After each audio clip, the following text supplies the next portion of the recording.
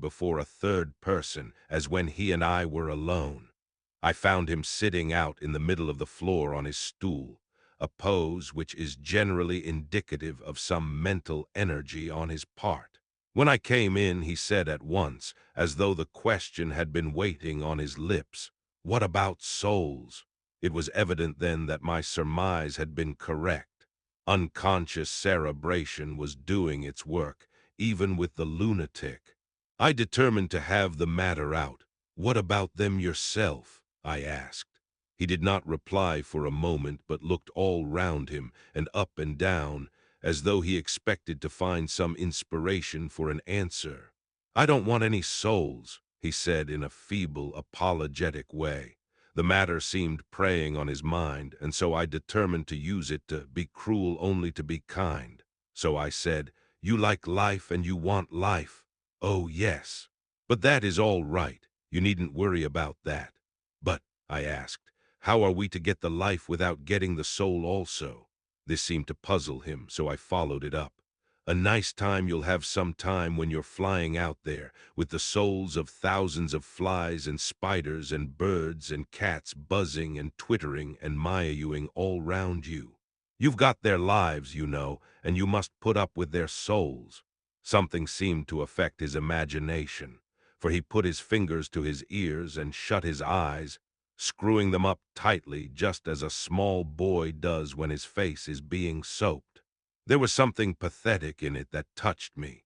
It also gave me a lesson, for it seemed that before me was a child, only a child, though the features were worn and the stubble on the jaws was white.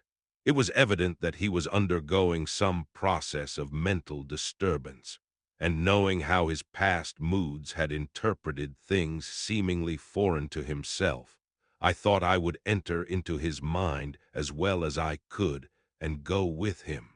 The first step was to restore confidence, so I asked him, speaking pretty loud so that he would hear me through his closed ears, "Would you like some sugar to get your flies round again?" He seemed to wake up all at once and shook his head. With a laugh he replied, "Not much. Flies are poor things after all." After a pause he added, "But I don't want their souls buzzing round me all the same." "Or spiders," I went on. "Blow spiders. What's the use of spiders? There isn't anything in them to eat," or he stopped suddenly, as though reminded of a forbidden topic. So, I thought to myself, this is the second time he has suddenly stopped at the word drink. What does it mean? Renfield seemed himself aware of having made a lapse, for he hurried on, as though to distract my attention from it. "I don't take any stock at all in such matters. Rats and mice and such small deer, as Shakespeare has it, chicken feed of the larder, they might be called. I'm past all that sort of nonsense. You might as well ask a man to eat molecules with a pair of chopsticks as to try to interest me about the lesser carnivora when I know of what is before me." "I see," I said. "You want big things that you can make your teeth meet in. How would you like to breakfast on elephant? What ridiculous nonsense you are talking." He was getting too wide awake, so I thought I would press him hard. "I wonder," I said reflectively, "what an elephant's soul is like." The effect I desired was obtained, for he at once fell from his high horse and became a child again. "I don't want an elephant's soul or any soul at all," he said. For a few moments he sat despondently. Suddenly he jumped to his feet, with his eyes blazing and all the signs of intense cerebral excitement. "To hell with you and your souls," he shouted. "Why do you plague me about souls? Haven't I got enough to worry and pain and distract me already without thinking of souls?" He looked so hostile that I thought he was in for another homicidal fit, so I blew my whistle. The instant, however, that I did so, he became calm and said apologetically, "Forgive me, doctor, I forgot myself. You do not need any help. I am so worried in my mind that I am apt to be irritable. If you only knew the problem I have to face and that I am working out, you would pity and tolerate and pardon me. Pray do not put me in a strait waistcoat. I want to think, and I cannot think freely when my body is confined. I am sure you will understand." He had evidently self-control.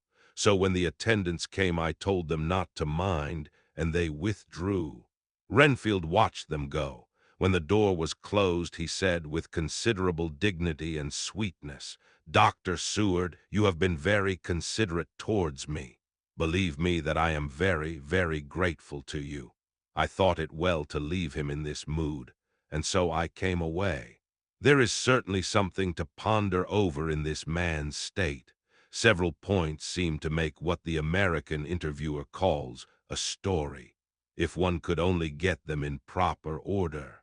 Here they are: will not mention drinking, fears the thought of being burdened with the soul of anything, has no dread of wanting life in the future, despises the meaner forms of life altogether, though he dreads being haunted by their souls. Logically, all these things point one way. He has assurance of some kind that he will acquire some higher life. He dreads the consequence, the burden of a soul. Then it is a human life he looks to, and the assurance, merciful God. The Count has been to him, and there is some new scheme of terror afoot. Later, I went after my round to Van Helsing and told him my suspicion. He grew very grave, and after thinking the matter over for a while, asked me to take him to Renfield. I did so. As we came to the door, we heard the lunatic within singing gaily, as he used to do in the time which now seems so long ago. When we entered, we saw with amazement that he had spread out his sugar as of old. The flies, lethargic with the autumn, were beginning to buzz into the room. We tried to make him talk of the subject of our previous conversation, but he would not attend. He went on with his singing just as though we had not been present. He had got a scrap of paper and was folding it into a notebook. We had to come away as ignorant as we went in. His is a curious case indeed. We must watch him tonight. Letter Mitchell, Sons and Candy to Lord Godalming, 1 October. My lord, we are at all times only too happy to meet your wishes. We beg, with regard to the desire of your lordship expressed by Mr. Harker on your behalf, to supply the following information concerning the sale and purchase of No. 347 Piccadilly. The original vendors are the executors of the late Mr. Archibald Winter Suffield. The purchaser is a foreign nobleman, Count de Ville, who effected the purchase himself, paying the purchase money in notes over the counter, if your lordship will pardon us using so vulgar an expression. Beyond this we know nothing whatever of him. We are, my lord, your lordship's humble servants, Mitchell, Sons and Candy. Dr. Seward's diary, 2 October. I placed a man in the corridor last night, and told him to make an accurate note of any sound he might hear from Renfield's room, and gave him instructions that if there should be anything strange, he was to call me. After dinner, when we had all gathered round the fire in the study, Mrs. Harker having gone to bed, we discussed the attempts and discoveries of the day. Harker was the only one who had any result, and we are in great hopes that his clue may be an important one. Before going to bed, I went round to the patient's room and looked in through the observation trap. He was sleeping soundly, and his heart rose and fell with regular respiration. This morning the man on duty reported to me that a little after midnight he was restless and kept saying his prayers somewhat loudly. I asked him if that was all. He replied that it was all he heard. There was something about his manner so suspicious that I asked him point blank if he had been asleep. He denied sleep, but admitted to having dozed for a while. It is too bad that men cannot be trusted unless they are watched. Today Harker is out following up his clue, and Art and Quincy are looking after horses.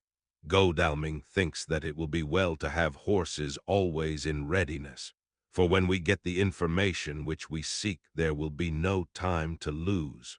We must sterilize all the imported earth between sunrise and sunset. We shall thus catch the Count at his weakest, and without a refuge to fly to. Van Helsing is off to the British Museum looking up some authorities on ancient medicine. The old physicians took account of things which their followers do not accept, and the professor is searching for witch and demon cures which may be useful to us later. I sometimes think we must be all mad and that we shall wake to sanity in strait waistcoats. Later, we have met again. We seem at last to be on the track, and our work of tomorrow may be the beginning of the end. I wonder if Renfield's quiet has anything to do with this. His moods have so followed the doings of the Count that the coming destruction of the monster may be carried to him in some subtle way. If we could only get some hint as to what passed in his mind between the time of my argument with him today and his resumption of fly-catching, it might afford us a valuable clue. He is now seemingly quiet for a spell. Is he? That wild yell seemed to come from his room. The attendant came bursting into my room and told me that Renfield had somehow met with some accident. He had heard him yell, and when he went to him found him lying on his face on the floor, all covered with blood. I must go at once. Chapter XXI Doctor, SEWARDS Diary 3 October. Let me put down with exactness all that happened, as well as I can remember it, since last I made an entry. Not a detail that I can recall must be forgotten. In all calmness I must proceed. When I came to Renfield's room, I found him lying on the floor on his left side in a glittering pool of blood. When I went to move him, it became at once apparent that he had received some terrible injuries.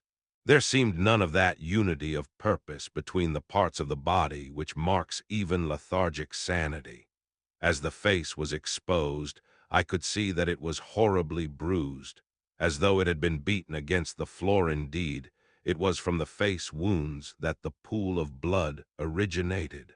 The attendant who was kneeling beside the body said to me as we turned him over, "I think, sir, his back is broken.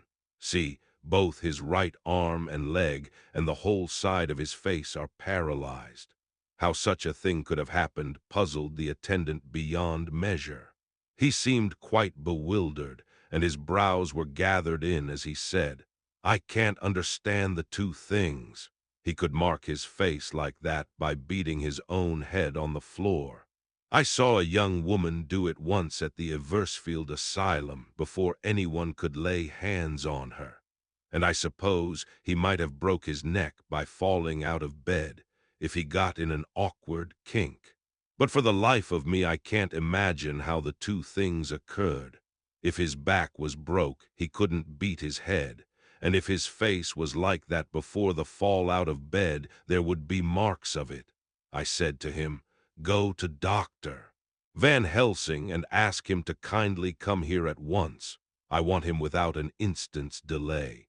The man ran off, and within a few minutes the professor, in his dressing gown and slippers, appeared. When he saw Renfield on the ground, he looked keenly at him a moment, and then turned to me. I think he recognized my thought in my eyes, for he said very quietly, manifestly for the ears of the attendant, "Ah, a sad accident. He will need very careful watching and much attention. I shall stay with you myself, but I shall first dress myself. If you will remain, I shall in a few minutes join you." The patient was now breathing stertorously, and it was easy to see that he had suffered some terrible injury. Van Helsing returned with extraordinary celerity, bearing with him a surgical case. He had evidently been thinking and had his mind made up, for almost before he looked at the patient, he whispered to me, "Send the attendant away. We must be alone with him when he becomes conscious after the operation." So I said, "I think that will do now, Simmons. We have done all that we can at present. You had better go your round and doctor. Van Helsing will operate. Let me know instantly if there be anything unusual anywhere." The man withdrew, and we went into a strict examination of the patient. The wounds of the face was superficial. The real injury was a depressed fracture of the skull, extending right up through the motor area. The professor thought a moment and said, "We must reduce the pressure and get back to normal conditions as far as can be." The rapidity of the suffusion shows the terrible nature of his injury. The whole motor area seems affected. The suffusion of the brain will increase quickly, so we must trephine at once, or it may be too late. As he was speaking, there was a soft tapping at the door. I went over and opened it and found in the corridor without Arthur and Quincy in pajamas and slippers. The former spoke. "I heard your man call up Dr. Van Helsing and tell him of an accident. So I woke Quincy, or rather called for him, as he was not asleep. Things are moving too quickly and too strangely for sound sleep for any of us these times. I've been thinking that tomorrow night will not see things as they have been. We'll have to look back and forward a little more than we have done. May we come in?" I nodded and held the door open till they had entered. Then I closed it again. When Quincy saw the attitude and state of the patient and noted the horrible pool on the floor, he said softly, "My God, what has happened to him? Poor, poor devil." I told him briefly, and added that we expected he would recover consciousness after the operation for a short time, at all events. He went at once and sat down on the edge of the bed with Godalming beside him. We all watched in patience. "We shall wait," said Van Helsing, "just long enough to fix the best spot for trephining, so that we may most quickly and perfectly remove the blood clot, for it is evident that the hemorrhage is increasing." The minutes during which we waited passed with fearful slowness. I had a horrible sinking in my heart, and from Van Helsing's face I gathered that he felt some fear or apprehension as to what was to come. I dreaded the words that Renfield might speak. I was positively afraid to think, but the conviction of what was coming was on me, as I have read of men who have heard the death watch. The poor man's breathing came in uncertain gasps. Each instant he seemed as though he would open his eyes and speak, but then would follow a prolonged stertorous breath, and he would relapse into a more fixed insensibility. Inured as I was to sick beds and death, this suspense grew and grew upon me. I could almost hear the beating of my own heart, and the blood surging through my temples sounded like blows from a hammer. The silence finally became agonizing.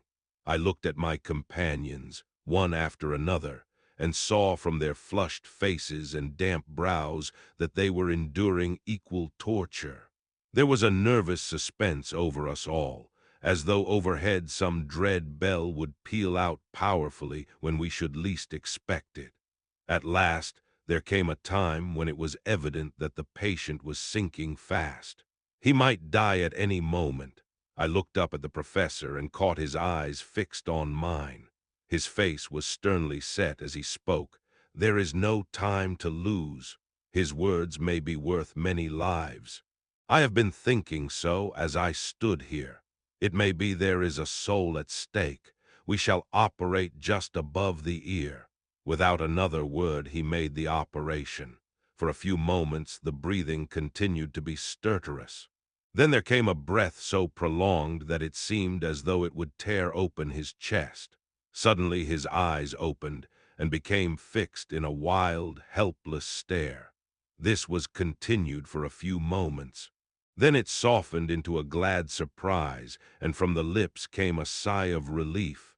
He moved convulsively, and as he did so said, "I'll be quiet, doctor.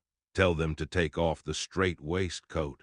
I have had a terrible dream, and it has left me so weak that I cannot move. What's wrong with my face? It feels all swollen, and it smarts dreadfully." He tried to turn his head, but even with the effort his eyes seemed to grow glassy again, so I gently put it back. Then Van Helsing said in a quiet, grave tone, "Tell us your dream, Mr. Renfield." As he heard the voice, his face brightened through its mutilation, and he said, "That is Dr. Van Helsing. How good it is of you to be here. Give me some water, my lips are dry, and I shall try to tell you. I dreamed." He stopped and seemed fainting. I called quietly to Quincy, "The brandy, it is in my study, quick." He flew and returned with a glass, the decanter of brandy and a carafe of water. We moistened the parched lips, and the patient quickly revived. It seemed, however, that his poor injured brain had been working in the interval, for when he was quite conscious, he looked at me piercingly with an agonized confusion which I shall never forget, and said, "I must not deceive myself. It was no dream, but all a grim reality." Then his eyes roved round the room. As they caught sight of the two figures sitting patiently on the edge of the bed, he went on, "If I were not sure already, I would know from them." For an instant his eyes closed, not with pain or sleep, but voluntarily, as though he were bringing all his faculties to bear. When he opened them, he said, hurriedly, and with more energy than he had yet displayed, "Quick, doctor, quick! I am dying. I feel that I have but a few minutes, and then I must go back to death or worse. Wet my lips with brandy again. I have something that I must say before I die, or before my poor crushed brain dies anyhow. Thank you. It was that night after you left me, when I implored you to let me go away. I couldn't speak then, for I felt my tongue was tied, but I was as sane then, except in that way, as I am now. I was in an agony of despair for a long time after you left me. It seemed hours. Then there came a sudden peace to me. My brain seemed to become cool again, and I realized where I was. I heard the dogs bark behind our house, but not where he was." As he spoke, Van Helsing's eyes never blinked, but his hand came out and met mine and gripped it hard. He did not, however, betray himself. He nodded slightly and said, "Go on," in a low voice. Renfield proceeded. He came up to the window in the mist, as I had seen him often before. But he was solid then, not a ghost, and his eyes were fierce like a man's when angry. He was laughing with his red mouth. The sharp white teeth glinted in the moonlight when he turned to look back over the belt of trees to where the dogs were barking. I wouldn't ask him to come in at first, though I knew he wanted to, just as he had wanted all along. Then he began promising me things, not in words, but by doing them. He was interrupted by a word from the professor. "How?" "By making them happen. Just as he used to send in the flies when the sun was shining. Great big fat ones with steel and sapphire on their wings, and big moths in the night with skull and cross bones on their backs." Van Helsing nodded to him as he whispered to me unconsciously, "The Acrontia aetitropos of the sphinges, what you call the death's head moth." The patient went on without stopping. Then he began to whisper, "Rats, rats, rats, hundreds, thousands, millions of them, and every one a life, and dogs to eat them, and cats too, all lives, all red blood with years of life in it, and not merely buzzing flies." I laughed at him, for I wanted to see what he could do. Then the dogs howled away beyond the dark trees in his house. He beckoned me to the window. I got up and looked out, and he raised his hands and seemed to call out without using any words. A dark mass spread over the grass, coming on like the shape of a flame of fire. And then he moved the mist to the right and left, and I could see that there were thousands of rats with their eyes blazing red like his, only smaller. He held up his hand, and they all stopped, and I thought he seemed to be saying, "All these lives will I give you, I and many more and greater through countless ages, if you will fall down and worship me." And then a red cloud, like the color of blood, seemed to close over my eyes. And before I knew what I was doing, I found myself opening the sash and saying to him, "Come in, Lord and Master." The rats were all gone, but he slid into the room through the sash. though it was only open an inch wide, just as the moon herself has often come in through the tiniest crack and has stood before me in all her size and splendor. His voice was weaker, so I moistened his lips with the brandy again, and he continued. But it seemed as though his memory had gone on working in the interval, for his story was further advanced. I was about to call him back to the point, but Van Helsing whispered to me, "Let him go on. Do not interrupt him. He cannot go back, and maybe could not proceed at all if once he lost the thread of his thought." He proceeded. "All day I waited to hear from him, but he did not send me anything, not even a blowfly. And when the moon got up, I was pretty angry with him. When he slid in through the window, though it was shut, and did not even knock, I got mad with him. He sneered at me, and his white face looked out of the mist with his red eyes gleaming, and he went on as though he owned the whole place, and I was no one. He didn't even smell the same as he went by me.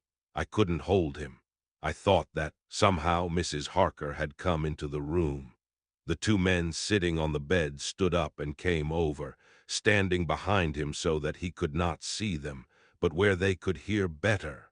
They were both silent, but the professor started and quivered. His face, however, grew grimmer and sterner still. Renfield went on without noticing. "When Mrs. Harker came in to see me this afternoon, she wasn't the same. It was like tea after the teapot had been watered." Here we all moved, but no one said a word. He went on, "I didn't know that she was here till she spoke, and she didn't look the same. I don't care for the pale people. I like them with lots of blood in them, and hers had all seemed to have run out. I didn't think of it at the time, but when she went away I began to think, and it made me mad to know that he had been taking the life out of her. I could feel that the rest quivered, as I did, but we remained otherwise still. So when he came tonight, I was ready for him. I saw the mist stealing in, and I grabbed it tight. I had heard that madmen have unnatural strength, and as I knew I was a madman at times, anyhow I resolved to use my power. And he felt it too, for he had to come out of the mist to struggle with me. I held tight, and I thought I was going to win, for I didn't mean him to take any more of her life, till I saw his eyes. They burned into me, and my strength became like water. He slipped through it, and when I tried to cling to him, he raised me up and flung me down. There was a red cloud before me, and a noise like thunder, and the mist seemed to steal away under the door. His voice was becoming fainter, and his breath more stertorous. Van Helsing stood up instinctively. "We know the worst now," he said. "He is here, and we know his purpose. It may not be too late. Let us be armed the same as we were the other night, but lose no time. There is not an instant to spare." There was no need to put our fear, nay, our conviction, into words. We shared them in common. We all hurried and took from our rooms the same things that we had when we entered the Count's house. The professor had his ready, and as we met in the corridor he pointed to them significantly as he said, "They never leave me, and they shall not till this unhappy business is over. Be wise also, my friends. It is no common enemy that we deal with. Alas, alas, that dear Madam Mina should suffer." He stopped. His voice was breaking, and I do not know if rage or terror predominated in my own heart. Outside the Harkers' door we paused. Art and Quincy held back, and the latter said, "Should we disturb her?" "We must," said Van Helsing grimly. "If the door be locked, I shall break it in. May it not frighten her terribly." "It is unusual to break into a lady's room," Van Helsing said solemnly. "You are always right, but this is life and death. All chambers are alike to the doctor, and even were they not, they are all as one to me tonight. Friend John, when I turn the handle, if the door does not open, do you put your shoulder down and shove? And you too, my friends. Now." He turned the handle as he spoke, but the door did not yield. We threw ourselves against it. With a crash it burst open, and we almost fell headlong into the room. The professor did actually fall, and I saw across him as he gathered himself up from hands and knees. What I saw appalled me. I felt my hair rise like bristles on the back of my neck, and my heart seemed to stand still. The moonlight was so bright that through the thick yellow blind the room was light enough to see. On the bed beside the window lay Jonathan Harker, his face flushed and breathing heavily as though in a stupor. Kneeling on the near edge of the bed facing outwards was the white-clad figure of his wife. By her side stood a tall, thin man, clad in black. His face was turned from us, but the instant we saw we all recognized the Count in every way, even to the scar on his forehead. With his left hand he held both misses. Harker's hands keeping them away with her arms at full tension. His right hand gripped her by the back of the neck, forcing her face down on his bosom. Her white nightdress was smeared with blood, and a thin stream trickled down the man's bare breast, which was shown by his torn-open dress. The attitude of the two had a terrible resemblance to a child forcing a kitten's nose into a saucer of milk to compel it to drink. As we burst into the room, the Count turned his face, and the hellish look that I had heard described seemed to leap into it. His eyes flamed red with devilish passion. The great nostrils of the white aquiline nose opened wide and quivered at the edge, and the white sharp teeth, behind the full lips of the blood-dripping mouth, champed together like those of a wild beast. With a wrench which threw his victim back upon the bed as though hurled from a height, he turned and sprang at us. But by this time the professor had gained his feet, and was holding towards him the envelope which contained the sacred wafer. The Count suddenly stopped, just as poor Lucy had done outside the tomb, and cowered back. Further and further back he cowered, as we, lifting our crucifixes, advanced. The moonlight suddenly failed, as a great black cloud sailed across the sky, and when the gaslight sprang up under Quincy's match, we saw nothing but a faint vapor. This, as we looked, trailed under the door, which with the recoil from its bursting open had swung back to its old position. Van Helsing, Art, and I moved forward to Mrs. Harker, who by this time had drawn her breath, and with it had given a scream so wild, so ear-piercing, so despairing that it seems to me now that it will ring in my ears till my dying day. For a few seconds she lay in her helpless attitude and disarray. Her face was ghastly, with a pallor which was accentuated by the blood which smeared her lips and cheeks and chin. From her throat trickled a thin stream of blood. Her eyes were mad with terror. Then she put before her face her poor crushed hands, which bore on their whiteness the red mark of the Count's terrible grip, and from behind them came a low, desolate wail which made the terrible scream seem only the quick expression of an endless grief. Van Helsing stepped forward and drew the coverlet gently over her body, whilst Art, after looking at her face for an instant despairingly, ran out of the room. Van Helsing whispered to me, "Jonathan is in a stupor such as we know the vampire can produce. We can do nothing with poor Madame Mina for a few moments till she recovers herself. I must wake him." He dipped the end of a towel in cold water, and with it began to flick him on the face, his wife all the while holding her face between her hands and sobbing in a way that was heart-breaking to hear. I raised the blind and looked out of the window. There was much moonshine, and as I looked I could see Quincy Morris run across the lawn and hide himself in the shadow of a great yew tree. It puzzled me to think why he was doing this, but at the instant I heard Harker's quick exclamation as he woke to partial consciousness and turned to the bed. On his face, as there might well be, was a look of wild amazement. He seemed dazed for a few seconds, and then full consciousness seemed to burst upon him all at once, and he started up. His wife was aroused by the quick movement, and turned to him with her arms stretched out, as though to embrace him. Instantly, however, she drew them in again, and putting her elbows together, held her hands before her face, and shuddered till the bed beneath her shook. "In God's name, what does this mean?" Harker cried out. "Dr. Seward, doctor!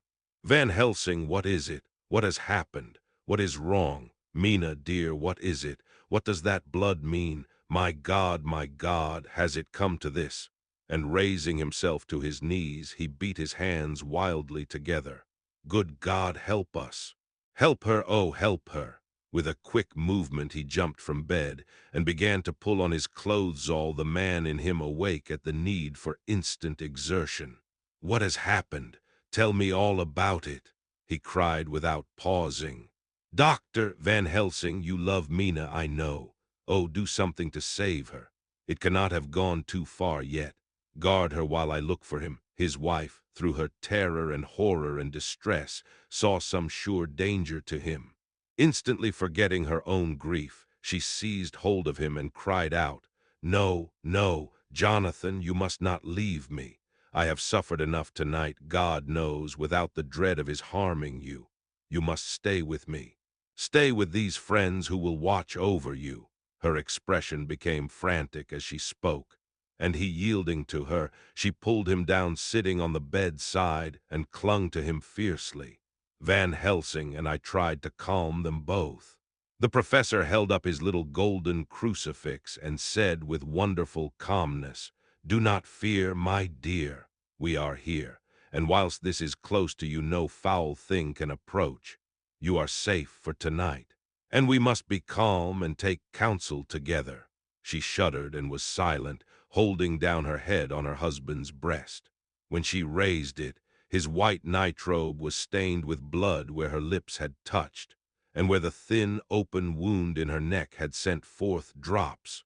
The instant she saw it, she drew back with a low wail and whispered amidst choking sobs, "Unclean, unclean!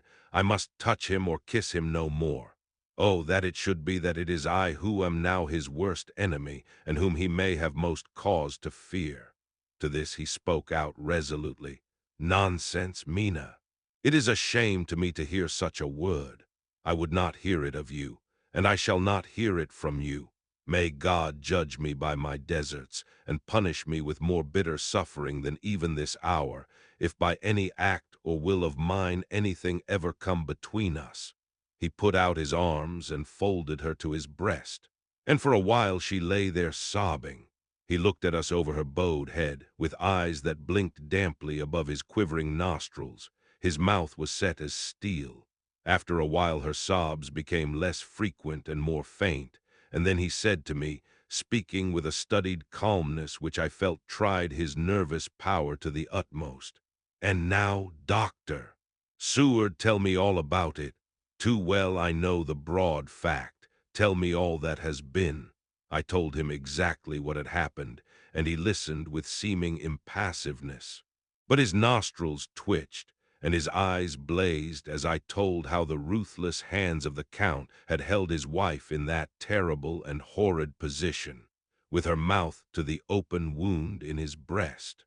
It interested me, even at that moment, to see that, whilst the face of white-set passion worked convulsively over the bowed head, the hands tenderly and lovingly stroked the ruffled hair. Just as I had finished, Quincy and Godalming knocked at the door. They entered in obedience to our summons. Van Helsing looked at me questioningly. I understood him to mean if we were to take advantage of their coming to divert, if possible, the thoughts of the unhappy husband and wife from each other and from themselves. So on nodding acquiescence to him, he asked them what they had seen or done, to which Lord Godalming answered, "I could not see him anywhere in the passage or in any of our rooms.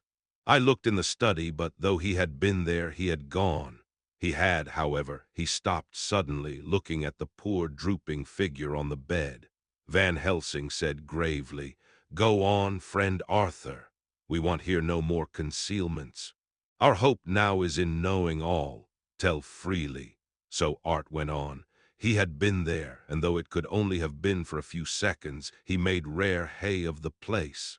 All the manuscript had been burned, and the blue flames were flickering amongst the white ashes. The cylinders of your phonograph, too, were thrown on the fire, and the wax had helped the flames. Here I interrupted. Thank God there is the other copy in the safe. His face lit for a moment, but fell again as he went on. I ran downstairs then, but could see no sign of him. I looked into Renfield's room, but there was no trace there except— Again he paused. "Go on," said Harker hoarsely. So he bowed his head and, moistening his lips with his tongue, added, "Except that the poor fellow is dead, Mrs." Harker raised her head, looking from one to the other of us. She said solemnly, "God's will be done." I could not but feel that art was keeping back something, but as I took it that it was with a purpose, I said nothing. Van Helsing turned to Morris and asked, "And you, friend Quincy, have you any to tell?" "A little," he answered. "It may be much eventually, but at present I can't say. I thought it well to know, if possible, where the Count would go when he left the house. I did not see him, but I saw a bat rise from Renfield's window and flap westward. I expected to see him in some shape go back to Carfax, but he evidently sought some other lair. He will not be back tonight, for the sky is reddening in the east and the dawn is close. We must work tomorrow." He said the latter words through his shut teeth. For a space of perhaps a couple of minutes there was silence, and I could fancy that I could hear the sound of our hearts beating. Then Van Helsing said, placing his hand very tenderly on Mrs. Harker's head, "And now, Madam Mina, poor dear Madam Mina, tell us exactly what happened. God knows that I do not want that you be pained, but it is need that we know all.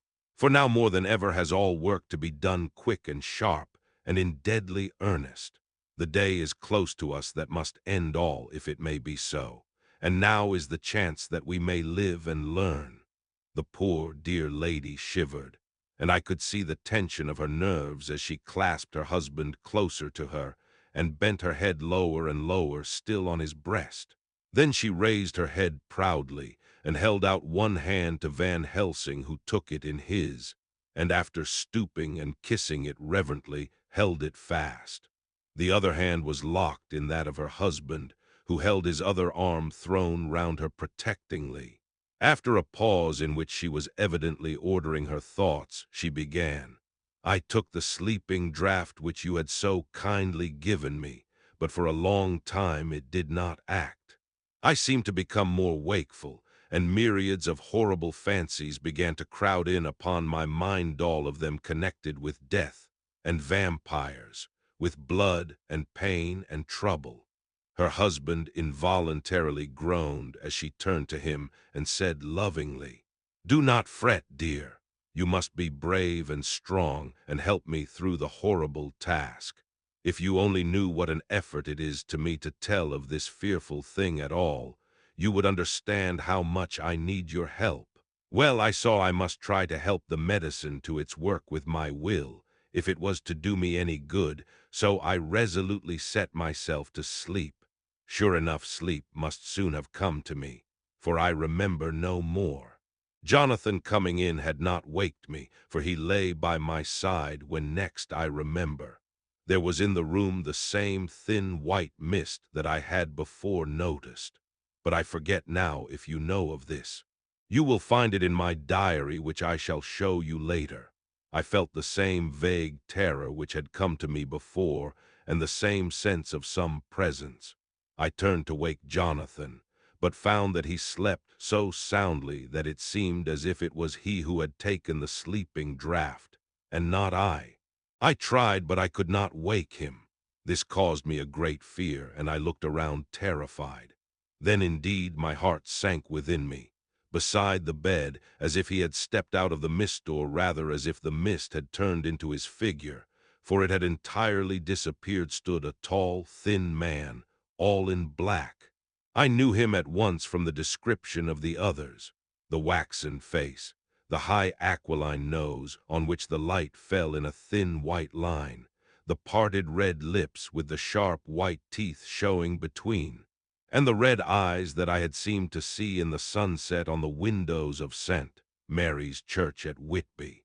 I knew, too, the red scar on his forehead where Jonathan had struck him. For an instant my heart stood still, and I would have screamed out only that I was paralyzed. In the pause he spoke in a sort of keen, cutting whisper, pointing as he spoke to Jonathan. "Silence! If you make a sound, I shall take him and dash his brains out before your very eyes." I was appalled and was too bewildered to do or say anything. With a mocking smile, he placed one hand upon my shoulder, and holding me tight, bared my throat with the other, saying as he did so, "First, a little refreshment to reward my exertions. You may as well be quiet. It is not the first time or the second that your veins have appeased my thirst." I was bewildered, and strangely enough, I did not want to hinder him. I suppose it is a part of the horrible curse that such is when his touch is on his victim. And oh, my God, pity me. He placed his reeking lips upon my throat. Her husband groaned again.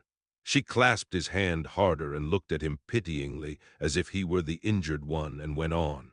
I felt my strength fading away, and I was in a half-swoon. How long this horrible thing lasted I know not, but it seemed that a long time must have passed before he took his foul, awful, sneering mouth away. I saw it drip with the fresh blood. The remembrance seemed for a while to overpower her, and she drooped and would have sunk down but for her husband's sustaining arm. With a great effort she recovered herself and went on. Then he spoke to me mockingly. "And so you, like the others, would play your brains against mine. You would help these men to hunt me and frustrate me in my designs. You know now, and they know in part already, and will know in full before long, what it is to cross my path. They should have kept their energies for use closer to home, whilst they played wits against me who commanded nations, and intrigued for them, and fought for them. Hundreds of years before they were born I was countermining them. And you, their best beloved one, are now to me flesh of my flesh, blood of my blood, kin of my kin, my bountiful winepress for a while, and shall be later on my companion and my helper. You shall be avenged in turn. For not one of them but shall minister to your needs, but as yet you are to be punished for what you have done. You have aided in thwarting me. Now you shall come to my call. When my brain says, 'Come,' to you, you shall cross land or sea to do my bidding, and to that end this." With that he pulled open his shirt, and with his long, sharp nails opened a vein in his breast. When the blood began to spurt out, he took my hands in one of his, holding them tight, and with the other seized my neck and pressed my mouth to the wound, so that I must either suffocate or swallow some of the "Oh, my God! My God! What have I done? What have I done to deserve such a fate, I who have tried to walk in meekness and righteousness all my days? God, pity me. Look down on a poor soul in worse than mortal peril, and in mercy pity those to whom she is dear." Then she began to rub her lips as though to cleanse them from pollution.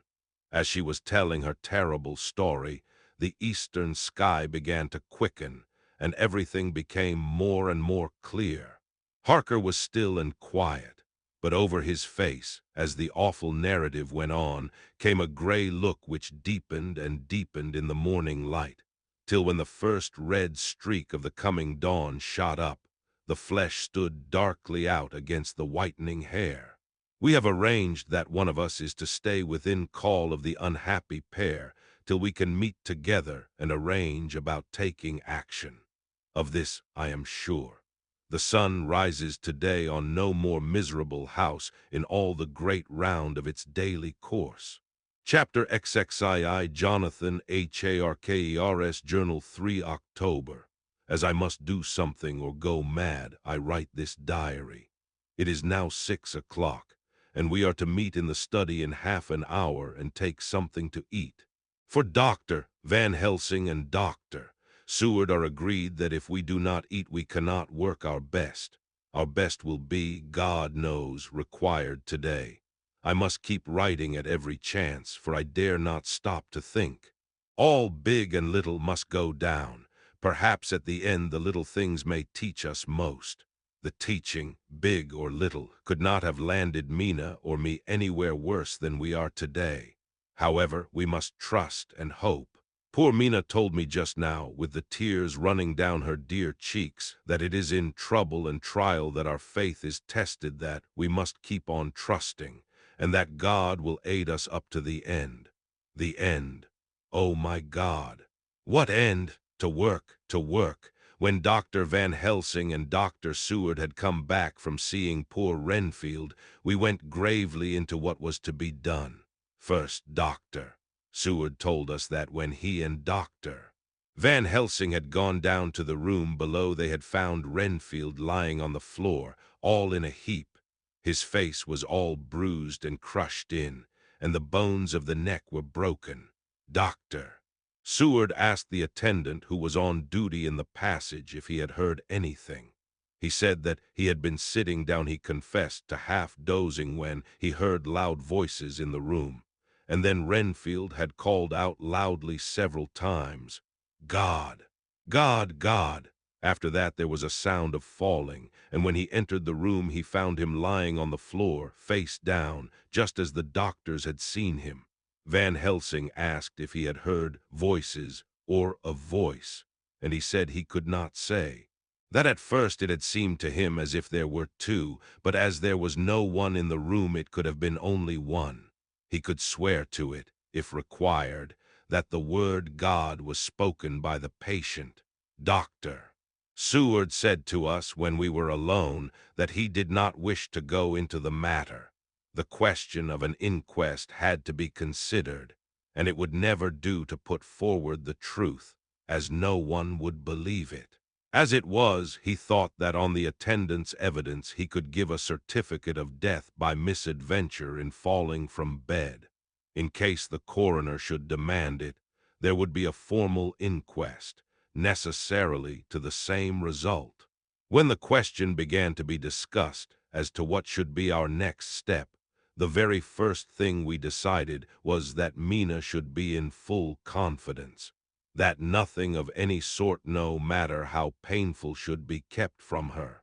She herself agreed as to its wisdom, and it was pitiful to see her so brave and yet so sorrowful and in such a depth of despair. There must be no concealment, she said. Alas, we have had too much already. And besides, there is nothing in all the world that can give me more pain than I have already endured, than I suffer now. Whatever may happen, it must be of new hope or of new courage to me. Van Helsing was looking at her fixedly as she spoke, and said, suddenly but quietly, "But, dear Madam Mina, are you not afraid? Not for yourself, but for others, from yourself, after what has happened?" Her face grew set in its lines, but her eyes shone with the devotion of a martyr as she answered, "Ah, no, for my mind is made up." "To what?" he asked gently, whilst we were all very still, for each in our own way we had a sort of vague idea of what she meant. Her answer came with direct simplicity, as though she were simply stating a fact. "Because if I find in myself, and I shall watch keenly for it, a sign of harm to any that I love, I shall die." "You would not kill yourself?" he asked hoarsely. "I would, if there were no friend who loved me, who would save me such a pain and so desperate an effort." She looked at him meaningly as she spoke. He was sitting down, but now he rose and came close to her and put his hand on her head as he said solemnly, "My child, there is such an one if it were for your good. For myself, I could hold it in my account with God to find such an euthanasia for you, even at this moment, if it were best. Nay, were it safe, but my child—" For a moment he seemed choked, and a great sob rose in his throat. He gulped it down and went on, "There are here some who would stand between you and death. You must not die. You must not die by any hand, but least of all by your own. until the other, who has fouled your sweet life, is true dead. You must not die. For if he is still with the quick undead, your death would make you even as he is. No, you must live. You must struggle and strive to live, though death would seem a boon unspeakable. You must fight death himself, though he come to you in pain or in joy, by the day or the night, in safety or in peril. On your living soul I charge you that you do not die, nay, nor think of death till this great evil be past. The poor dear grew white as death, and shock and shivered, as I have seen a quicksand shake and shiver at the incoming of the tide. We were all silent, we could do nothing. At length she grew more calm, and turning to him said sweetly, but oh, so sorrowfully as she held out her hand, I promise you, my dear friend, that if God will let me live, I shall strive to do so, till, if it may be in his good time, this horror may have passed away from me. She was so good and brave that we all felt that our hearts were strengthened to work and endure for her, and we began to discuss what we were to do. I told her that she was to have all the papers in the safe, and all the papers or diaries and phonographs we might hereafter use, and was to keep the record as she had done before. She was pleased with the prospect of anything to do, if pleased, could be used in connection with so grim an interest. As usual, Van Helsing had thought ahead of everyone else, and was prepared with an exact ordering of our work. It is perhaps well, he said, that at our meeting after our visit to Carfax we decided not to do anything with the earth boxes that lay there. Had we done so, the Count must have guessed our purpose, and would doubtless have taken measures in advance to frustrate such an effort with regard to the others. But now he does not know our intentions. Nay, more in all probability, he does not know that such a power exists to us as can sterilize his lairs, so that he cannot use them as of old. We are now so much further advanced in our knowledge as to their disposition that, when we have examined the house in Piccadilly, we may track the very last of them. Today, then, is ours, and in it rests our hope. The sun that rose on our sorrow this morning guards us in its course. Until it sets tonight, that monster must retain whatever form he now has. He is confined within the limitations of his earthly envelope. He cannot melt into thin air nor disappear through cracks or chinks or crannies. If he go through a doorway, he must open the door like a mortal. And so we have this day to hunt out all his lairs and sterilize them. So we shall, if we have not yet catch him and destroy him, drive him to bay in some place where the catching and the destroying shall be, in time, sure. Here I started up, for I could not contain myself at the thought that the minutes and seconds, so preciously laden with Mina's life and happiness, were flying from us, since whilst we talked action was impossible. But Van Helsing held up his hand warningly.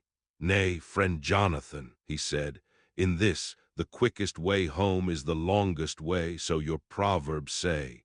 We shall all act and act with desperate quick when the time has come. But think, in all probable the key of the situation is in that house in Piccadilly. The Count may have many houses which he has bought. Of them he will have deeds of purchase, keys, and other things.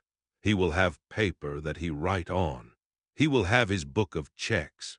There are many belongings that he must have somewhere. Why not in this place so central, so quiet, where he come and go by the front or the back at all hour, when in the very vast of the traffic there is none to notice? We shall go there and search that house, and when we learn what it holds, then we do what our friend Arthur call, in his phrases of hunt, stop the earths, and so we run down our old fox so. Is it not? Then let us come at once, I cried. We are wasting the precious, precious time. The professor did not move, but simply said, "And how are we to get into that house in Piccadilly?" "Any way," I cried. "We shall break in if need be. And your police, where will they be and what will they say?" I was staggered, but I knew that if he wished to delay, he had a good reason for it. So I said as quietly as I could, "Don't wait more than need be. You know I am sure what torture I am in." "Ah, my child, that I do, and indeed there is no wish of me to add to your anguish. But just think, what can we do until all the world be at movement? Then will come our time. I have thought and thought, and it seems to me that the simplest way is the best of all. Now we wish to get into the house, but we have no key. Is it not so?" I nodded. "Now suppose that you were in truth the owner of that house and could not still get in, and think there was to you no conscience of the housebreaker, what would you do?" "I should get a respectable locksmith and set him to work to pick the lock for me. And your police, they would interfere, would they not?" "Oh, no. Not if they knew the man was properly employed." "Then," he looked at me as keenly as he spoke, "all that is in doubt is the conscience of the employer, and the belief of your policemen as to whether or no that employer has a good conscience or a bad one. Your police must indeed be zealous men and clevero, so clever, in reading the heart, that they trouble themselves in such matter. No, no, my friend Jonathan, you go take the lock off 100 empty house in this your London, or of any city in the world. And if you do it as such things are rightly done, and at the time such things are rightly done, no one will interfere. I have read of a gentleman who owned a so fine house in London, and when he went for months of summer to Switzerland and lock up his house, some burglar came and broke window at back and got in. Then he went and made open the shutters in front and walk out and in through the door before the very eyes of the police. Then he have an auction in that house and advertise it and put up big notice. And when the day come, he sell off by a great auctioneer all the goods of that other man who owned them. Then he go to a builder, and he sell him that house, making an agreement that he pull it down and take all away within a certain time. And your police and other authority help him all they can. And when that owner come back from his holiday in Switzerland, he find only an empty hole where his house had been. This was all done en règle. And in our work we shall be en règle too. We shall not go so early that the policemen, who have then little to think of, shall deem it strange. But we shall go after 10 o'clock, when there are many about, and such things would be done were we indeed owners of the house." I could not but see how right he was, and the terrible despair of Mina's face became relaxed a thought. There was hope in such good counsel. Van Helsing went on. "When once within that house we may find more clues. At any rate some of us can remain there whilst the rest find the other places where there be more earth boxes at Bermondsey and Mile End." Lord Godalming stood up. "I can be of some use here," he said. "I shall wire to my people to have horses and carriages where they will be most convenient." "Look here, old fellow," said Morris, "it is a capital idea to have all ready in case we want to go horsebacking. But don't you think that one of your snappy carriages with its heraldic adornments in a byway of Walworth or Mile End would attract too much attention for our purposes? It seems to me that we ought to take cabs when we go south or east, and even leave them somewhere near the neighborhood we are going to." "Friend Quincy is right," said the professor. "His head is what you call in plane with the horizon. It is a difficult thing that we go to do, and we do not want no peoples to watch us if so it may."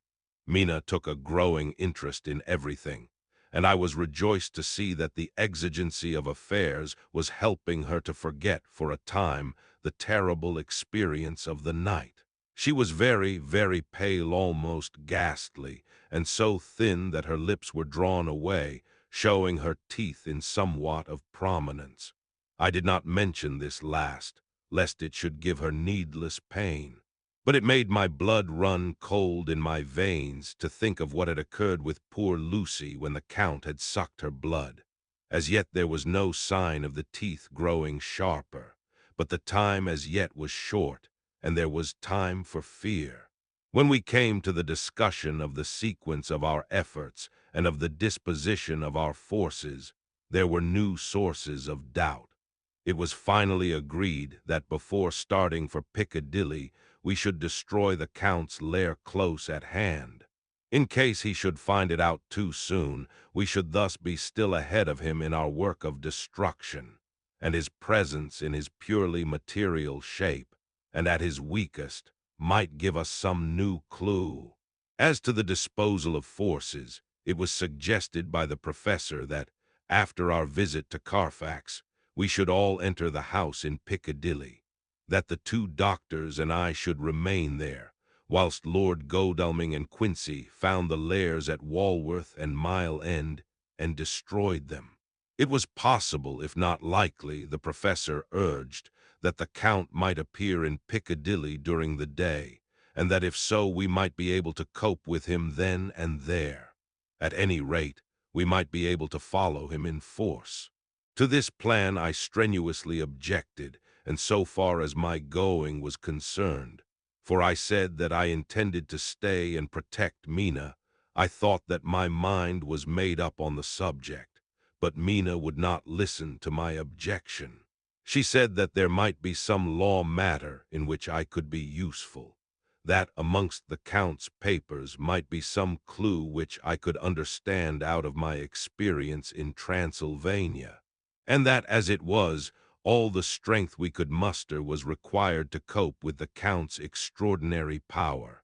I had to give in, for Mina's resolution was fixed.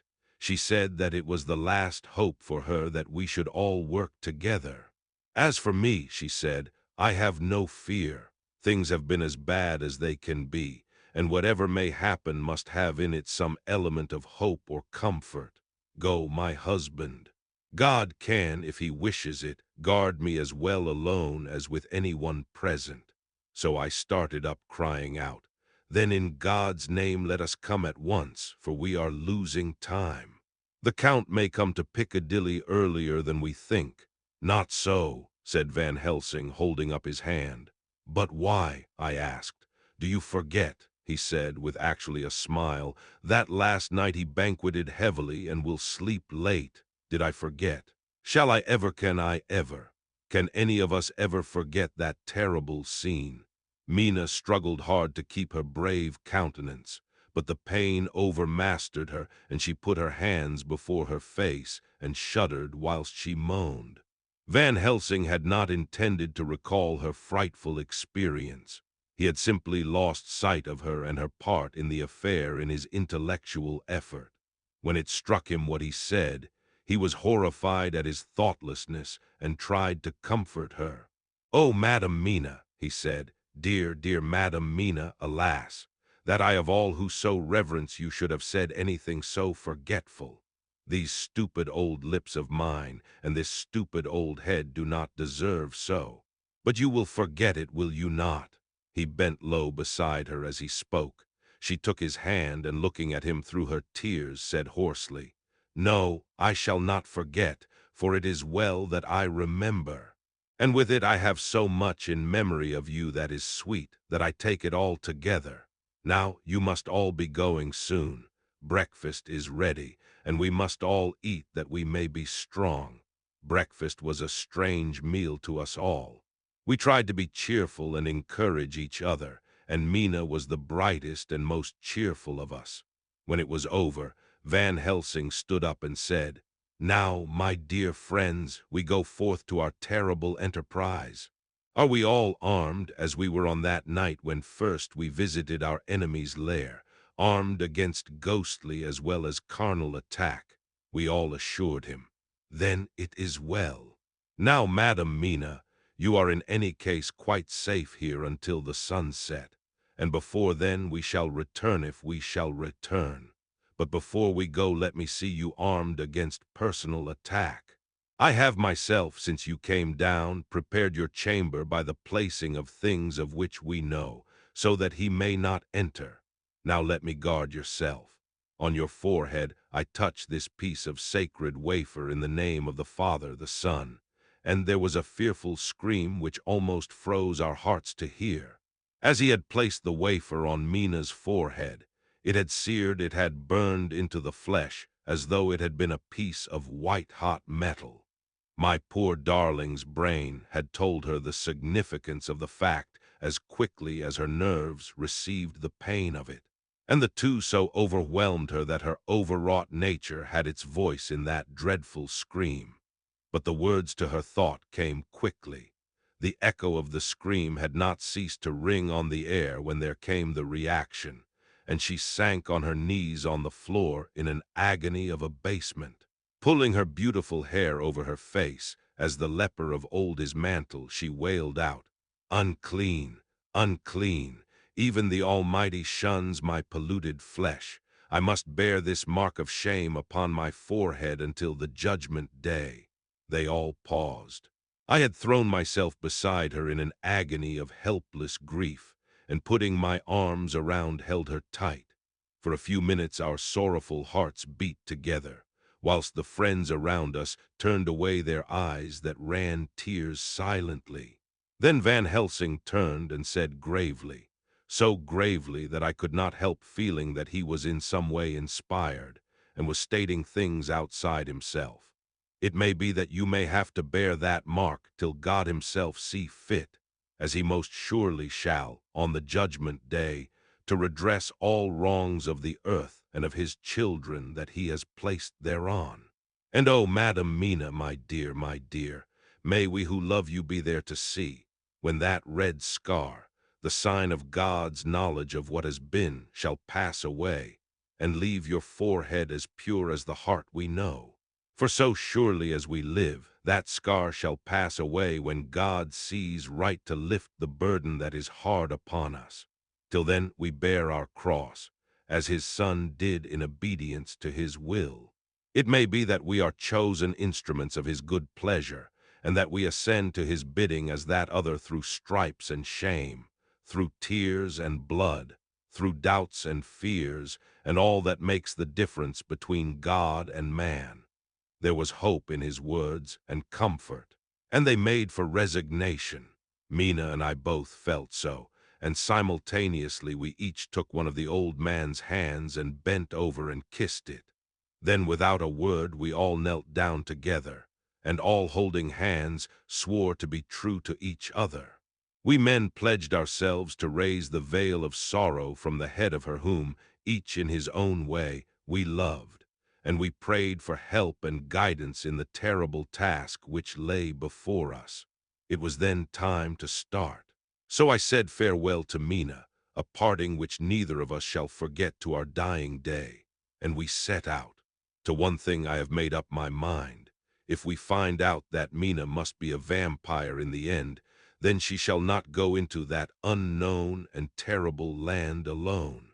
I suppose it is thus that in old times one vampire meant many, just as their hideous bodies could only rest in sacred earth. So the holiest love was the recruiting sergeant for their ghastly ranks. We entered Carfax without trouble and found all things the same as on the first occasion.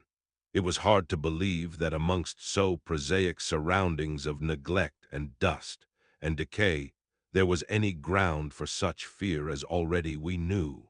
Had not our minds been made up, and had there not been terrible memories to spur us on, we could hardly have proceeded with our task. We found no papers or any sign of use in the house, and in the old chapel the great boxes looked just as we had seen them last. Dr. Van Helsing said to us solemnly as we stood before them, "And now, my friends, we have a duty here to do.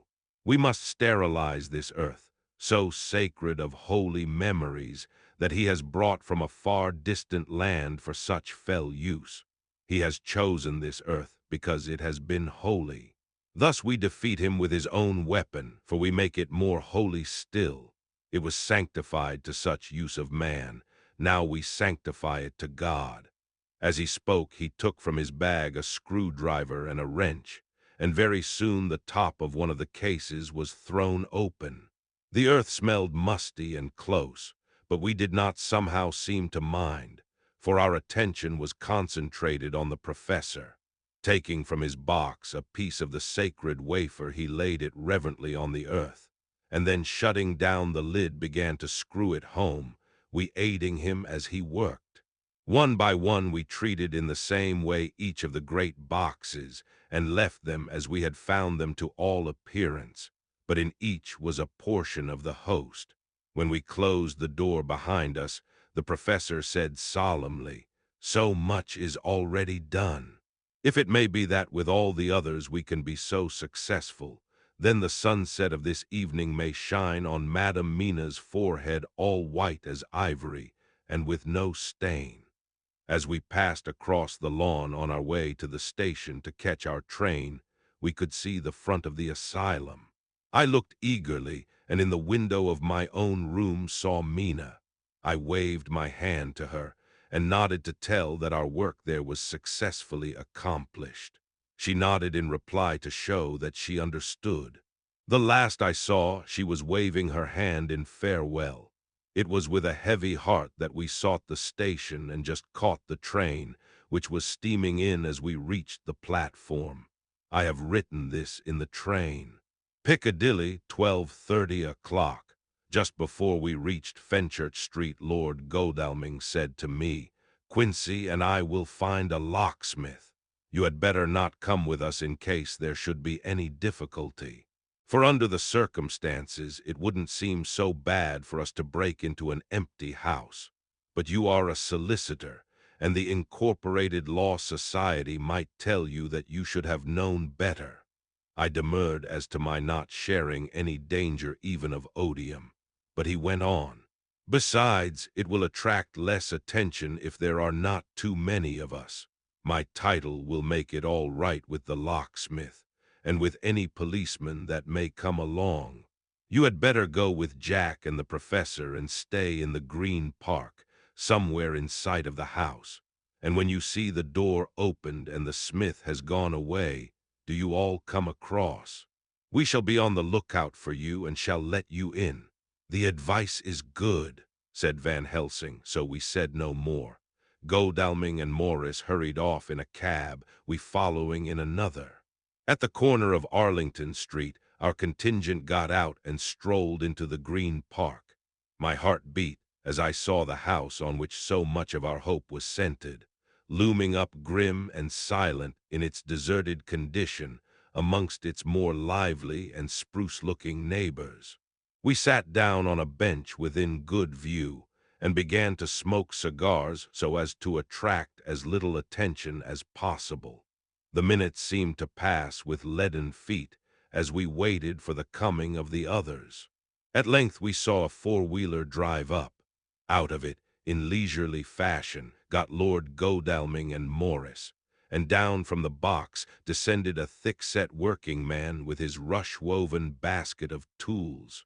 Morris paid the cabman, who touched his hat and drove away.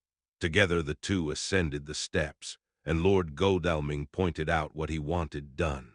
The workman took off his coat leisurely and hung it on one of the spikes of the rail, saying something to a policeman who just then sauntered along. The policeman nodded acquiescence, and the man kneeling down placed his bag beside him. After searching through it, he took out a selection of tools which he produced to lay beside him in orderly fashion. Then he stood up, looked into the keyhole, blew into it, and turning to his employers made some remark. Lord Godalming smiled, and the man lifted a good-sized bunch of keys. Selecting one of them, he began to probe the lock, as if feeling his way with it. After fumbling about for a bit, he tried a second, and then a third. All at once the door opened under a slight push from him, and he and the two others entered the hall. We sat still. My own cigar burnt furiously, but Van Helsing's went cold altogether. We waited patiently as we saw the workman come out and bring in his bag. Then he held the door partly open, steadying it with his knees, whilst he fitted a key to the lock. This he finally handed to Lord Godalming, who took out his purse and gave him something. The man touched his hat, took his bag, put on his coat, and departed, Not a soul took the slightest notice of the whole transaction. When the man had fairly gone, we three crossed the street and knocked at the door. It was immediately opened by Quincy Morris, beside whom stood Lord Godalming lighting a cigar. "The place smells so vilely," said the latter as we came in. It did indeed smell vilely like the old chapel at Carfax, and, with our previous experience, it was plain to us that the Count had been using the place pretty freely. We moved to explore the house, all keeping together in case of attack, for we knew we had a strong and wily enemy to deal with, and as yet we did not know whether the Count might not be in the house. In the dining room, which lay at the back of the hall, we found 8 boxes of earth. 8 boxes only out of the 9 which we sought. Our work was not over, and would never be until we should have found the missing box. First we opened the shutters of the window, which looked out across a narrow, stone-flagged yard at the blank face of a stable, pointed to look like the front of a miniature house. There were no windows in it, so we were not afraid of being overlooked. We did not lose any time in examining the chests. With the tools which we had brought with us, we opened them, one by one, and treated them as we had treated those others in the old chapel. It was evident to us that the Count was not at present in the house, and we proceeded to search for any of his effects. After a cursory glance at the rest of the rooms, from basement to attic, we came to the conclusion that the dining room contained any effects which might belong to the Count, and so we proceeded to minutely examine them. They lay in a sort of orderly disorder on the great dining room table. There were title deeds of the Piccadilly house in a great bundle, deeds of the purchase of the houses at Mile End and Bermondsey, note paper, envelopes, and pens and ink. All were covered up in thin wrapping paper to keep them from the dust.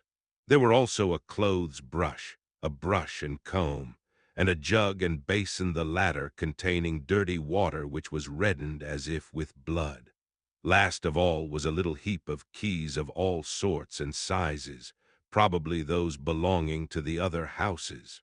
When we had examined this last find, Lord Godalming and Quincy Morris, taking accurate notes of the various addresses of the houses in the east and the south, took with them the keys in a great bunch, and set out to destroy the boxes in these places. The rest of us are, with what patience we can, waiting their return or the coming of the Count. Chapter XXII Doctor. SEWARDS Diary 3 October. The time seemed terribly long whilst we were waiting for the coming of Godalming and Quincy Morris. The professor tried to keep our minds active by using them all the time.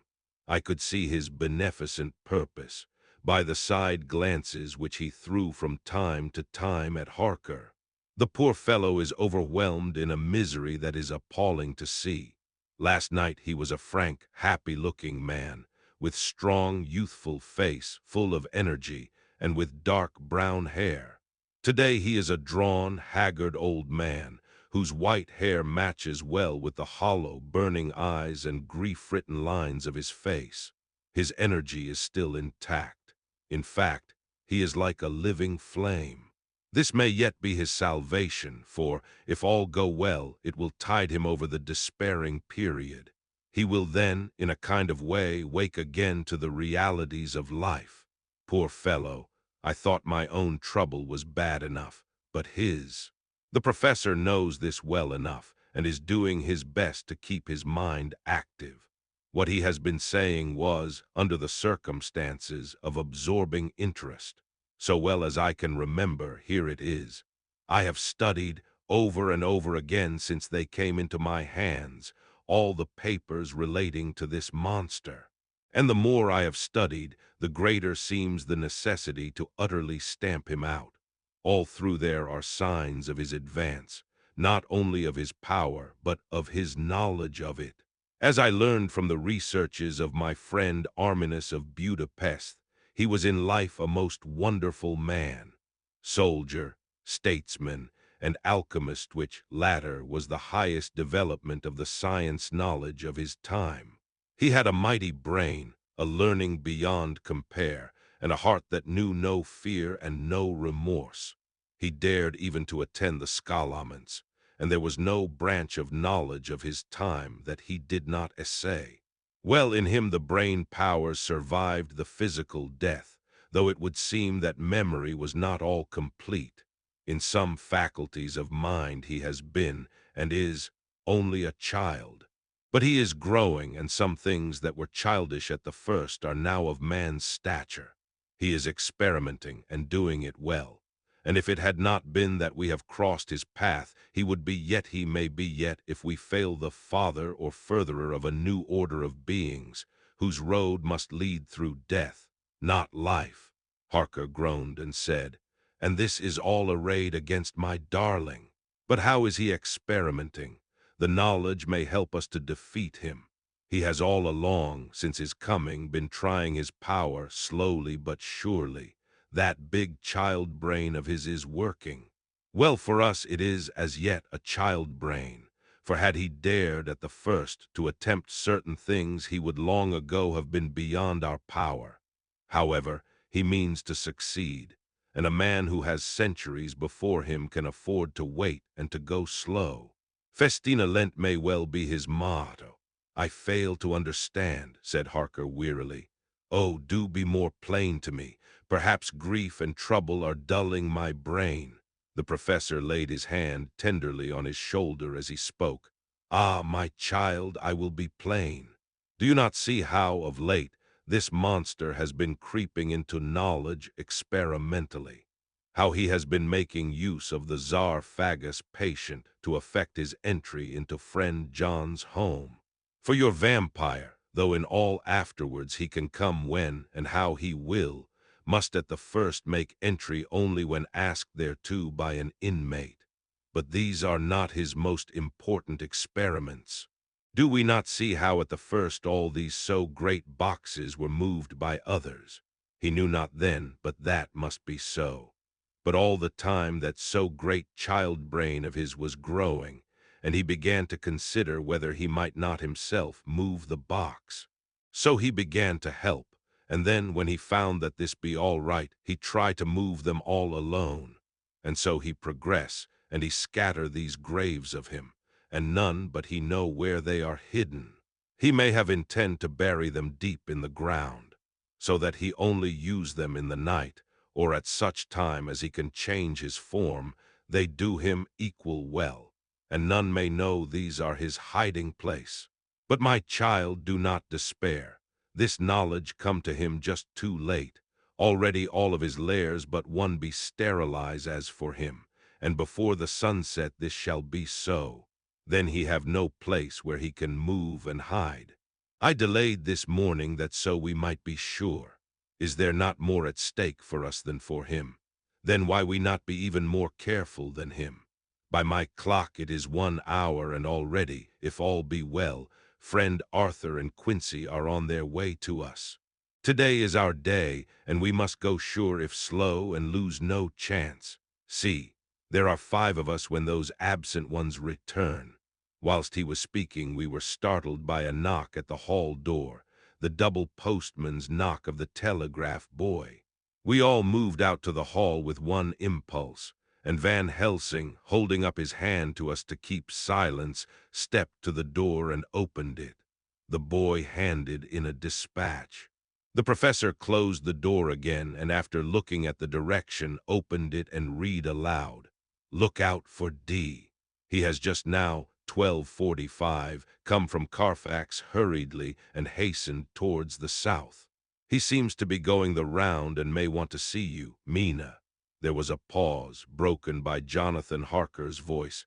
"Now, God be thanked, we shall soon meet." Van Helsing turned to him quickly and said, "God will act in his own way and time. Do not fear and do not rejoice as yet, for what we wish for at the moment may be our undoings." "I care for nothing now," he answered hotly, "except to wipe out this brute from the face of creation. I would sell my soul to do it." "Oh, hush, hush, my child," said Van Helsing. God does not purchase souls in this wise, and the devil, though he may purchase, does not keep faith. But God is merciful and just, and knows your pain and your devotion to that dear Madam Mina. Think you, how her pain would be doubled, did she but hear your wild words? Do not fear any of us, we are all devoted to this cause, and today shall see the end. The time is coming for action. Today this vampire is limit to the powers of man. Until sunset he may not change. It will take him time to arrive here, see. It is 20 minutes past 1, and there are yet some times before he can hither come, be he never so quick. What we must hope for is that my Lord Arthur and Quincy arrive first.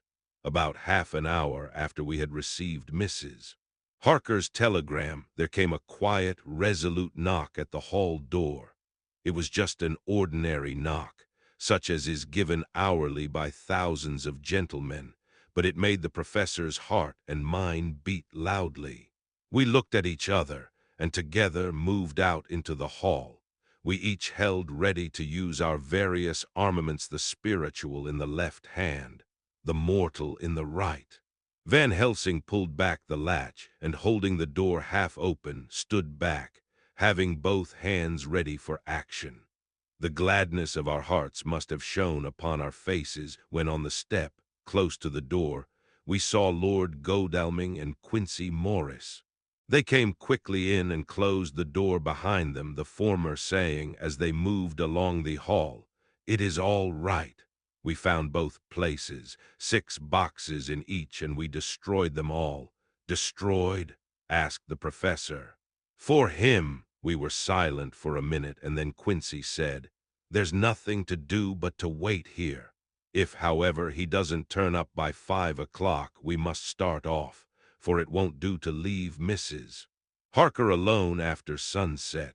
He will be here before long now," said Van Helsing, who had been consulting his pocketbook. "Nota bene, in Madam's telegram he went south from Carfax. That means he went across the river, and he could only do so at slack of tide, which should be something before 1 o'clock. That he went south has a meaning for us. He is as yet only suspicious, and he went from Carfax first to the place where he would suspect interference least. You must have been at Bermondsey only a short time before him. That he is not here already shows that he went to Mile End next. This took him some time, for he would then have to be carried over the river in some way. Believe me, my friends, we shall not have long to wait now. We should have ready some plan of attack so that we may throw away no chance. Hush, there is no time now. Have all your arms. Be ready." He held up a warning hand as he spoke, for we all could hear a key softly inserted in the lock of the hall door. I could not but admire, even at such a moment, the way in which a dominant spirit asserted itself.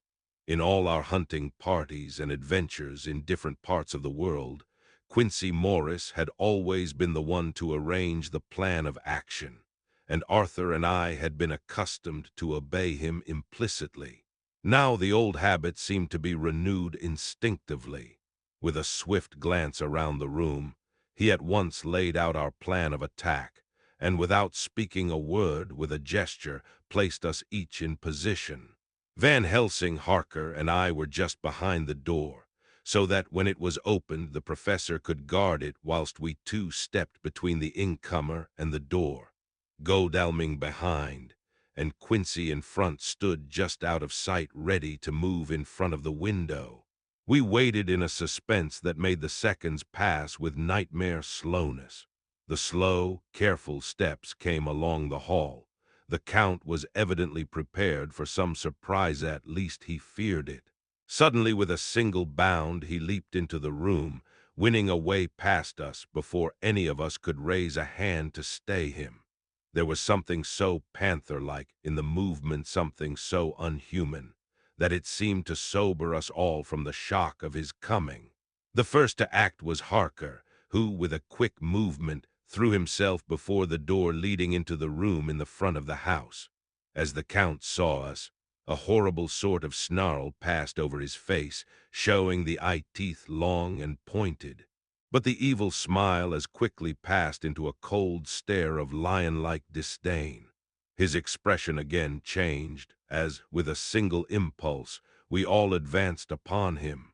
It was a pity that we had not some better organized plan of attack, for even at the moment I wondered what we were to do.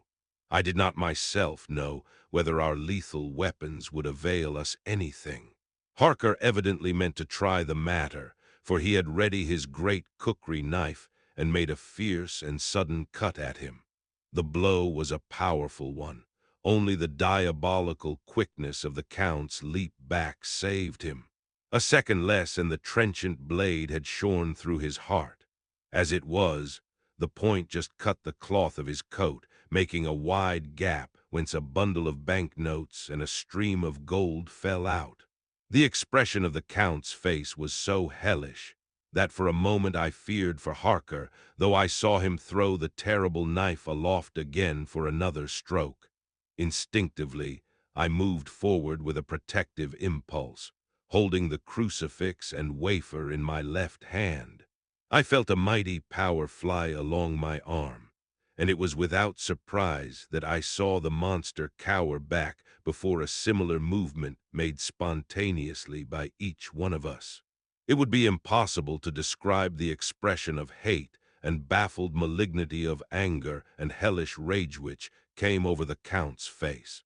His waxen hue became greenish-yellow by the contrast of his burning eyes, and the red scar on the forehead showed on the pallid skin like a palpitating wound.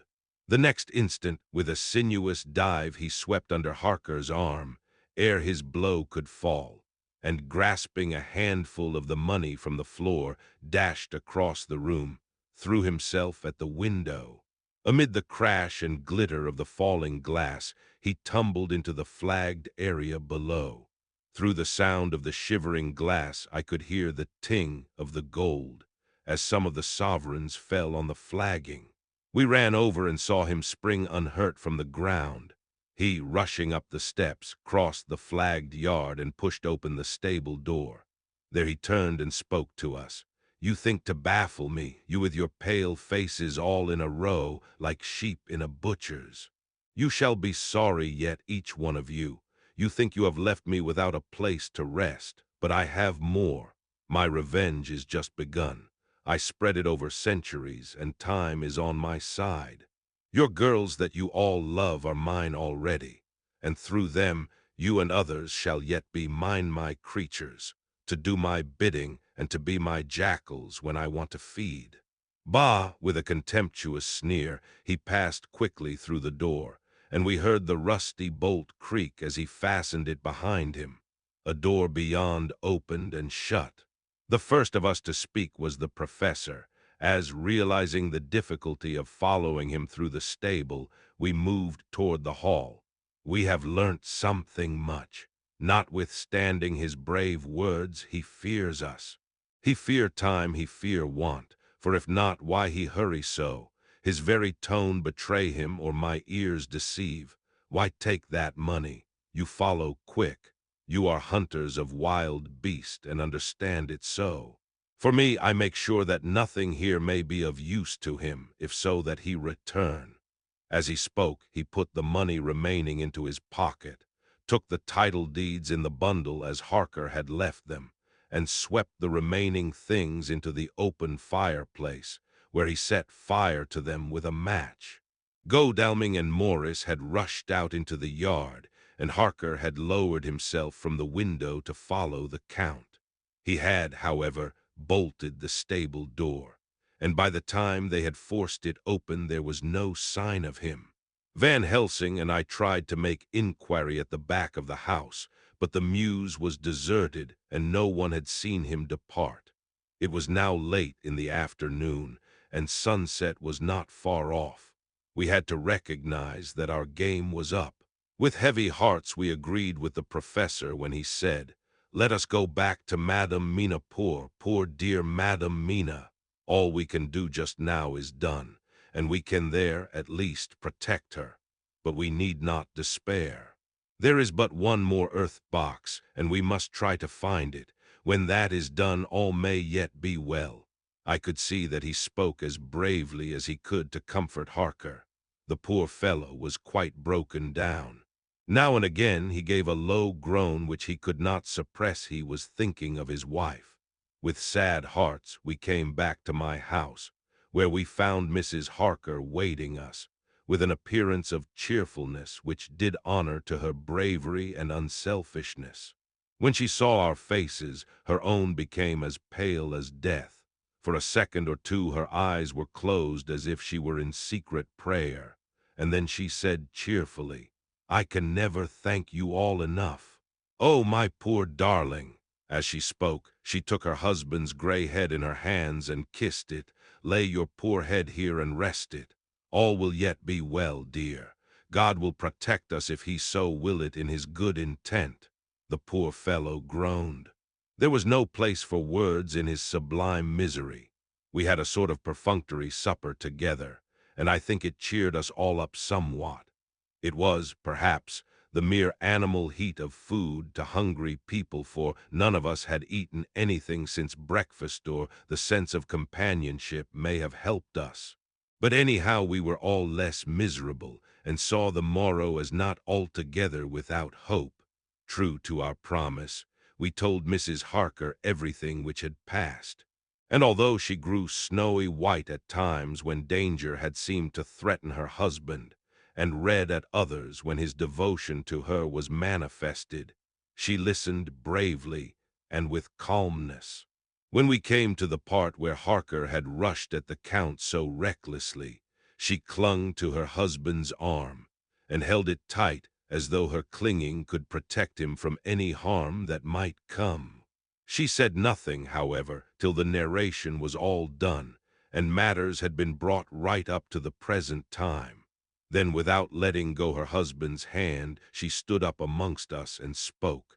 Oh, that I could give any idea of the scene, of that sweet, sweet, good woman in all the radiant beauty of her youth and animation, with the red scar on her forehead, of which she was conscious, and which we saw with grinding of our teeth, remembering whence and how it came.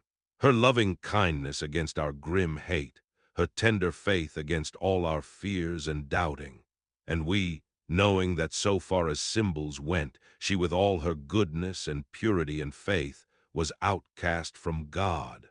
"Jonathan," she said, and the word sounded like music on her lips, it was so full of love and tenderness. "Jonathan, dear, and you all my true friends, I want you to bear something in mind through all this dreadful time. I know that you must fight, that you must destroy, even as you destroyed the false Lucy, so that the true Lucy might live hereafter. But it is not a work of hate. That poor soul who has wrought all this misery is the saddest case of all. Just think what will be his joy when he, too, is destroyed in his worser part, that his better part may have spiritual immortality. You must be pitiful to him, too, though it may not hold your hands from his destruction." As she spoke, I could see her husband's face darken and draw together, as though the passion in him were shriveling his being to its core. Instinctively the clasp on his wife's hand grew closer, till his knuckles looked white. She did not flinch from the pain which I knew she must have suffered, but looked at him with eyes that were more appealing than ever. As she stopped speaking, he leaped to his feet, almost tearing his hand from hers as he spoke. "May God give him into my hand, just for long enough to destroy that earthly life of him which we are aiming at. If beyond it I could send his soul for ever and ever to burning hell, I would do it. Oh, hush! Oh, hush! In the name of the good God, don't say such things, Jonathan, my husband, or you will crush me with fear and horror. Just think, my dear, I have been thinking all this long day of it, that perhaps some day I too may need such pity, and that some other like you and with equal cause for anger may deny it to me. Oh, my husband, indeed I would have spared you such a thought had there been another way. But I pray that God may not have treasured your wild words, except as the heartbroken wail of a very loving and sorely stricken man. O God, let these poor white hairs go in evidence of what he has suffered, who all his life has done no wrong, and on whom so many sorrows have come. We men were all in tears now.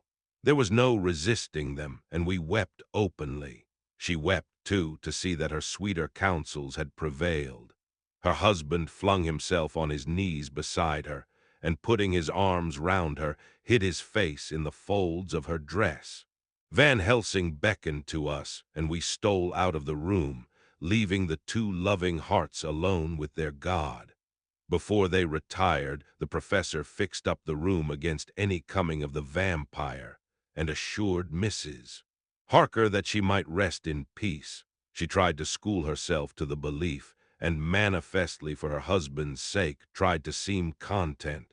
It was a brave struggle, and was, I think and believe, not without its reward. Van Helsing had placed at hand a bell which either of them was to sound in case of any emergency. When they had retired, Quincy, Godalming, and I arranged that we should sit up, dividing the night between us, and watch over the safety of the poor stricken lady. The first watch falls to Quincy, so the rest of us shall be off to bed as soon as we can. Godalming has already turned in, for his is the second watch. Now that my work is done, I, too, shall go to bed. Jonathan Harker's journal, 3-4 October, close to midnight. I thought yesterday would never end. There was over me a yearning for sleep, in some sort of blind belief that to wake would be to find things changed, and that any change must now be for the better. Before we parted, we discussed what our next step was to be, but we could arrive at no result. All we knew was that one earth box remained, and that the Count alone knew where it was. If he chooses to lie hidden, he may baffle us for years, and in the meantime, the thought is too horrible, I dare not think of it even now. This I know, that if ever there was a woman who was all perfection, that one is my poor wronged darling. I love her 1,000 times more for her sweet pity of last night, a pity that made my own hate of the monster seem despicable.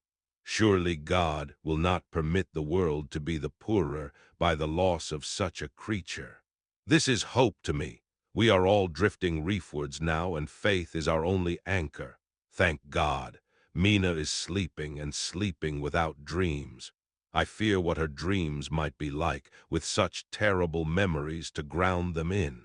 She has not been so calm within my seeing since the sunset. Then, for a while, there came over her face a repose which was like spring after the blasts of March. I thought at the time that it was the softness of the red sunset on her face, but somehow now I think it has a deeper meaning. I am not sleepy myself, though I am weary to death.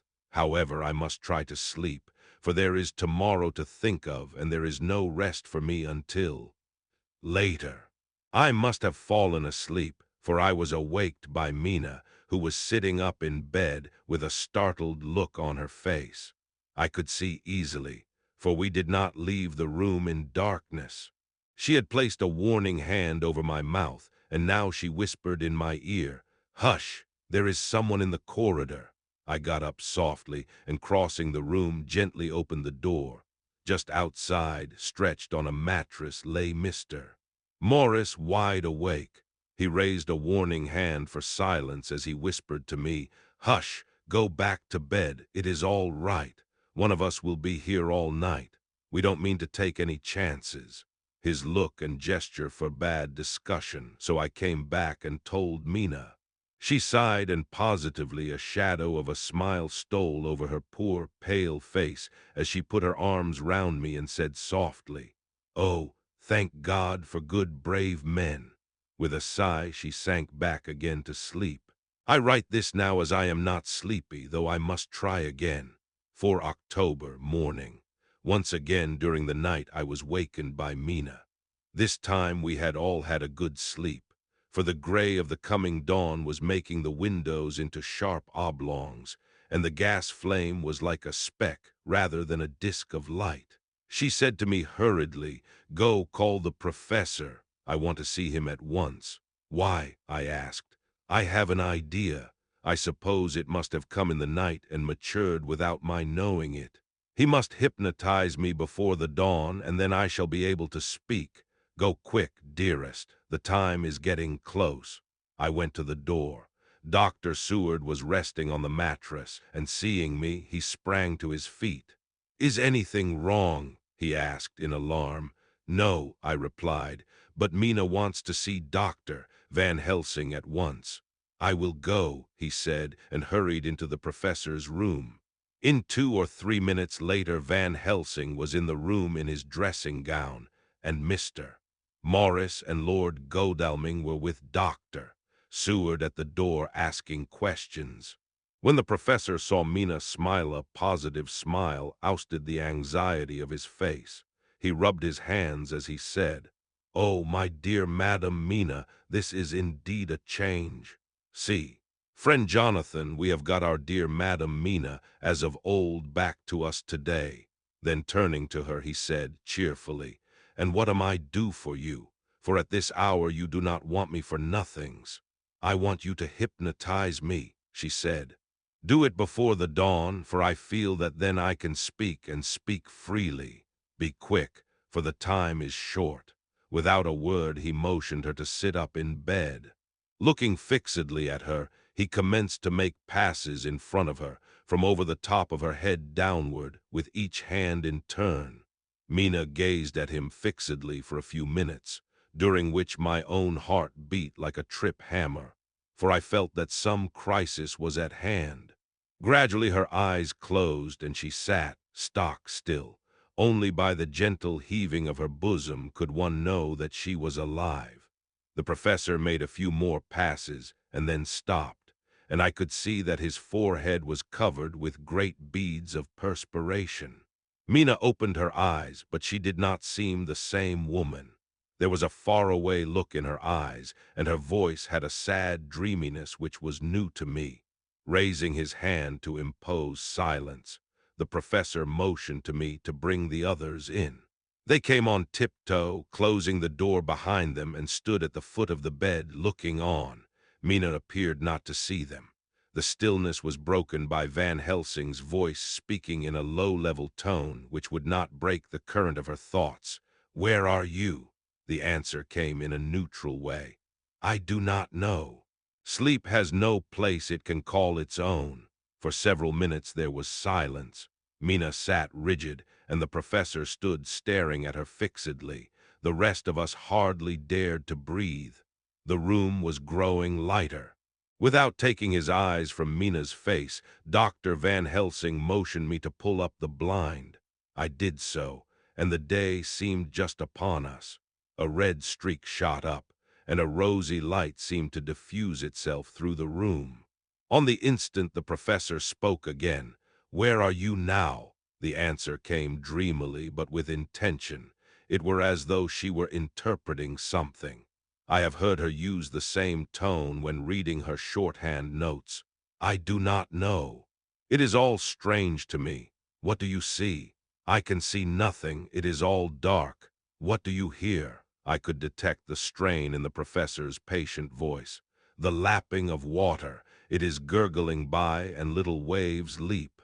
I can hear them on the outside." "Then you are on a ship." We all looked at each other, trying to glean something each from the other. We were afraid to think. The answer came quick. "Oh, yes. What else do you hear?" "The sound of men stamping overhead as they run about. There is the creaking of a chain, and the loud tinkle as the check of the capstan falls into the rashit." "What are you doing?" "I am still, oh, so still. It is like death." The voice faded away into a deep breath as of one sleeping, and the open eyes closed again. By this time the sun had risen, and we were all in the full light of day. Dr. Van Helsing placed his hands on Mina's shoulders and laid her head down softly on her pillow. She lay like a sleeping child for a few moments, and then, with a long sigh, awoke and stared in wonder to see us all around her. "Have I been talking in my sleep?" was all she said. She seemed, however, to know the situation without telling, though she was eager to know what she had told. The professor repeated the conversation, and she said, "Then there is not a moment to lose. It may not be yet too late, Mr. Morris and Lord Godalming started for the door, but the professor's calm voice called them back. "Stay, my friends." That ship, wherever it was weighing anchor whilst she spoke. There are many ships weighing anchor at the moment in your so great port of London. Which of them is it that you seek? God be thanked that we have once again a clue, though whither it may lead us we know not. We have been blind somewhat. Blind after the manner of men, since when we can look back we see what we might have seen looking forward if we had been able to see what we might have seen. Alas, but that sentence is a puddle, is it not? We can know now what was in the Count's mind when he seized that money, though Jonathan's so fierce knife put him in the danger that even he dread. He meant escape. Hear me, escape. He saw that with but one earth box left, and a pack of men following like dogs after a fox, this London was no place for him. He have take his last earth box on board a ship, and he leave the land. He think to escape, but no, we follow him.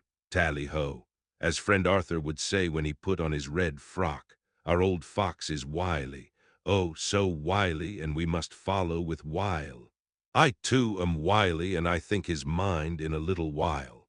In meantime we may rest and in peace, for there are waters between us which he do not want to pass, and which he could not if he wouldn't lest the ship were to touch the land, and then only at full or slack tide. See, and the sun is just rose, and all day to sunset is to us. Let us take bath and dress, and have breakfast which we all need, and which we can eat comfortably since he be not in the same land with us. Mina looked at him appealingly as she asked, "But why need we seek him further when he is gone away from us?" He took her hand and patted it as he replied, "Ask me nothings as yet. When we have breakfast, then I answer all questions." He would say no more, and we separated to dress. After breakfast, Mina repeated her question. He looked at her gravely for a minute and then said sorrowfully, "Because, my dear, dear Madam Mina, now more than ever must we find him even if we have to follow him to the jaws of hell." She grew paler as she asked faintly, "Why?" "Because," he answered solemnly, "he can live for centuries, and you are but mortal woman. Time is now to be dreaded since once he put that mark upon your throat. I was just in time to catch her as she fell forward in a faint. Chapter XXIV Doctor. SEWARD's phonograph diary, spoken by Van Helsing this to Jonathan Harker. You are to stay with your dear Madam Mina. We shall go to make our search, if I can call it so, for it is not search but knowing, and we seek confirmation only. But do you stay and take care of her today. This is your best and most holiest office. This day nothing can find him here. Let me tell you that so you will know what we foreknow already, for I have tell them. He, our enemy, have gone away. He have gone back to his castle in Transylvania.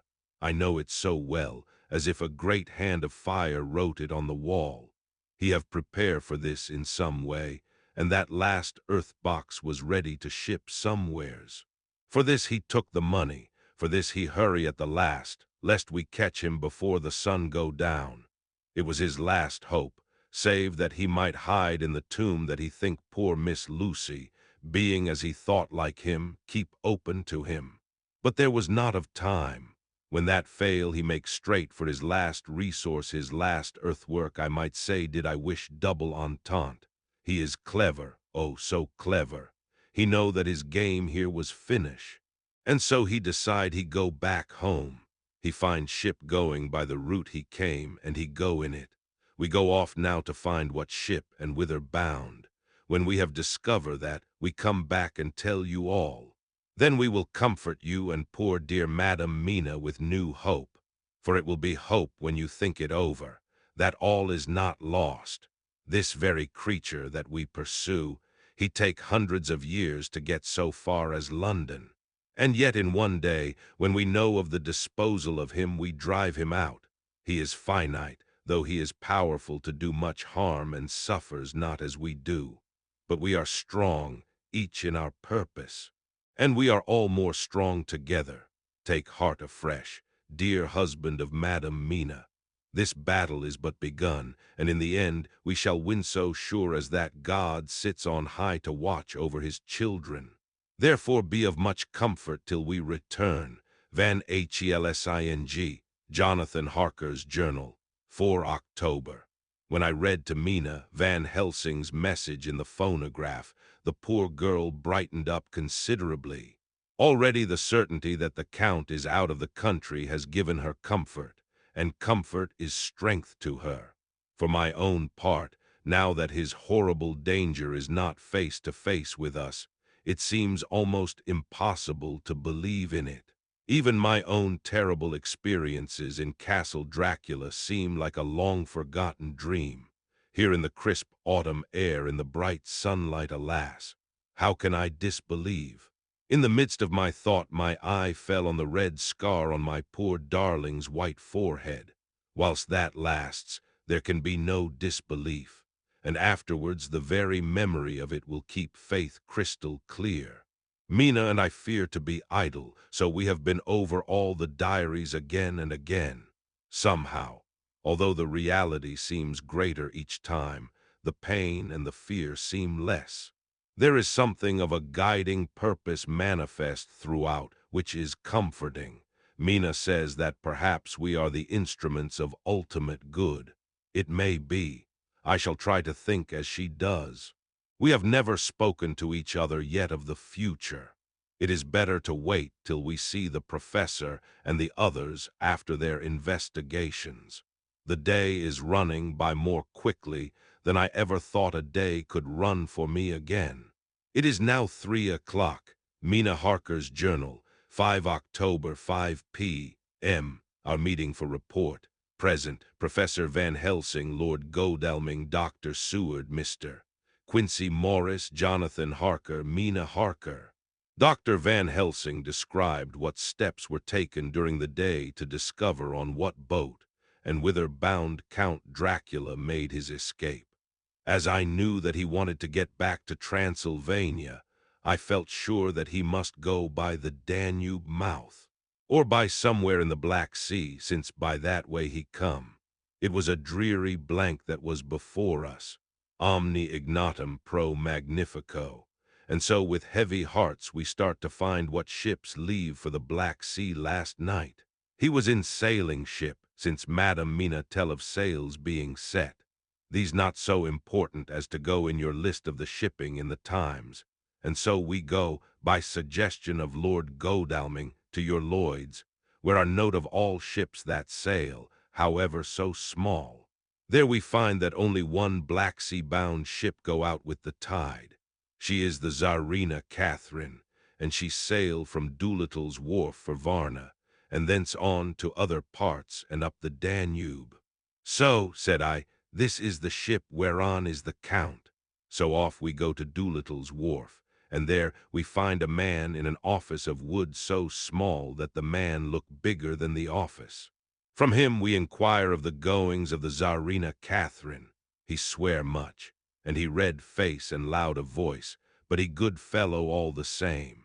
And when Quincy give him something from his pocket which crackle as he roll it up, and put it in a so small bag which he have hid deep in his clothing, he still better fellow and humble servant to us.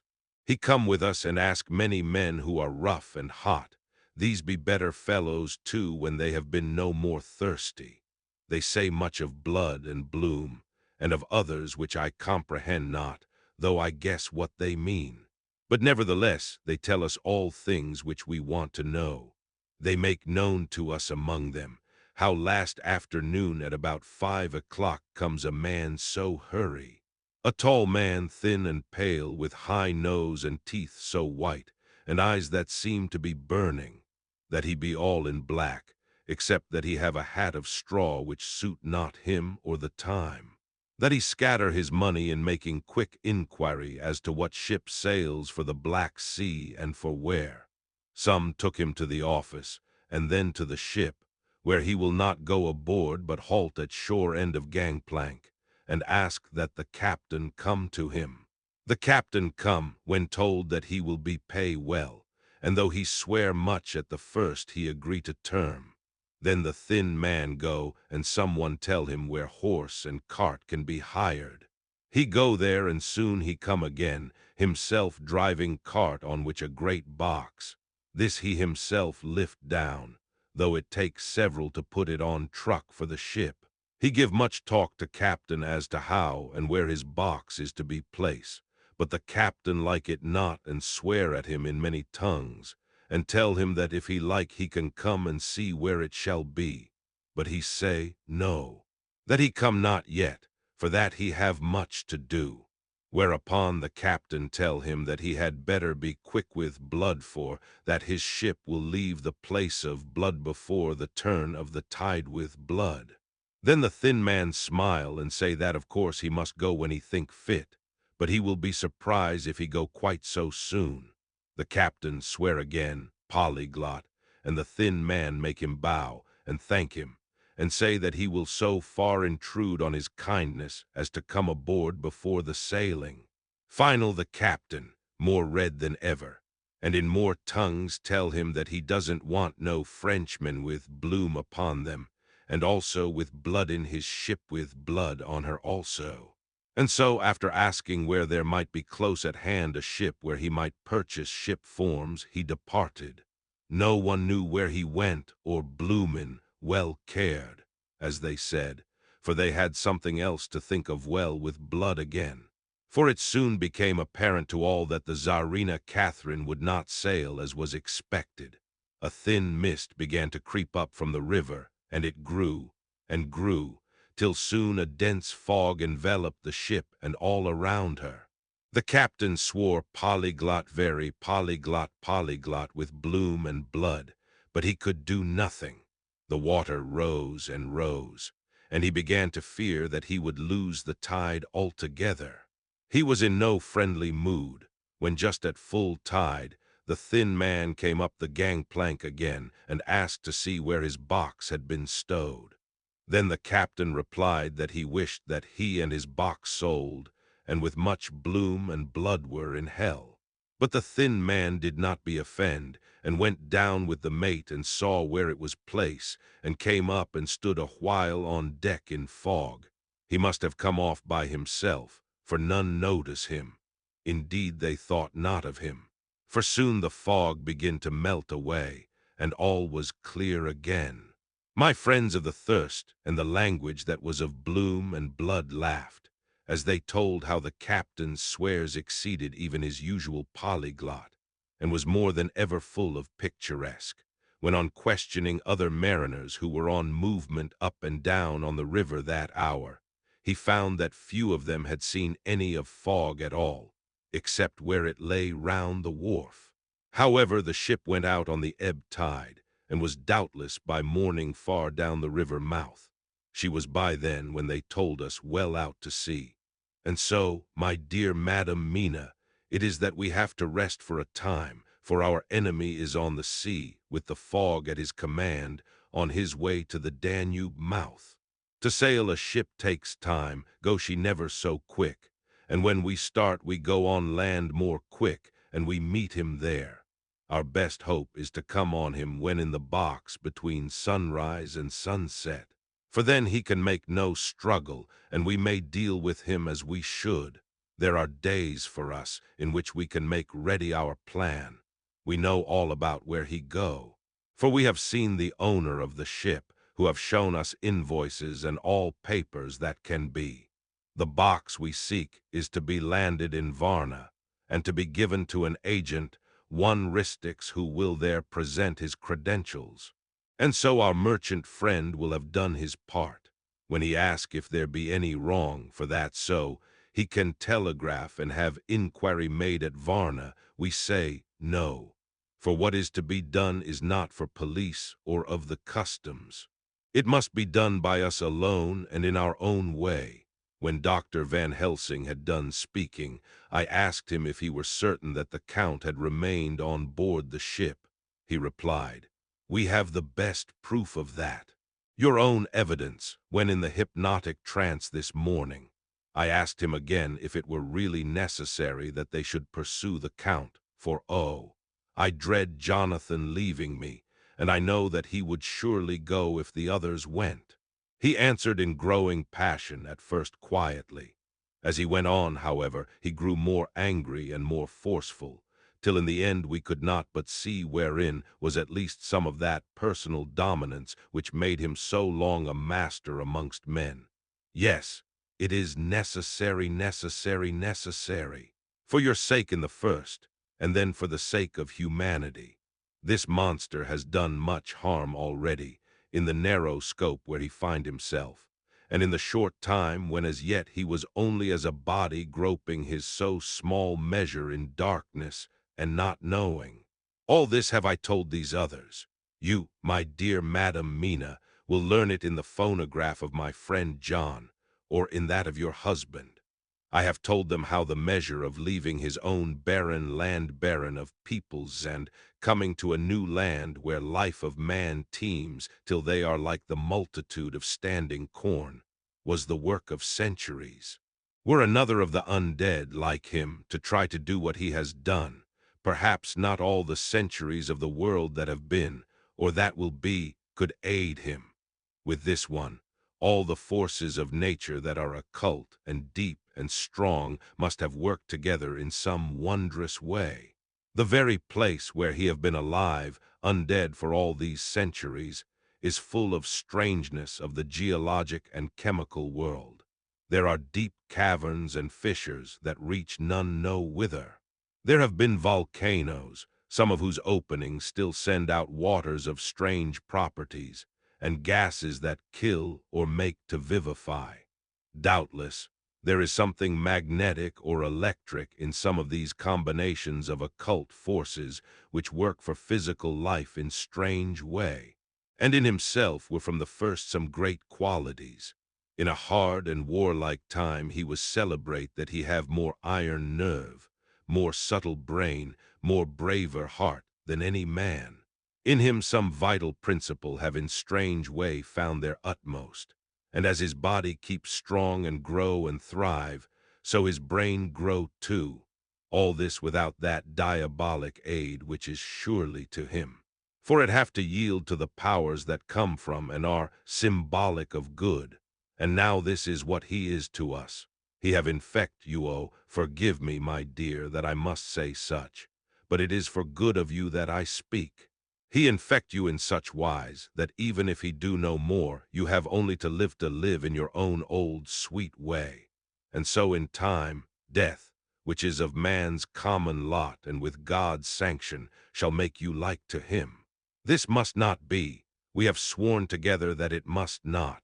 Thus are we ministers of God's own wish, that the world and men for whom his Son died will not be given over to monsters, whose very existence would defame him.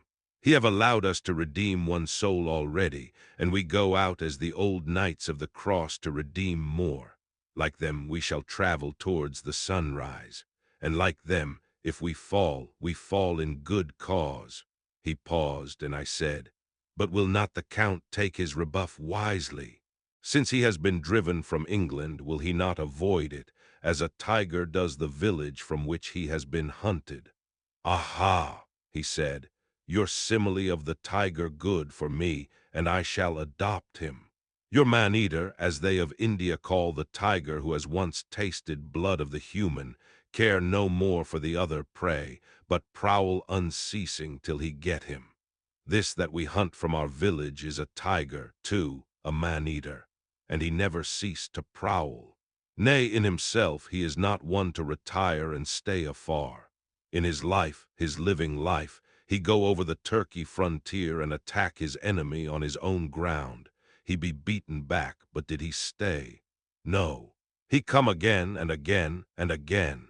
Look at his persistence and endurance. With the child brain that was to him, he have long since conceived the idea of coming to a great city. What does he do? He find out the place of all the world most of promise for him. Then he deliberately set himself down to prepare for the task. He find in patience just how is his strength and what are his powers. He study new tongues. He learn new social life, new environment of old ways, the politic, the law, the finance, the science, the habit of a new land and a new people who have come to be since he was. His glimpse that he have had whet his appetite only and enkeen his desire. Nay, it help him to grow as to his brain, for it all proved to him how right he was at the first in his surmises. He have done this alone, all alone, from a ruined tomb in a forgotten land. What more may he not do when the greater world of thought is open to him? He that can smile at death, as we know him, who can flourish in the midst of diseases that kill off whole peoples. Oh, if such an one was to come from God, and not the devil, what a force for good might he not be in this old world of ours. But we are pledged to set the world free. Our toil must be in silence, and our efforts all in secret. For in this enlightened age, when men believe not even what they see, the doubting of wise men would be his greatest strength. It would be at once his sheath and his armor, and his weapons to destroy us, his enemies, who are willing to peril even our own souls for the safety of one we love, for the good of mankind, and for the honor and glory of God. After a general discussion, it was determined that for tonight nothing be definitely settled, that we should all sleep on the facts and try to think out the proper conclusions. Tomorrow, at breakfast, we are to meet again, and after making our conclusions known to one another, we shall decide on some definite cause of action. I feel a wonderful peace and rest tonight. It is as if some haunting presence were removed from me. Perhaps my surmise was not finished, could not be, for I caught sight in the mirror of the red mark upon my forehead, and I knew that I was still unclean. Dr. Seward's diary, 5 October. We all rose early, and I think that sleep did much for each and all of us. When we met at early breakfast, there was more general cheerfulness than any of us had ever expected to experience again. It is really wonderful how much resilience there is in human nature. Let any obstructing cause, no matter what, be removed in any way, even by death, and we fly back to first principles of hope and enjoyment. More than once as we sat around the table, my eyes opened in wonder whether the whole of the past days had not been a dream. It was only when I caught sight of the red blotch on Mrs. Harker's forehead that I was brought back to reality. Even now, when I am gravely revolving the matter, it is almost impossible to realize that the cause of all our trouble is still existent. Even Mrs. Harker seems to lose sight of her trouble for whole spells. It is only now and again, when something recalls it to her mind, that she thinks of her terrible scar. We are to meet here in my study in half an hour and decide on our course of action. I see only one immediate difficulty. I know it by instinct rather than reason. We shall all have to speak frankly, and yet I fear that in some mysterious way poor Mrs. Harker's tongue is tied. I know that she forms conclusions of her own, and from all that has been I can guess how brilliant and how true they must be. But she will not, or cannot, give them utterance. I have mentioned this to Van Helsing, and he and I are to talk it over when we are alone. I suppose it is some of that horrid poison which has got into her veins beginning to work. The Count had his own purposes when he gave her what Van Helsing called the vampire's baptism of blood. Well, there may be a poison that distills itself out of good things. In an age when the existence of ptomaines is a mystery, we should not wonder at anything. One thing I know, that if my instinct be true regarding poor Mrs. Harker's silences, then there is a terrible difficulty and unknown danger in the work before us. The same power that compels her silence may compel her speech. I dare not think further, for so I should in my thoughts dishonor a noble woman. Van Helsing is coming to my study a little before the others. I shall try to open the subject with him later. When the professor came in, we talked over the state of things. I could see that he had something on his mind which he wanted to say, but felt some hesitancy about broaching the subject. After beating about the bush a little, he said suddenly, "Friend John, there is something that you and I must talk of alone, just at the first at any rate. Later, we may have to take the others into our confidence." Then he stopped, so I waited. He went on, "Madam Mina, our poor, dear Madam Mina is changing." A cold shiver ran through me to find my worst fears thus endorsed. Van Helsing continued, "With the sad experience of Miss Lucy, we must this time be warned before things go too far. Our task is now in reality more difficult than ever, and this new trouble makes every hour of the direst importance. I can see the characteristics of the vampire coming in her face. It is now but very, very slight, but it is to be seen if we have eyes to notice without to prejudge. Her teeth are some sharper, and at times her eyes are more hard. But these are not all. There is to her the silence now often, as so it was with Miss Lucy. She did not speak, even when she wrote that which she wished to be known later. Now my fear is this: if it be that she can, by our hypnotic trance, tell what the Count see and hear, is it not more true that he who have hypnotized her first, and who have drink of her very blood and make her drink of his, should, if he will, compel her mind to disclose to him that which she know?" I nodded acquiescence. He went on, "Then what we must do is to prevent this. We must keep her ignorant of our intent, and so she cannot tell what she know not. This is a painful task. Oh, so painful that it heartbreak me to think of. But it must be. When today we meet, I must tell her that, for reason which we will not to speak, she must not more be of our counsel, but be simply guarded by us." He wiped his forehead, which had broken out in profuse perspiration at the thought of the pain which he might have to inflict upon the poor soul already so tortured. I knew that it would be some sort of comfort to him if I told him that I also had come to the same conclusion, for at any rate it would take away the pain of doubt. I told him, and the effect was as I expected. It is now close to the time of our general gathering. Van Helsing has gone away to prepare for the meeting and his painful part of it. I really believe his purpose is to be able to pray alone later. At the very outset of our meeting, a great personal relief was experienced by both Van Helsing and myself. Mrs. Harker had sent a message by her husband to say that she would not join us at present, as she thought it better that we should be free to discuss our movements without her presence to embarrass us. The professor and I looked at each other for an instant, and somehow we both seemed relieved. For my own part, I thought that if Mrs. Harker realized the danger herself, it was much pain as well as much danger averted.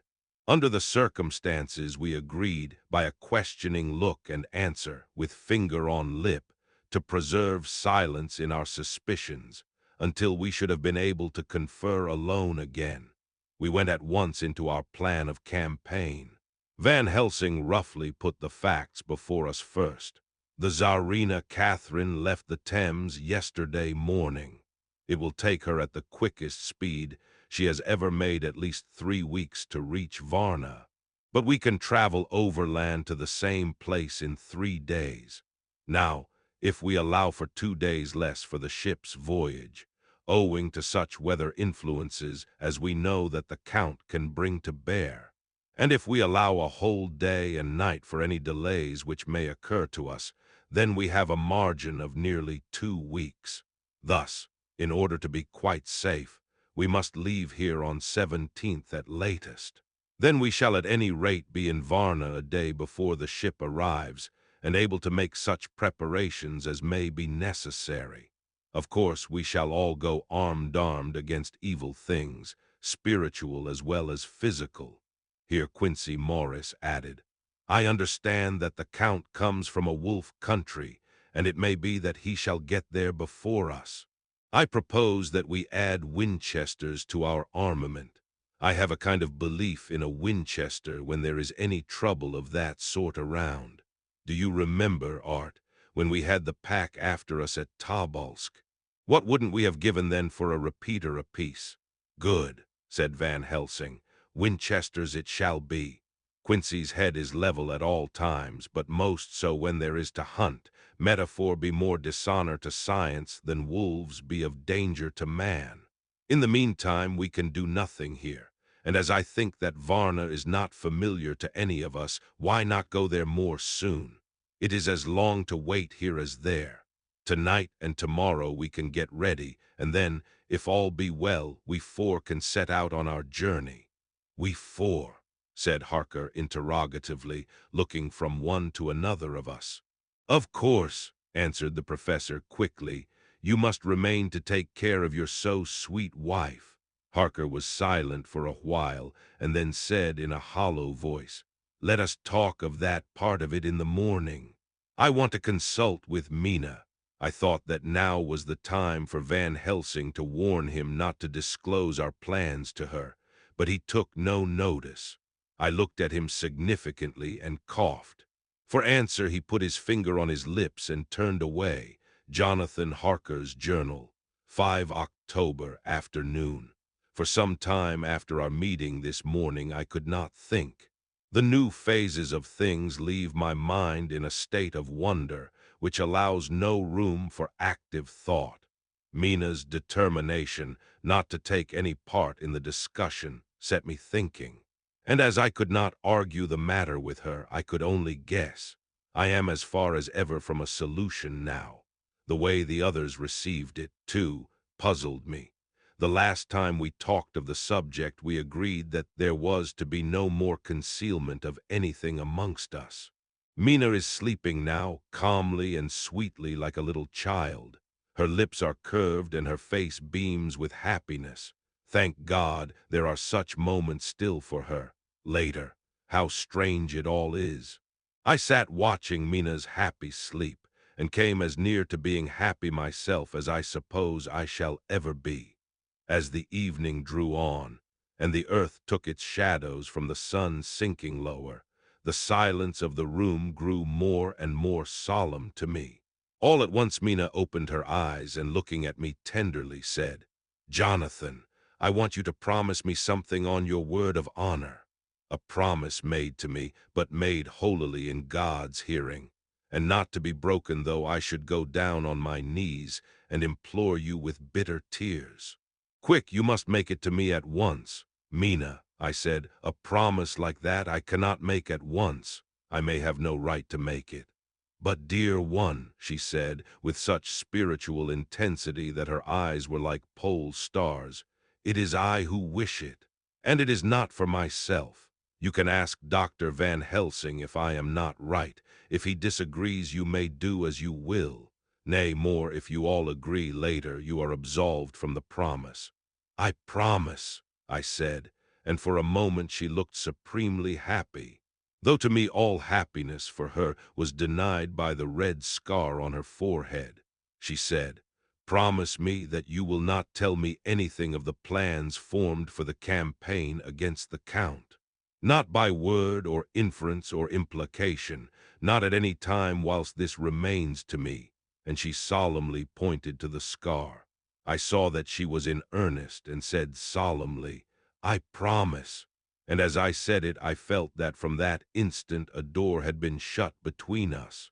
Later, midnight, Mina has been bright and cheerful all the evening, so much so that all the rest seemed to take courage, as if infected somewhat with her gaiety. As a result, even I myself felt as if the pall of gloom which weighs us down were somewhat lifted. We all retired early. Mina is now sleeping like a little child.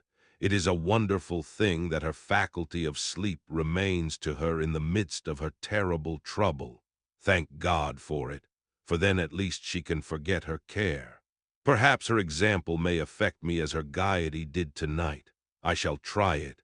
Oh, for a dreamless sleep. 6 October morning. Another surprise.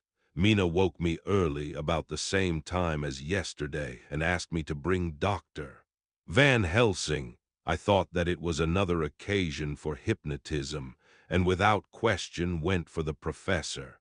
He had evidently expected some such call, for I found him dressed in his room. His door was ajar so that he could hear the opening of the door of our room. He came at once. As he passed into the room, he asked Mina if the others might come too.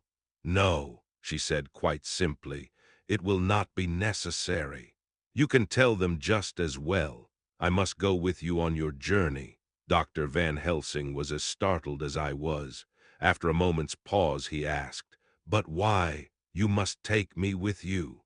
I am safer with you, and you shall be safer too. But why, dear Madam Mina? You know that your safety is our solemnest duty. We go into danger to which you are, or may be, more liable than any of us from circumstances, things that have been." He paused, embarrassed. As she replied, she raised her finger and pointed to her forehead. "I know. That is why I must go. I can tell you now, whilst the sun is coming up, I may not be able again. I know that when the Count wills me, I must go. I know that if he tells me to come in secret, I must come by wile, by any device to hoodwink even Jonathan." God saw the look that she turned on me as she spoke, and if there be indeed a recording angel, that look is noted to her everlasting honor. I could only clasp her hand. I could not speak. My emotion was too great for even the relief of tears. She went on, "You men are brave and strong. You are strong in your numbers, for you can defy that which would break down the human endurance of one who had to guard alone. Besides, I may be of service, since you can hypnotize me and so learn that which even I myself do not know." Dr. Van Helsing said very gravely, "Madam Mina, you are, as always, most wise. You shall with us come, and together we shall do that which we go forth to achieve." When he had spoken, Mina's long spell of silence made me look at her. She had fallen back on her pillow asleep. She did not even wake when I had pulled up the blind and let in the sunlight which flooded the room. Van Helsing motioned to me to come with him quietly. We went to his room, and within a minute Lord Godalming, Dr. Seward, and Mr. Morris were with us also. He told them what Mina had said and went on, "In the morning we shall leave for Varna. We have now to deal with a new factor, Madam Mina. Oh, but her soul is true. It is to her an agony to tell us so much as she has done, but it is most right, and we are warned in time. There must be no chance lost, and in Varna we must be ready to act the instant when that ship arrives." "What shall we do exactly?" asked Mr. Morris laconically. The professor paused before replying. "We shall at the first board that ship. Then, when we have identified the box, we shall place a branch of the wild rose on it. This we shall fasten, for when it is there none can emerge. So at least says the superstition, and to superstition must we trust at the first. It was man's faith in the early, and it have its root in faith still. Then, when we get the opportunity that we seek, when none are near to see, we shall open the box, and then all will be well." "I shall not wait for any opportunity," said Morris. "When I see the box, I shall open it and destroy the monster, though there were 1,000 men looking on, and if I am to be wiped out for it the next moment." I grasped his hand instinctively and found it as firm as a piece of steel. I think he understood my look. I hope he did. "Good boy," said Dr. Van Helsing. "Brave boy. Quincy is all man. God bless him for it. My child, believe me, none of us shall lag behind or pause from any fear. I do but say what we may do, what we must do. But, indeed, Indeed, we cannot say what we shall do. There are so many things which may happen, and their ways and their ends are so various that until the moment we may not say. We shall all be armed in all ways, and when the time for the end has come, our effort shall not be lack. Now let us today put all our affairs in order. Let all things which touch on others dear to us, and who on us depend, be complete. For none of us can tell what, or when, or how the end may be.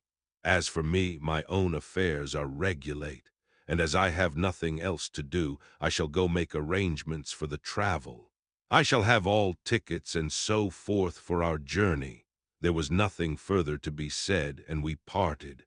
I shall now settle up all my affairs of earth, and be ready for whatever may come. Later, it is all done. My will is made and all complete. Mina, if she survive, is my sole heir. If it should not be so, then the others who have been so good to us shall have remainder. It is now drawing towards the sunset. Mina's uneasiness calls my attention to it.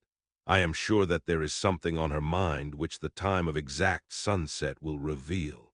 These occasions are becoming harrowing times for us all, for each sunrise and sunset opens up some new danger, some new pain, which, however, may in God's will be means to a good end. I write all these things in the diary since my darling must not hear them now, but if it may be that she can see them again, they shall be ready. She is calling to me. Chapter XXV Doctor. SEWARDS Diary 11 October, evening. Jonathan Harker has asked me to note this, as he says he is hardly equal to the task, and he wants an exact record kept. I think that none of us were surprised when we were asked to see Mrs. Harker a little before the time of sunset. We have of late come to understand that sunrise and sunset are to her times of peculiar freedom, when her old self can be manifest without any controlling force subduing or restraining her, or inciting her to action. This mood or condition begins some half hour or more before actual sunrise or sunset, and lasts till either the sun is high, or whilst the clouds are still aglow with the rays streaming above the horizon. At first there is a sort of negative condition, as if some tie were loosened, and then the absolute freedom quickly follows. When, however, the freedom ceases, the change back or relapse comes quickly, preceded only by a spell of warning silence. Tonight, when we met, she was somewhat constrained, and bore all the signs of an internal struggle. I put it down myself to her making a violent effort at the earliest instant she could do so. A very few minutes, however, gave her complete control of herself. Then, motioning her husband to sit beside her on the sofa where she was half reclining, she made the rest of us bring chairs up close. Taking her husband's hand in hers, began, "We are all here together in freedom for perhaps the last time. I know, dear, I know that you will always be with me to the end." This was to her husband, whose hand had, as we could see, tightened upon hers. In the morning we go out upon our task, and God alone knows what may be in store for any of us. You are going to be so good to me as to take me with you. I know that all that brave, earnest men can do for a poor, weak woman, whose soul perhaps is lost, no, not yet, but is at any rate at stake, you will do.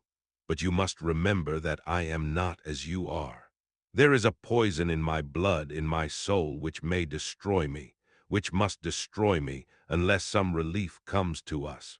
Oh, my friends, you know as well as I do that my soul is at stake.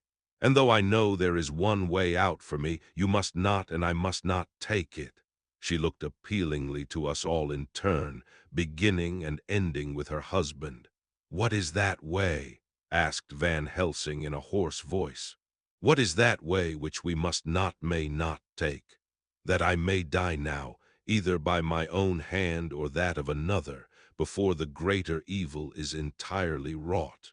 I know, and you know, that were I once dead you could and would set free my immortal spirit, even as you did my poor Lucy's. Were death, or the fear of death, the only thing that stood in the way, I would not shrink to die here now, amidst the friends who love me. But death is not all. I cannot believe that to die in such a case, when there is hope before us and a bitter task to be done, is God's will. Therefore, I on my part give up here the certainty of eternal rest, and go out into the dark where may be the blackest things that the world or the nether world holds. We were all silent, for we knew instinctively that this was only a prelude. The faces of the others were set, and Harker's grew ashen gray. Perhaps he guessed better than any of us what was coming. She continued, "This is what I can give into the hotch-pot." I could not but note the quaint legal phrase which she used in such a place, and with all seriousness. "What will each of you give? Your lives I know," she went on quickly. "That is easy for brave men. Your lives are God's, and you can give them back to him. But what will you give to me?" She looked again questioningly, but this time avoided her husband's face. Quincy seemed to understand. He nodded, and her face lit up. "Then I shall tell you plainly what I want, for there must be no doubtful matter in this connection between us now.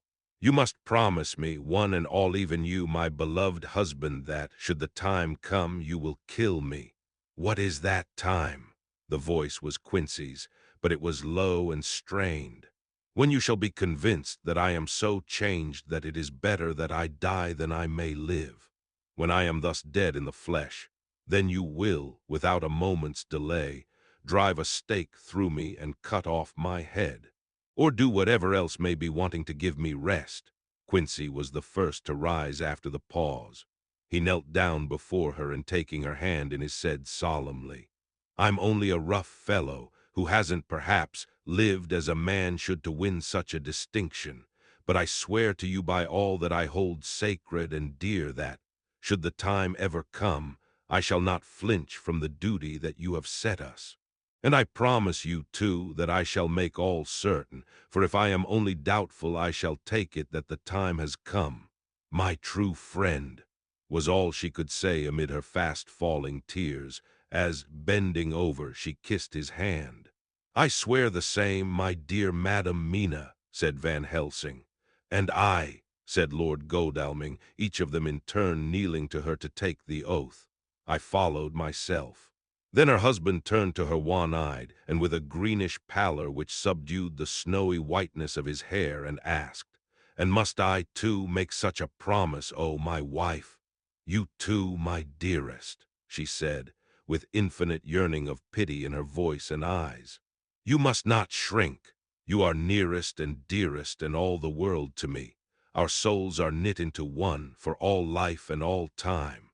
Think, dear, that there have been times when brave men have killed their wives and their womenkind, to keep them from falling into the hands of the enemy. Their hands did not falter any the more because those that they loved implored them to slay them. It is men's duty towards those whom they love, in such times of sore trial. And oh, my dear, if it is to be that I must meet death at any hand, let it be at the hand of him that loves me best. Doctor Van Helsing, I have not forgotten your mercy in poor Lucy's case to him who loved." She stopped with a flying blush, and changed her phrase, "to him who had best right to give her peace.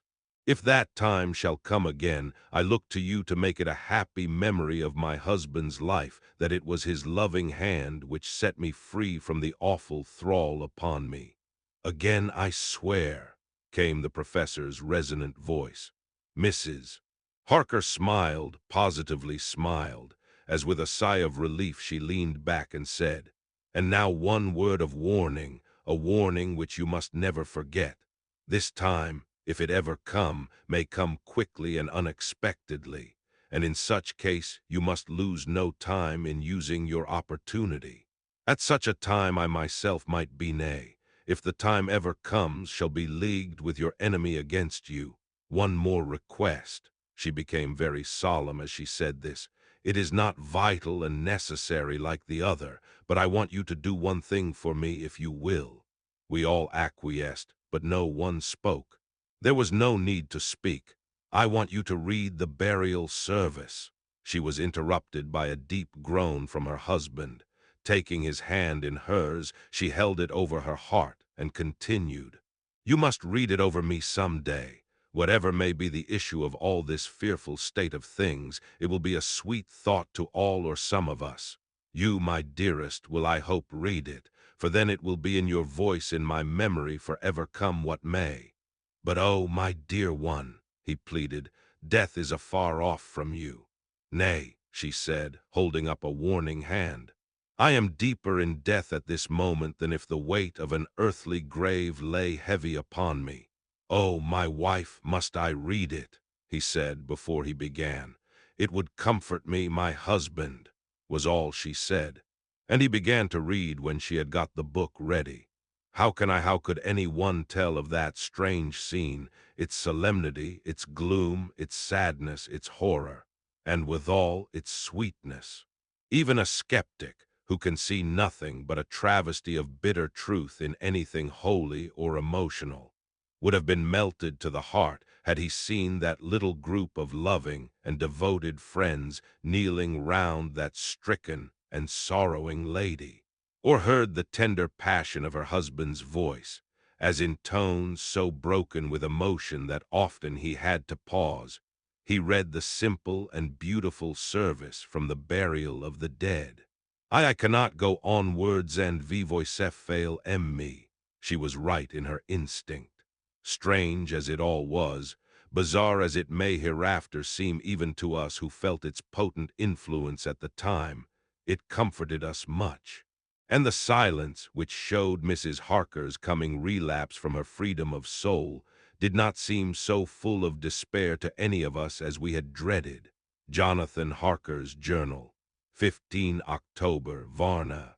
We left Charing Cross on the morning of the 12th, got to Paris the same night, and took the places secured for us in the Orient Express. We traveled night and day, arriving here at about 5 o'clock. Lord Godalming went to the consulate to see if any telegram had arrived for him, whilst the rest of us came on to this hotel, the Odysseus. The journey may have had incidents. I was, however, too eager to get on to care for them.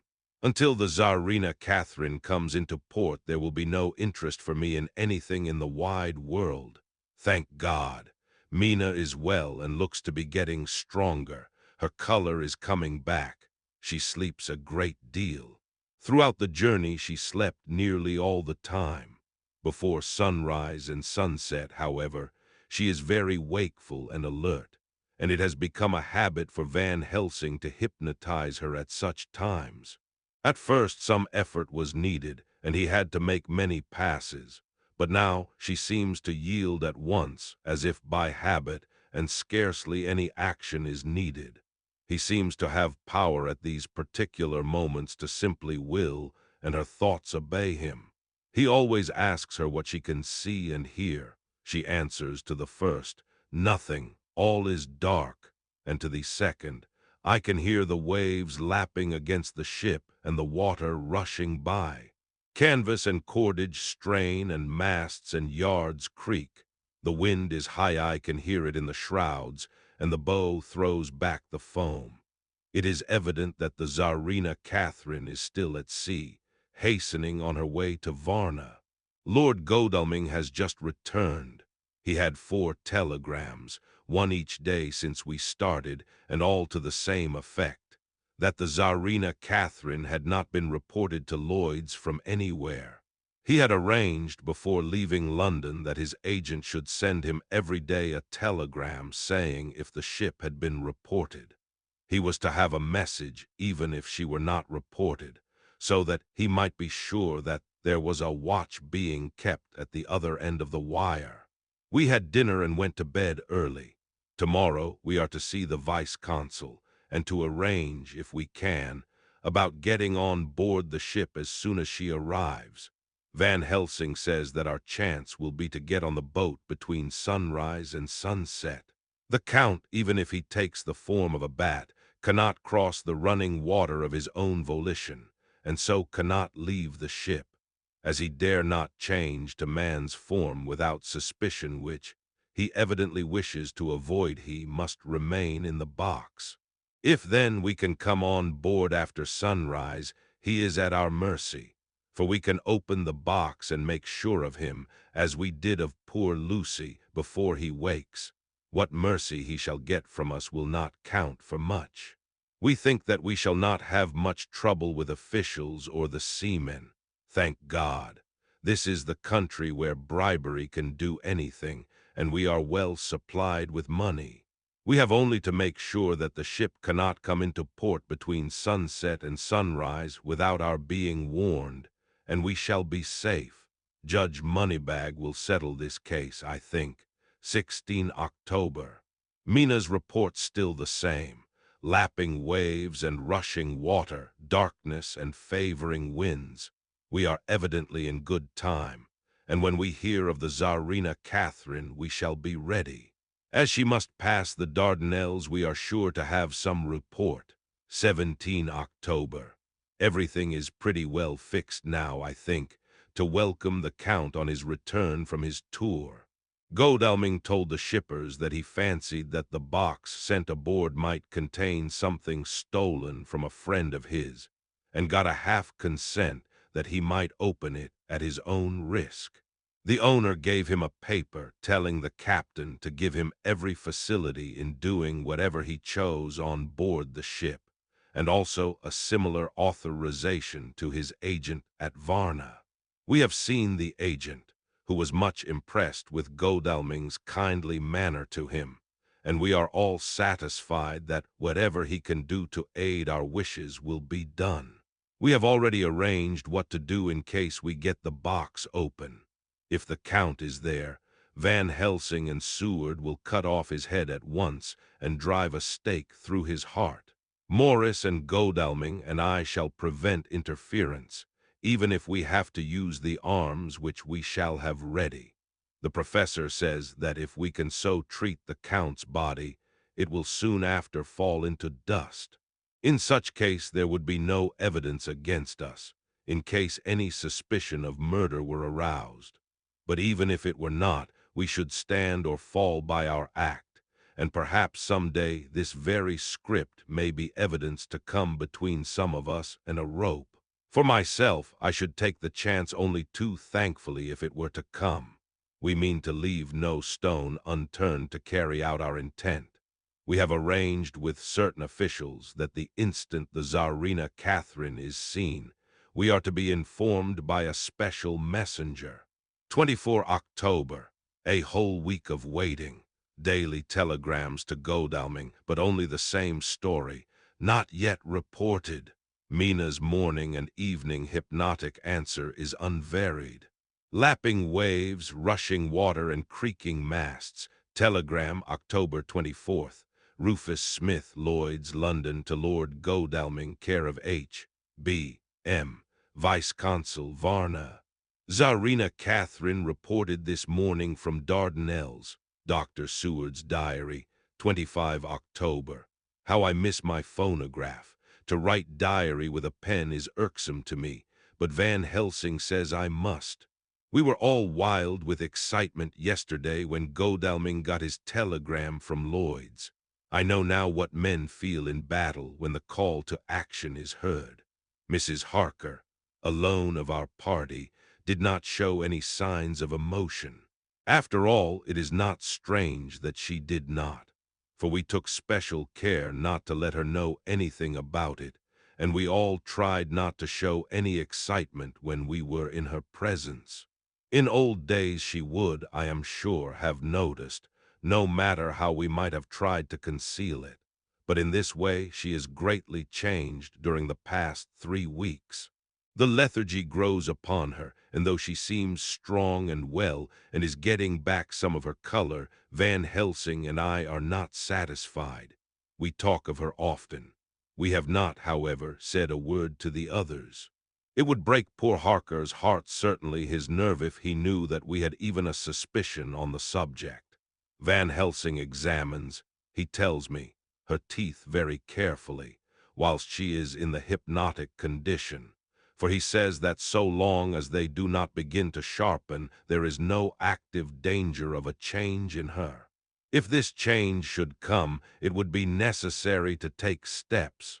We both know what those steps would have to be, though we do not mention our thoughts to each other. We should neither of us shrink from the task, awful though it be to contemplate. Euthanasia is an excellent and a comforting word. I am grateful to whoever invented it. It is only about 24 hours' sail from the Dardanelles to here, at the rate the Tsarina Catherine has come from London. She should therefore arrive some time in the morning, but as she cannot possibly get in before then, we are all about to retire early. We shall get up at 1 o'clock, so as to be ready. 25 October, noon. No news yet of the ship's arrival. Mrs. Harker's hypnotic report this morning was the same as usual, so it is possible that we may get news at any moment. We men are all in a fever of excitement, except Harker, who is calm. His hands are cold as ice, and an hour ago I found him wetting the edge of the great Gorka knife which he now always carries with him. It will be a bad lookout for the Count if the edge of that kukri ever touches his throat, driven by that stern, ice-cold hand. Van Helsing and I were a little alarmed about Mrs. Harker today. About noon she got into a sort of lethargy which we did not like. Although we kept silence to the others, we were neither of us happy about it. She had been restless all the morning, so that we were at first glad to know that she was sleeping. When, however, her husband mentioned casually that she was sleeping so soundly that he could not wake her, we went to her room to see for ourselves.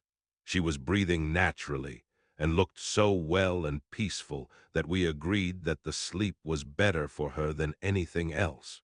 Poor girl, she has so much to forget that it is no wonder that sleep, if it brings oblivion to her, does her good. Later, our opinion was justified, for when after a refreshing sleep of some hours she woke up, she seemed brighter and better than she had been for days. At sunset she made the usual hypnotic report. Wherever he may be in the Black Sea, the Count is hurrying to his destination. To his doom, I trust. 26 October. Another day and no tidings of the Tsarina Catherine. She ought to be here by now. That she is still journeying somewhere is apparent, for Mrs. Harker's hypnotic report at sunrise was still the same. It is possible that the vessel may be lying by at times for fog.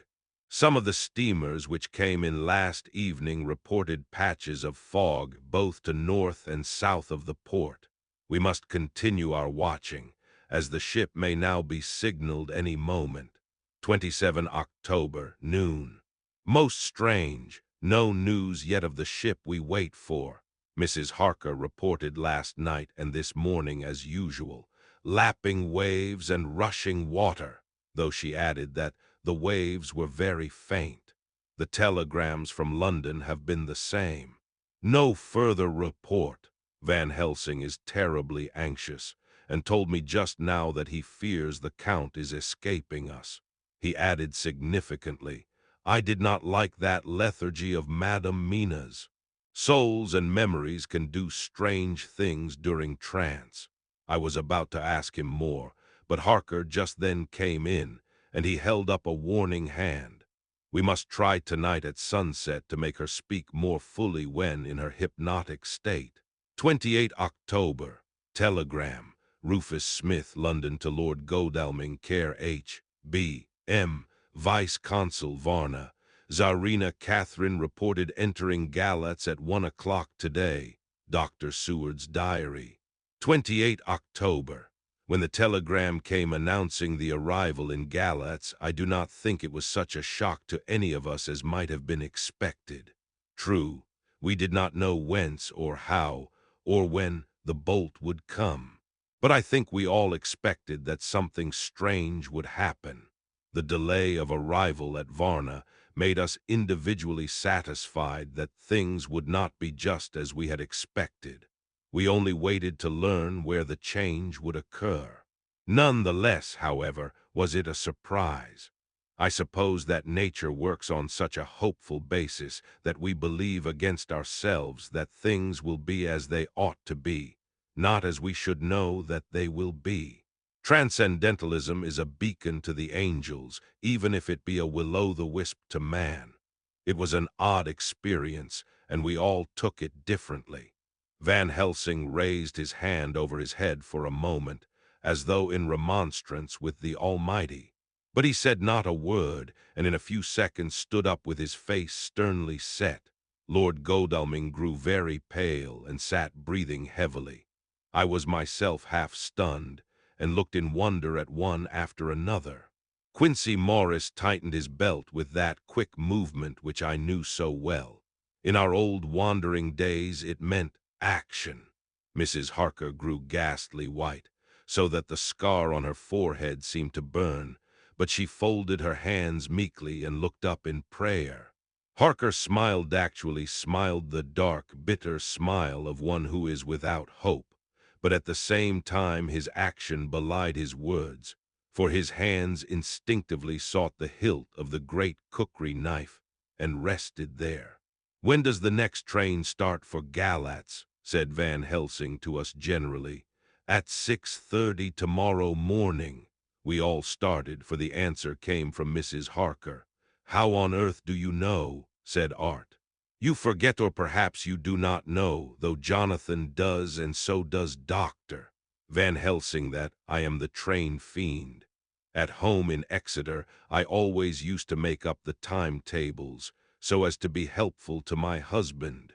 I found it so useful sometimes that I always make a study of the timetables now.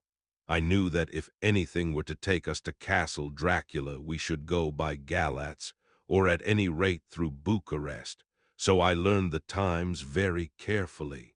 Unhappily there are not many to learn, as the only train tomorrow leaves, as I say." "Wonderful woman," murmured the professor. "Can't we get a special?" asked Lord Godalming. Van Helsing shook his head. "I fear not. This land is very different from yours or mine. Even if we did have a special, it would probably not arrive as soon as our regular train. Moreover, we have something to prepare. We must think. Now let us organize. You, friend Arthur, go to the train and get the tickets and arrange that all be ready for us to go in the morning. Do you, friend Jonathan, go to the agent of the ship and get from him letters to the agent in Galatz, with authority to make search the ship just as it was here. Morris Quincey, you see the vice-consul, and get his aid with his fellow in Galatz and all he can do to make our way smooth, so that no times be lost when over the Danube.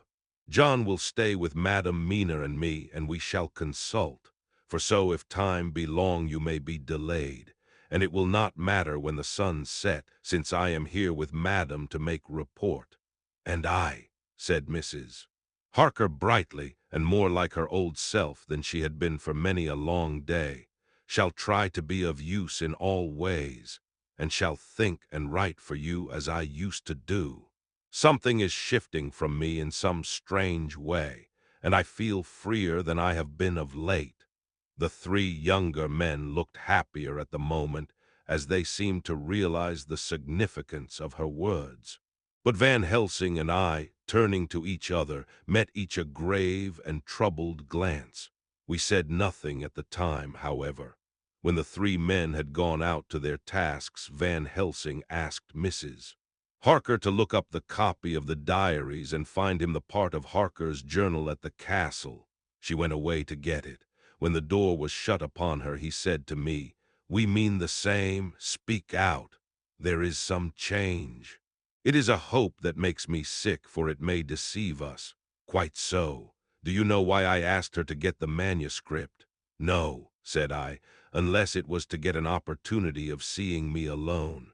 "You are in part right, friend John, but only in part. I want to tell you something. And oh, my friend, I am taking a terrible risk, but I believe it is right." In the moment when Madam Mina said those words that arrest both our understanding, an inspiration came to me. In the trance of 3 days ago, the Count sent her his spirit to read her mind. Or more like he took her to see him in his earth box in the ship with water rushing, just as it go free at rise and set of sun. He learned then that we are here, for she have more to tell in her open life with eyes to see and ears to hear than he, shut, as he is, in his coffin box. Now he make his most effort to escape us. At present he want her not. He is sure with his so great knowledge that she will come at his call, but he cut her off take her, as he can do, out of his own power, that so she come not to him. Ah, there I have hoped that our man-brains that have been of man so long, and that have not lost the grace of God, will come higher than his child-brain that lie in his tomb for centuries, that grow not yet to our stature, and that do only work selfish, and therefore small. Here comes Madam Mina, not a word to her of her trance. She know it not, and it would overwhelm her and make despair just when we want all her hope, all her courage. When most we want all her great brain, which is trained like man's brain, but is of sweet woman, and have a special power which the Count give her, and which he may not take away altogether, though he think not so. Hush! Let me speak, and you shall learn. Oh, John, my friend, we are in awful straits. I fear as I never feared before. We can only trust the good God. Silence. Here she comes. I thought that the professor was going to break down and have hysterics, just as he had when Lucy died. But with a great effort he controlled himself, and was at perfect nervous poise when Mrs. Harker tripped into the room, bright and happy-looking, and in the doing of work, seemingly forgetful of her misery. As she came in, she handed a number of sheets of typewriting to Van Helsing. He looked over them gravely, his face brightening up as he read. Then, holding the pages between his finger and thumb, he said, "Friend John, to you with so much of experience already, and you too, dear Madam Mina, that are young, here is a lesson. Do not fear ever to think.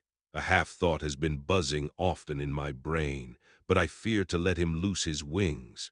Here now, with more knowledge, I go back to where that half-thought come from, and I find that he be no half-thought at all. That be a whole thought, though so young that he is not yet strong to use his little wings.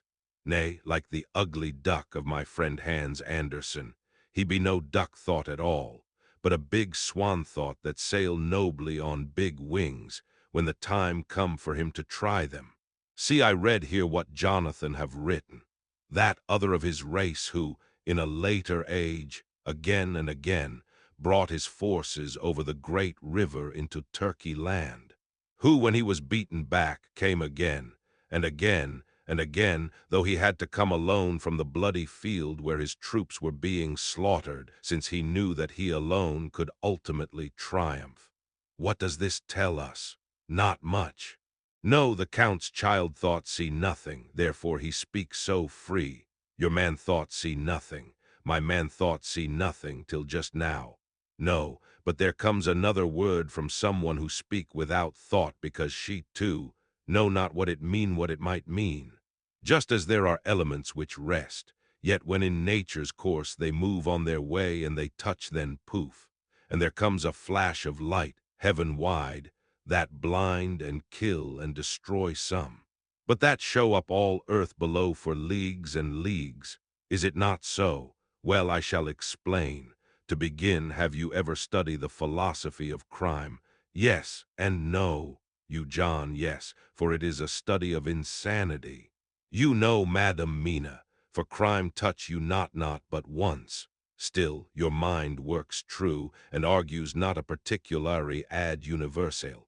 There is this peculiarity in criminals. It is so constant, in all countries and at all times, that even police, who know not much from philosophy, come to know it empirically, that is to be empiric.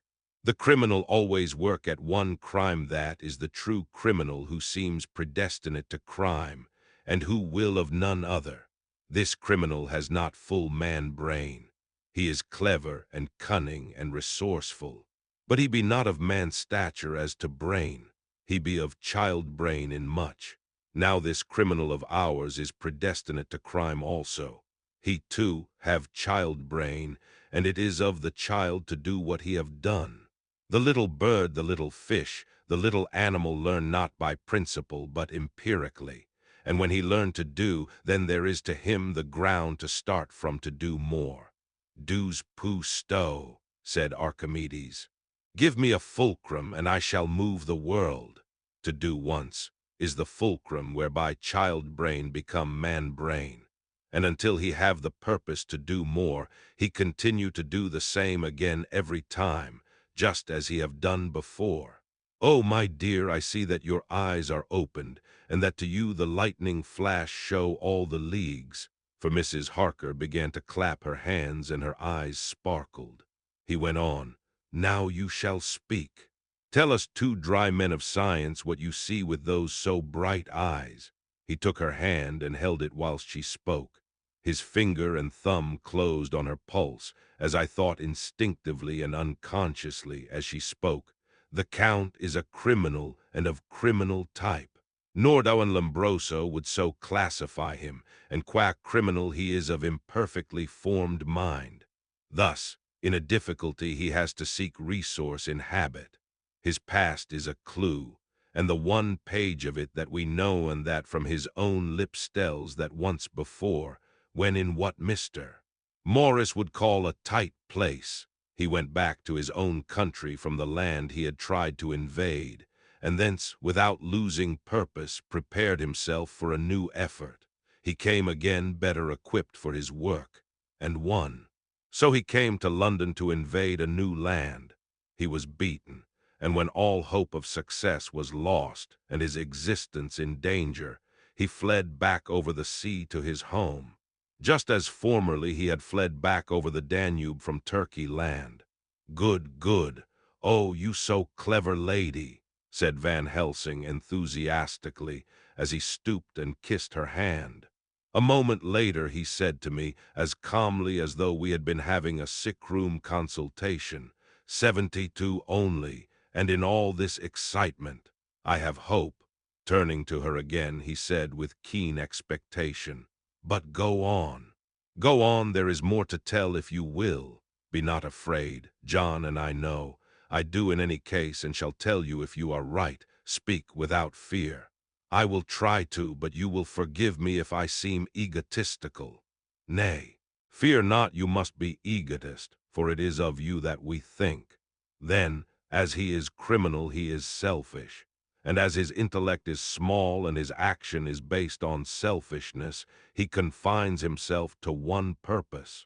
That purpose is remorseless, as he fled back over the Danube, leaving his forces to be cut to pieces.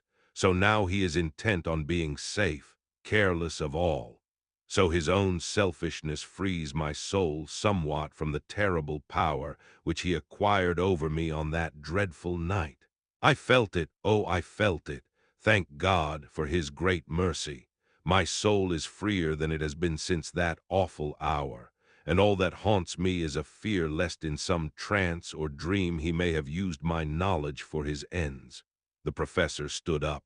He has so used your mind, and by it he has left us here in Varna, whilst the ship that carried him rushed through enveloping fog up to Galatz, where, doubtless, he had made preparation for escaping from us. But his child mind only saw so far. And it may be that, as ever is in God's providence, the very thing that the evildoer most reckoned on for his selfish good turns out to be his chiefest harm. The hunter is taken in his own snare, as the great psalmist says. For now that he think he is free from every trace of us all, and that he has escaped us with so many hours to him, then his selfish child brain will whisper him to sleep. He think, too, that as he cut himself off from knowing your mind, there can be no knowledge of him to you. There is where he fail. That terrible baptism of blood which he give you makes you free to go to him in spirit, as you have as yet done in your times of freedom, when the sun rise and set. At such times you go by my volition and not by his, and this power to good of you and others, as you have won from your suffering at his hands. This is now all the more precious that he know it not, and to guard himself have even cut himself off from his knowledge of our where. We, however, are not selfish, and we believe that God is with us through all this blackness and these many dark hours. We shall follow him, and we shall not flinch, even if we peril ourselves that we become like him. Friend John, this has been a great hour, and it have done much to advance us on our way. You must be scribe and write him all down, so that, when the others return from their work, you can give it to them. Then they shall know as we do, and so I have written it whilst we wait their return, and Mrs. Harker has written with her typewriter all since she brought the MS to us. Chapter XXVI Dr. SEWARDS Diary 29 October. This is written in the train from Varna to Galatz. Last night we all assembled a little before the time of sunset. Each of us had done his work as well as he could. So far as thought and endeavor and opportunity go, we are prepared for the whole of our journey and for our work when we get to Galatz. When the usual time came round, Mrs. Harker prepared herself for her hypnotic effort, and after a longer and more serious effort on the part of Van Helsing than has been usually necessary, she sank into the trance. Usually she speaks on a hint, but this time the professor had to ask her questions, and to ask them pretty resolutely before we could learn anything. At last her answer came. "I can see nothing. We are still. There are no waves lapping, but only a steady swirl of water softly running against the hawser. I can hear men's voices calling near and far, and the roll and creak of oars in the rowlocks. A gun is fired somewhere. The echo of it seems far away. There is tramping of feet overhead, and ropes and chains are dragged along. What is this? There is a gleam of light. I can feel the air blowing upon me." Here she stopped. She had risen as if impulsively from where she lay on the sofa, and raised both her hands, palms upwards, as if lifting a weight. Van Helsing and I looked at each other with understanding. Quincy raised his eyebrows slightly and looked at her intently, whilst Harker's hand instinctively closed round the hilt of his kukri. There was a long pause. We all knew that the time when she could speak was passing, but we felt that it was useless to say anything. Suddenly she sat up, and as she opened her eyes said sweetly, "Would none of you like a cup of tea? You must all be so tired." We could only make her happy, and so acquiesced. She bustled off to get tea. When she had gone, Van Helsing said, "You see, my friends, he is close to land. He has left his earth chest, but he has yet to get on shore. In the night he may lie hidden somewhere. But if he be not carried on shore, or if the ship do not touch it, he cannot achieve the land. In such case he can, if it be in the night, change his form and can jump or fly on shore, as he did at Whitby. But if the day come before he get on shore, then, unless he be carried, he cannot escape. And if he be carried, then the customs men may discover what the box contain. Thus, in fine, if he escape not on shore tonight or before dawn, there will be the whole day lost to him. We may then arrive in time. For if he escape not at night, we shall come on him in daytime, boxed up and at our mercy. For he dare not be his true self, awake and visible, lest he be discovered." There was no more to be said, so we waited in patience until the dawn, at which time we might learn more from Mrs. Harker. Early this morning we listened, with breathless anxiety, for her response in her trance. The hypnotic stage was even longer in coming than before, and when it came, the time remaining until full sunrise was so short that we began to despair. Van Helsing seemed to throw his whole soul into the effort. At last, in obedience to his will, she made reply, "All is dark. I hear lapping water level with me and some creaking as of wood on wood. She paused, and the red sun shot up. We must wait till tonight, and so it is that we are traveling towards Galatz in an agony of expectation. We are due to arrive between 2 and 3 in the morning, but already at Bucharest we are 3 hours late, so we cannot possibly get in till well after sunup. Thus we shall have 2 more hypnotic messages from Mrs. Harker. Either or both may possibly throw more light on what is happening. Later, sunset has come and gone. Fortunately, it came at a time when there was no distraction, for had it occurred whilst we were at a station, we might not have secured the necessary calm and isolation. Mrs. Harker yielded to the hypnotic influence even less readily than this morning. I am in fear that her power of reading the Count's sensations may die away, just when we want it most. It seems to me that her imagination is beginning to work. While she has been in the trance hitherto, she has confined herself to the simplest of facts. If this goes on, it may ultimately mislead us. If I thought that the Count's power over her would die away equally with her power of knowledge, it would be a happy thought. But I am afraid that it may not be so. When she did speak, her words were enigmatical. Something is going out. I can feel it pass me like a cold wind. I can hear, far off, confused sounds as of men talking in strange tongues, fierce falling water, and the howling of wolves.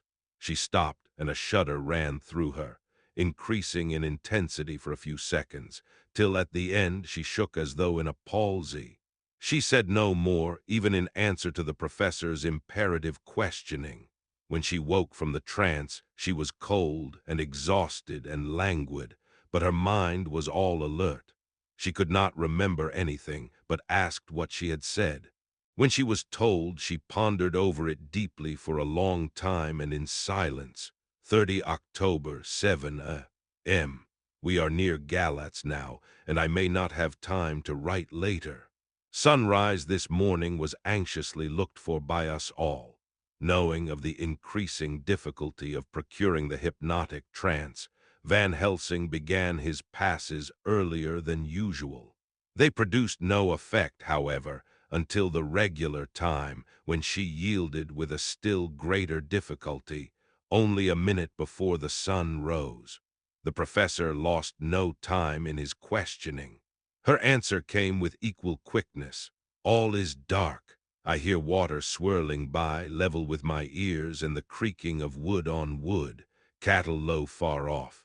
There is another sound, a queer one like. She stopped and grew white, and whiter still. Go on, speak, I command you," said Van Helsing in an agonized voice. At the same time there was despair in his eyes, for the risen sun was reddening even Mrs. Harker's pale face. She opened her eyes, and we all started as she said, sweetly and seemingly with the utmost unconcern, "Oh, Professor, why ask me to do what you know I can't? I don't remember anything." Then, seeing the look of amazement on our faces, she said, turning from one to the other with a troubled look, "What have I said? What have I done? I know nothing, only that I was lying here, half asleep, and heard you say, 'Go on. Speak, I command you.' It seemed so funny to hear you order me about, as if I were a bad child." "Oh, Madam Mina," he said sadly, "it is proof, if proof be needed, of how I love and honor you, when a word for your good, spoken more earnest than ever, can seem so strange because it is to order her whom I am proud to obey. The whistles are sounding. We are nearing Galatz. We are on fire with anxiety and eagerness. Mina Harker's journal, 30 October. Mr. Morris took me to the hotel where our rooms had been ordered by telegraph, he being the one who could best be spared, since he does not speak any foreign language. The forces were distributed much as they had been at Varna, except that Lord Godalming went to the vice-consul, as his rank might serve as an immediate guarantee of some sort to the official, we being in extreme hurry. Jonathan and the two doctors went to the shipping agent to learn particulars of the arrival of the Tsarina Catherine. Later, Lord Godalming has returned. The consul is away, and the vice-consul sick. So the routine work has been attended to by a clerk. He was very obliging and offered to do anything in his power. Jonathan Harker's journal, 30 October, at 9 o'clock, Dr. Van Helsing, Dr. Seward, and I called on Messrs. Mackenzie and Steinkoff, the agents of the London firm of Hapgood. They had received a wire from London in answer to Lord Godalming's telegraphed request, asking us to show them any civility in their power. They were more than kind and courteous, and took us at once on board the Tsarina Catherine, which lay at anchor out in the river harbor. There we saw the captain, Donaldson by name, who told us of his voyage. He said that in all his life he had never had so favorable a run. Man, he said, but it made us afeard, for we expected that we should have to pay for it some rare piece o' ill luck, so as to keep up the average. It's no canny to run frae London to the Black Sea a wind ahint ye, as though the deil himself were blowin' on your sail for his ain purpose. And the time we could no speer a thing. Gin we were nigh a ship, or a port, or a headland, a fog fell on us and travelled us, till when after it had lifted and we looked out, the deil a thing could we see.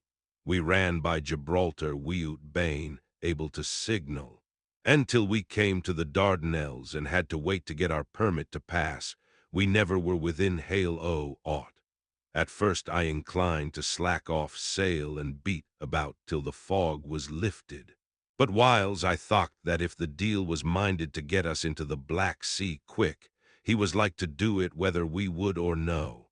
If we had a quick voyage, it would be no to our miscredit the owners, or no hurt to our traffic. And the old moan who had served his ain purpose wad be decently grateful to us for no hinderin' him. This mixture of simplicity and cunning, of superstition and commercial reasoning, aroused Van Helsing, who said, "Mine friend, that devil is more clever than he is thought by some, and he know when he meet his match." The skipper was not displeased with the compliment, and went on. When we got past the Bosphorus, the men began to grumble. Some o' them, the Romanians, came and asked me to heave overboard a big box which had been put on board by a queer-looking old man just before we had started frae London.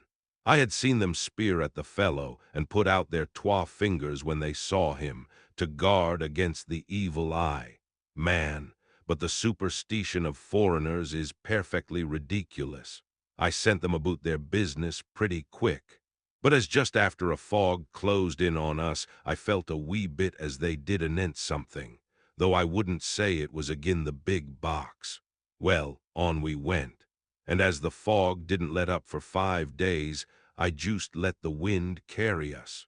For if the deil wanted to get somewheres well, he would fetch it up a reet, and if he didn't, well, we'd keep a sharp lookout anyhow.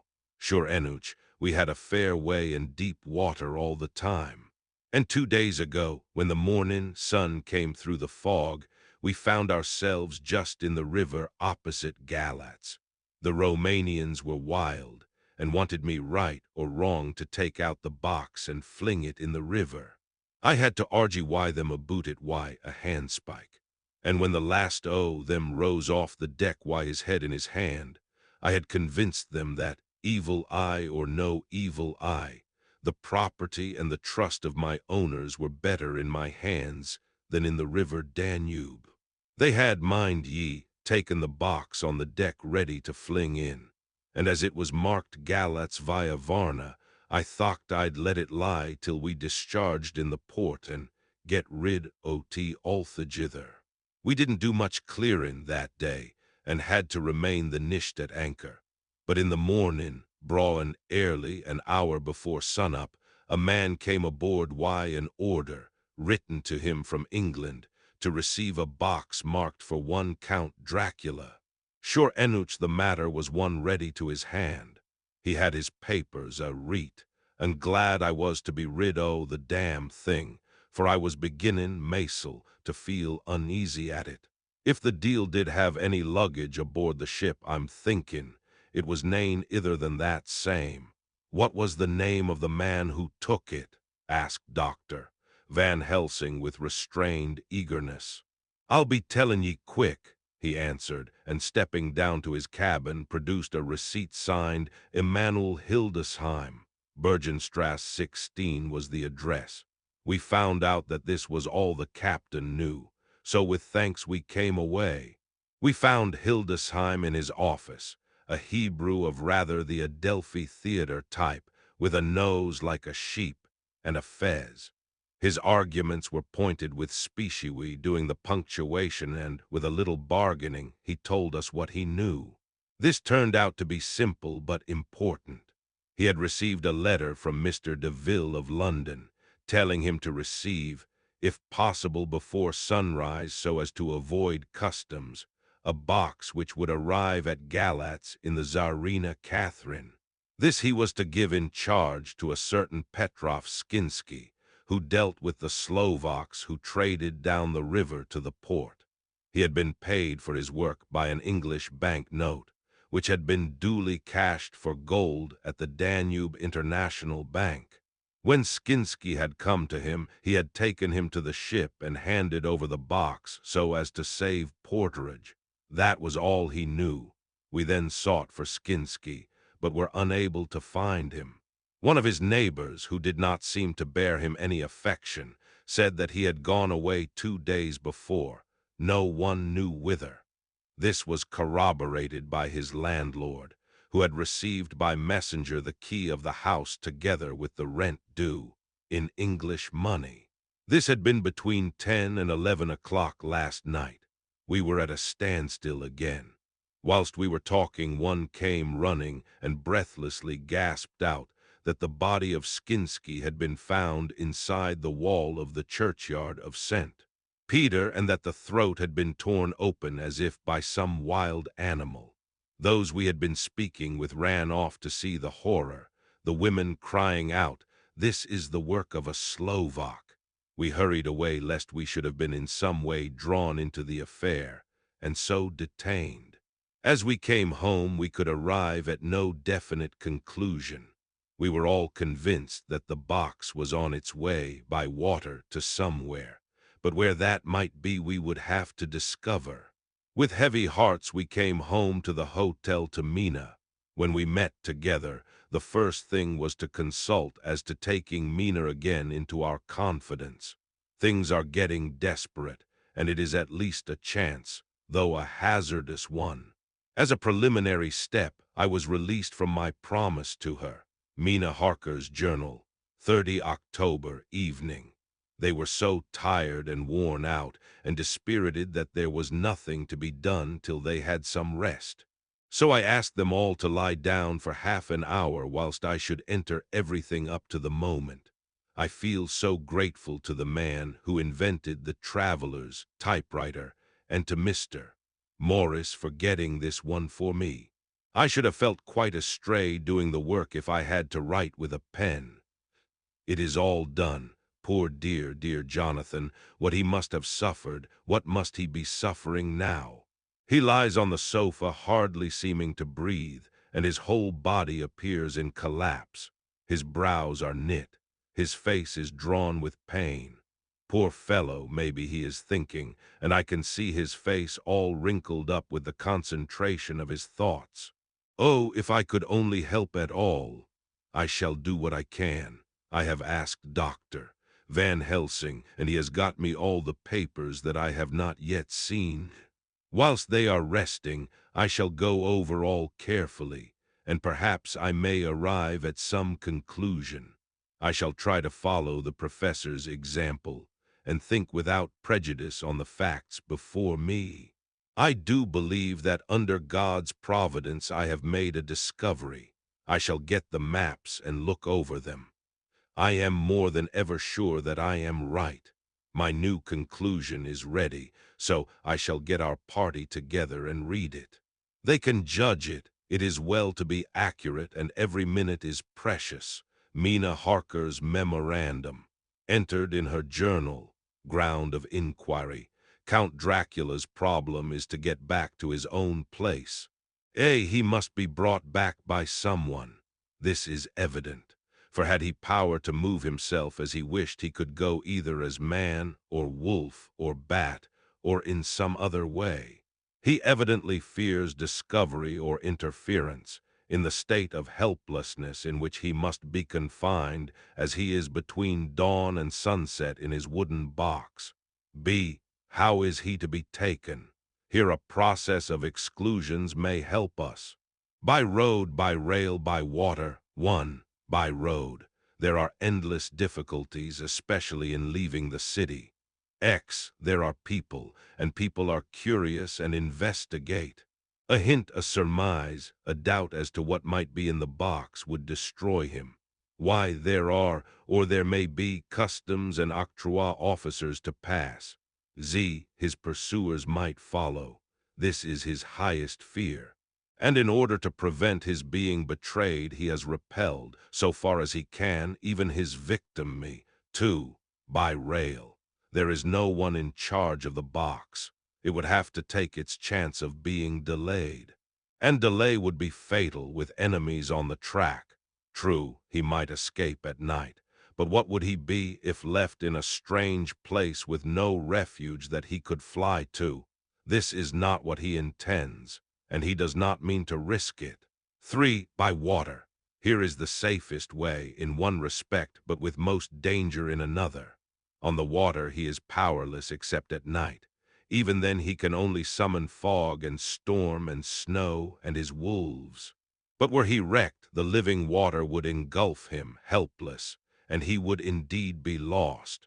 He could have the vessel drive to land, but if it were unfriendly land, wherein he was not free to move, his position would still be desperate. We know from the record that he was on the water, so what we have to do is to ascertain what water. The first thing is to realize exactly what he has done as yet. We may, then, get a light on what his later task is to be. Firstly, we must differentiate between what he did in London as part of his general plan of action, when he was pressed for moments and had to arrange as best he could. Secondly, we must see, as well as we can surmise it from the facts we know of, what he has done here. As to the first, he evidently intended to arrive at Galatz, and sent invoice to Varna to deceive us lest we should ascertain his means of exit from England. His immediate and sole purpose then was to escape. The proof of this is the letter of instructions sent to Emanuel Hildesheim to clear and take away the box before sunrise. There is also the instruction to Petrov Skinsky. These we must only guess at, but there must have been some letter or message since Skinsky came to Hildesheim. That, so far, his plans were successful we know. The Tsarina Catherine made a phenomenally quick journey, so that Captain Donelson's suspicions were aroused. But his superstition united with his canniness played the Count's game for him, and he ran with his favoring wind through fogs, and all till he brought up blindfold at Galatz. That the Count's arrangements were well made has been proved. Hildesheim cleared the box, took it off, and gave it to Skinsky. Skinsky took it, and here we lose the trail. We only know that the box is somewhere on the water, moving along. The customs and the octroi, if there be any, have been avoided. Now we come to what the Count must have done after his arrival on land at Galatz. The box was given to Skinsky before sunrise. At sunrise the Count could appear in his own form. Here, we ask why Skinsky was chosen at all to aid in the work. In my husband's diary, Skinsky is mentioned as dealing with the Slovaks who trade down the river to the port, and the man's remark that the murder was the work of a Slovak showed the general feeling against his class. The Count wanted isolation. My surmise is this, that in London the Count decided to get back to his castle by water, as the most safe and secret way. He was brought from the castle by Shgany, and probably they delivered their cargo to Slovaks who took the boxes to Varna, for there they were shipped for London. Thus the Count had knowledge of the persons who could arrange this service. When the box was on land, before sunrise or after sunset, he came out from his box, met Skinsky, and instructed him what to do as to arranging the carriage of the box up some river. When this was done, and he knew that all was in train, he blotted out his traces, as he thought, by murdering his agent. I have examined the map, and find that the river most suitable for the Slovaks to have ascended is either the Pruth or the Surath. I read in the typescript that in my trance I heard cows low and water swirling level with my ears and the creaking of wood. The Count in his box, then, was on a river in an open boat propelled probably either by oars or poles, for the banks are near and it is working against stream. There would be no such sound if floating downstream. Of course it may not be either the Surath or the Pruth, but we may possibly investigate further. Now of these two, the Pruth is the more easily navigated, but the Surath is, at Fundu, joined by the Bistritza, which runs up round the Borgo Pass. The loop it makes is manifestly as close to Dracula's castle as can be got by water. Mina Harker's journal continued. When I had done reading, Jonathan took me in his arms and kissed me. The others kept shaking me by both hands, and Dr. Van Helsing said, "Our dear Madam Mina is once more our teacher. Her eyes have been where we were blinded.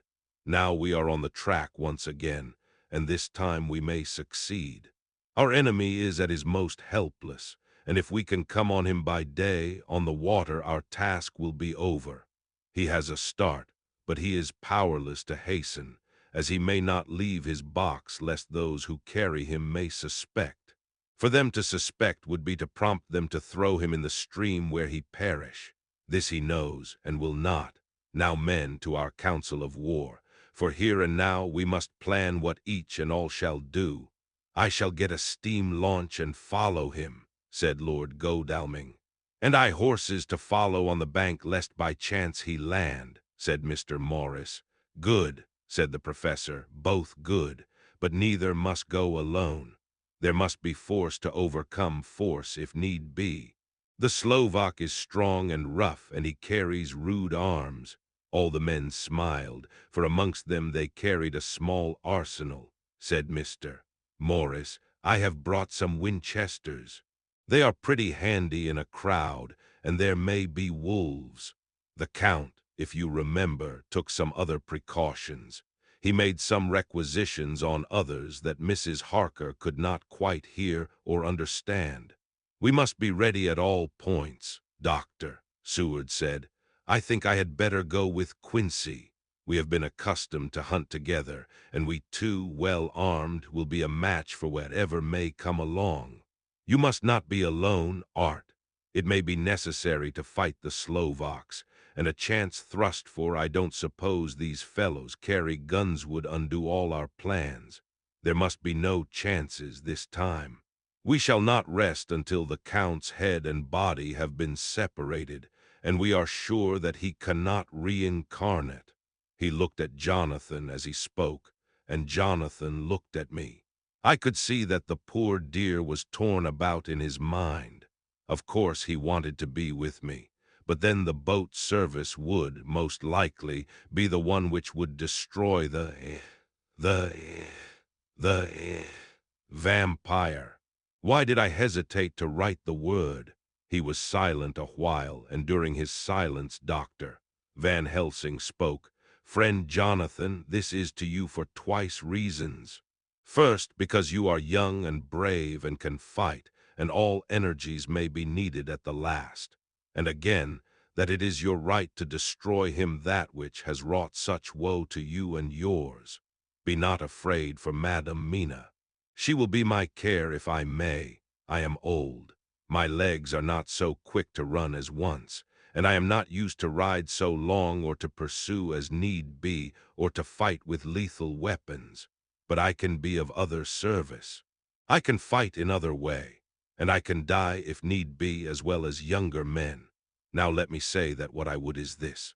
While you, my lord Godalming and friend Jonathan, go in your so swift little steamboat up the river, and whilst John and Quincy guard the bank where perchance he might be landed, I will take Madam Mina right into the heart of the enemy's country.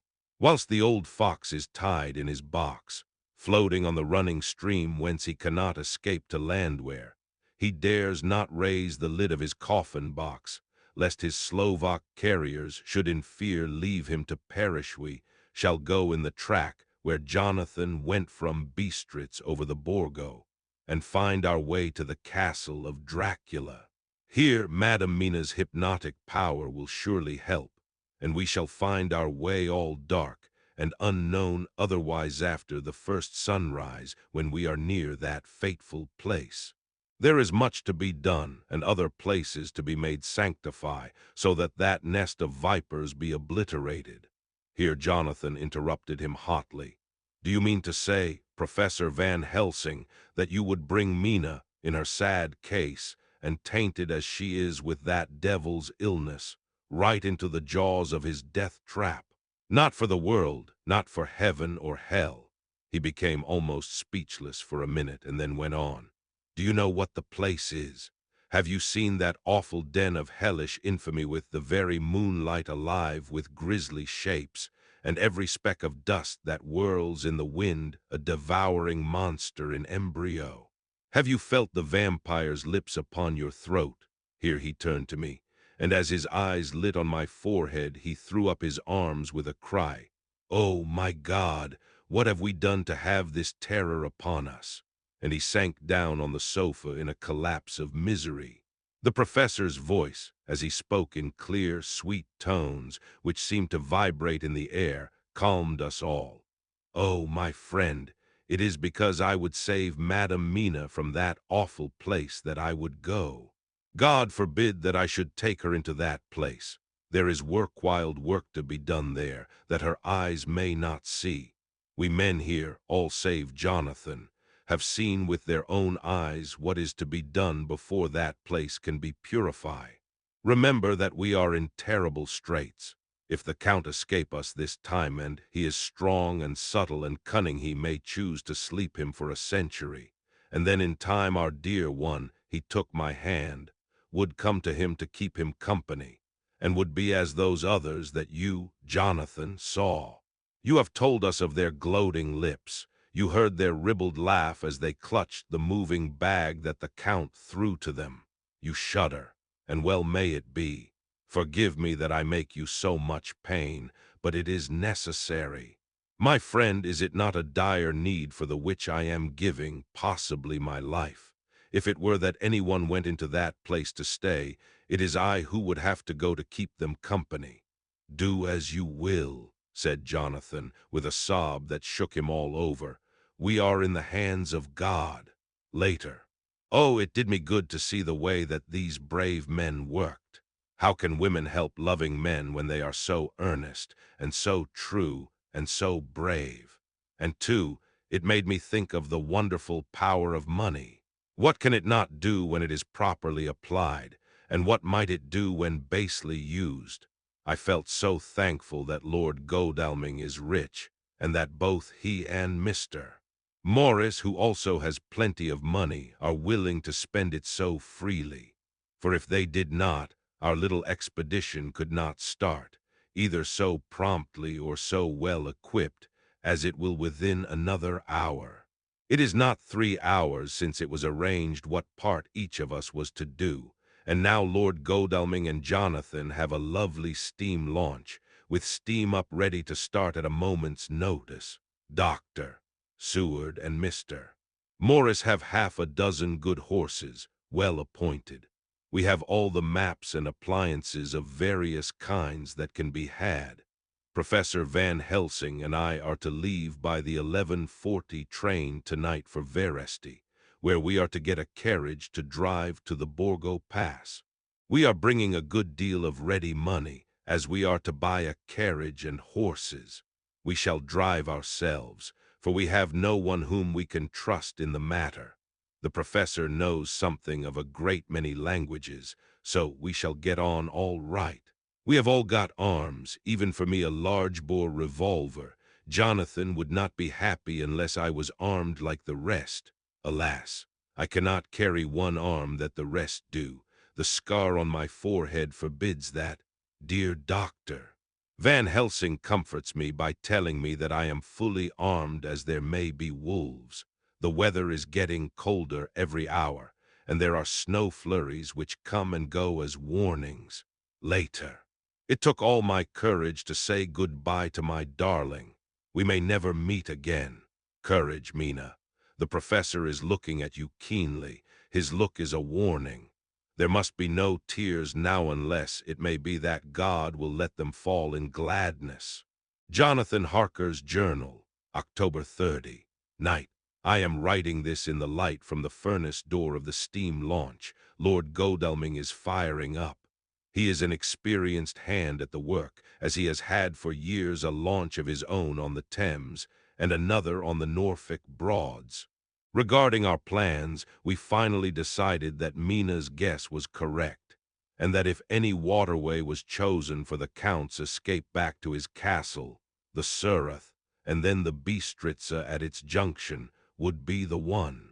We took it that somewhere about the 47th degree north latitude would be the place chosen for the crossing the country between the river and the Carpathians. We have no fear in running at good speed up the river at night. There is plenty of water, and the banks are wide enough apart to make steaming, even in the dark, easy enough. Lord Godalming tells me to sleep for a while, as it is enough for the present for one to be on watch. But I cannot sleep, how can I, with the terrible danger hanging over my darling, and her going out into that awful place? My only comfort is that we are in the hands of God. Only for that faith it would be easier to die than to live, and so be quit of all the trouble. Mr. Morris and Dr. Seward were off on their long ride before we started. They are to keep up the right bank, far enough off to get on higher lands where they can see a good stretch of river and avoid the following of its curves. They have, for the first stages, 2 men to ride and lead their spare horses 4 in all, so as not to excite curiosity. When they dismiss the men, which shall be shortly, they shall themselves look after the horses. It may be necessary for us to join forces. If so, they can mount our whole party. One of the saddles has a movable horn and can be easily adapted for Mina if required. It is a wild adventure we are on. Here, as we are rushing along through the darkness, with the cold from the river seeming to rise up and strike us, with all the mysterious voices of the night around us, it all comes home. We seem to be drifting into unknown places and unknown ways, into a whole world of dark and dreadful things. Godalming is shutting the furnace door. 31 October, still hurrying along. The day has come and Godalming is sleeping. I am on watch. The morning is bitterly cold. The furnace heat is grateful, though we have heavy fur coats. As yet we have passed only a few open boats, but none of them had on board any box or package of anything like the size of the one we seek.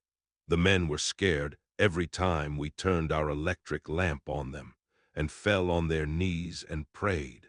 One November evening, no news all day. We have found nothing of the kind we seek. We have now passed into the Bistritza, and if we are wrong in our surmise, our chance is gone. We have overhauled every boat, big and little.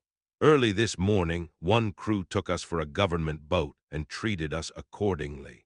We saw in this a way of smoothing matters, so at Fundu, where the Bistritza runs into the Surrey, we got a Romanian flag which we now fly conspicuously. With every boat which we have overhauled since then this trick has succeeded. We have had every deference shown to us, and not once any objection to whatever we chose to ask or do. Some of the Slovaks tell us that a big boat passed them, going at more than usual speed as she had a double crew on board. This was before they came to Fundu, so they could not tell us whether the boat turned into the Bistretza or continued on up the Surath. At Fundu we could not hear of any such boat, so she must have passed there in the night. I am feeling very sleepy. The cold is perhaps beginning to tell upon me, and nature must have rest some time. Godalming insists that he shall keep the first watch. God bless him for all his goodness to poor dear Mina and me. 2 November morning. It is broad daylight. That good fellow would not wake me. He says it would have been a sin too, for I slept peacefully and was forgetting my trouble. It seems brutally selfish to me to have slept so long and let him watch all night, but he was quite right. I am a new man this morning, and as I sit here and watch him sleeping, I can do all that is necessary both as to minding the engine, steering, and keeping watch. I can feel that my strength and energy are coming back to me. I wonder where Mina is now and Van Helsing. They should have got to Veresti about noon on Wednesday. It would take them some time to get the carriage and horses, so if they had started and traveled hard, they would be about now at the Borgo Pass. God guide and help them. I am afraid to think what may happen. If we could only go faster, but we cannot. The engines are throbbing and doing their utmost. I wonder how Dr. Seward and Mr. Morris are getting on. There seem to be endless streams running down the mountains into this river, but as none of them are very large at present, at all events, though they are terrible doubtless in winter, and when the snow melts the horsemen may not have met much obstruction. I hope that before we get to Strasbourg we may see them, for if by that time we have not overtaken the Count, it may be necessary to take counsel together what to do next. Dr. Seward's diary, 2 November. 3 days on the road. No news, and no time to write it if there had been, for every moment is precious. We have had only the rest needful for the horses, but we are both bearing it wonderfully. Those adventurous days of ours are turning up useful. We must push on. We shall never feel happy till we get the launch in sight again. 3 November. We heard at Fundu that the launch had gone up the Bistretza. I wish it wasn't so cold. There are signs of snow coming, and if it falls heavy it will stop us. In such case we must get a sledge and go on Russian fashion. 4 November. Today we heard of the launch having been detained by an accident when trying to force a way up the rapids. The Slovak boats get up all right, by aid of a rope and steering with knowledge. Some went up only a few hours before. Godalming is an amateur fitter himself, and evidently it was he who put the launch in trim again. Finally, they got up the rapids all right with local help, and are off on the chase afresh. I fear that the boat is not any better for the accident. The peasantry tell us that after she got upon smooth water again, she kept stopping every now and again so long as she was in sight. We must push on harder than ever.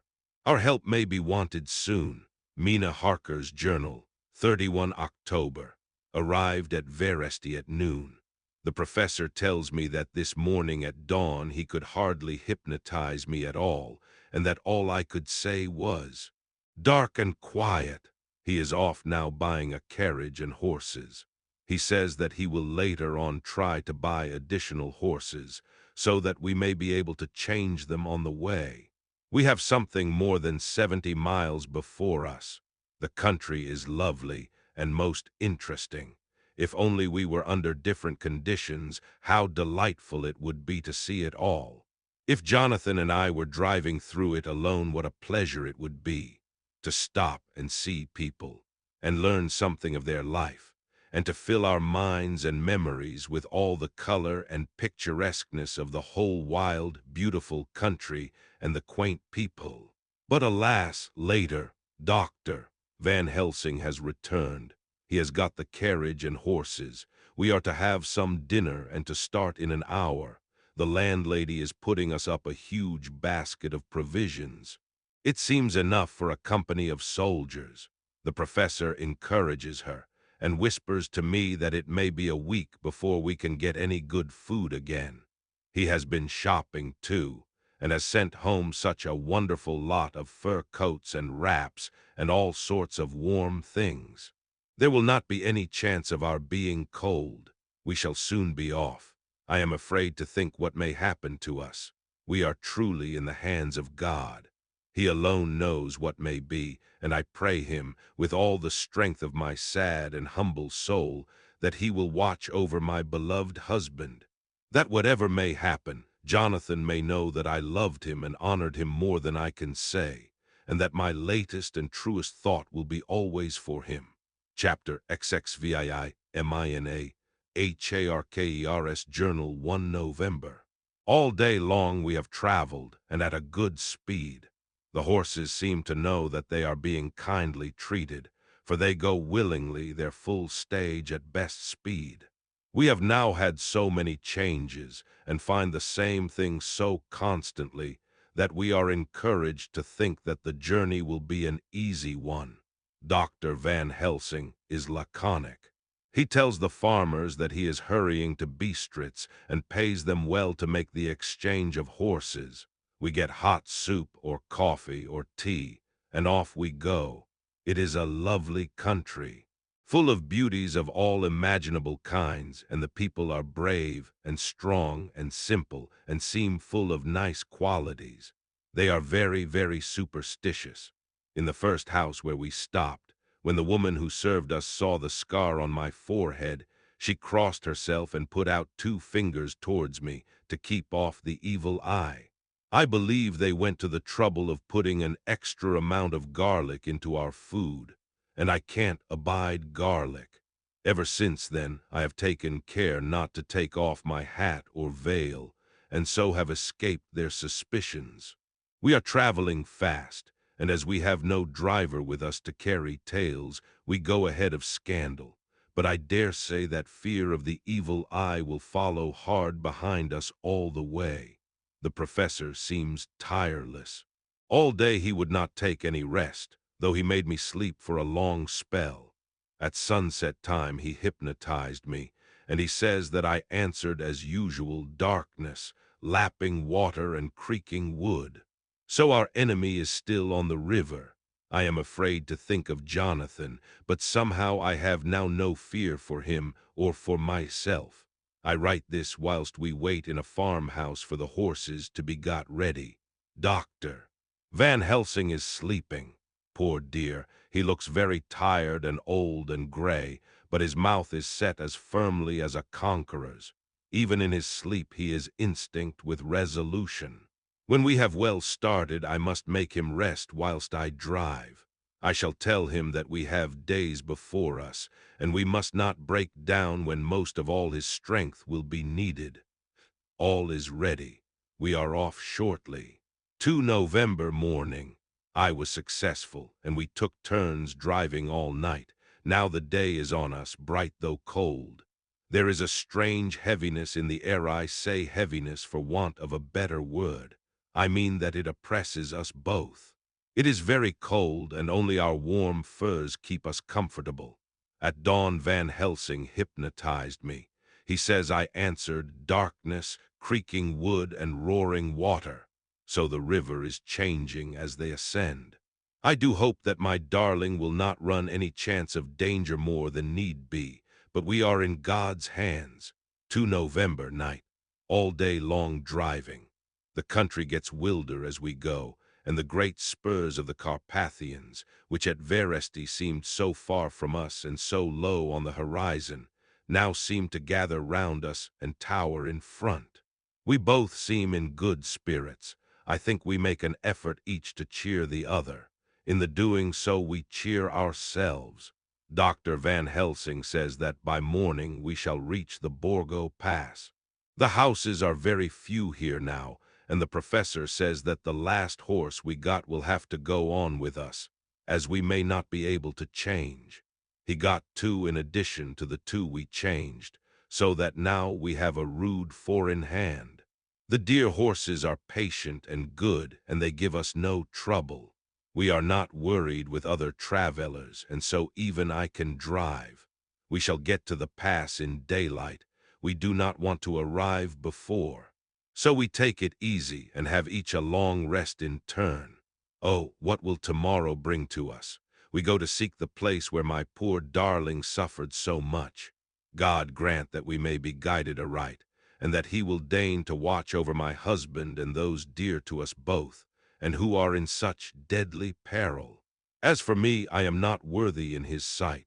Alas, I am unclean to his eyes, and shall be until he may deign to let me stand forth in his sight as one of those who have not incurred his wrath. Memorandum by Abraham Van Helsing.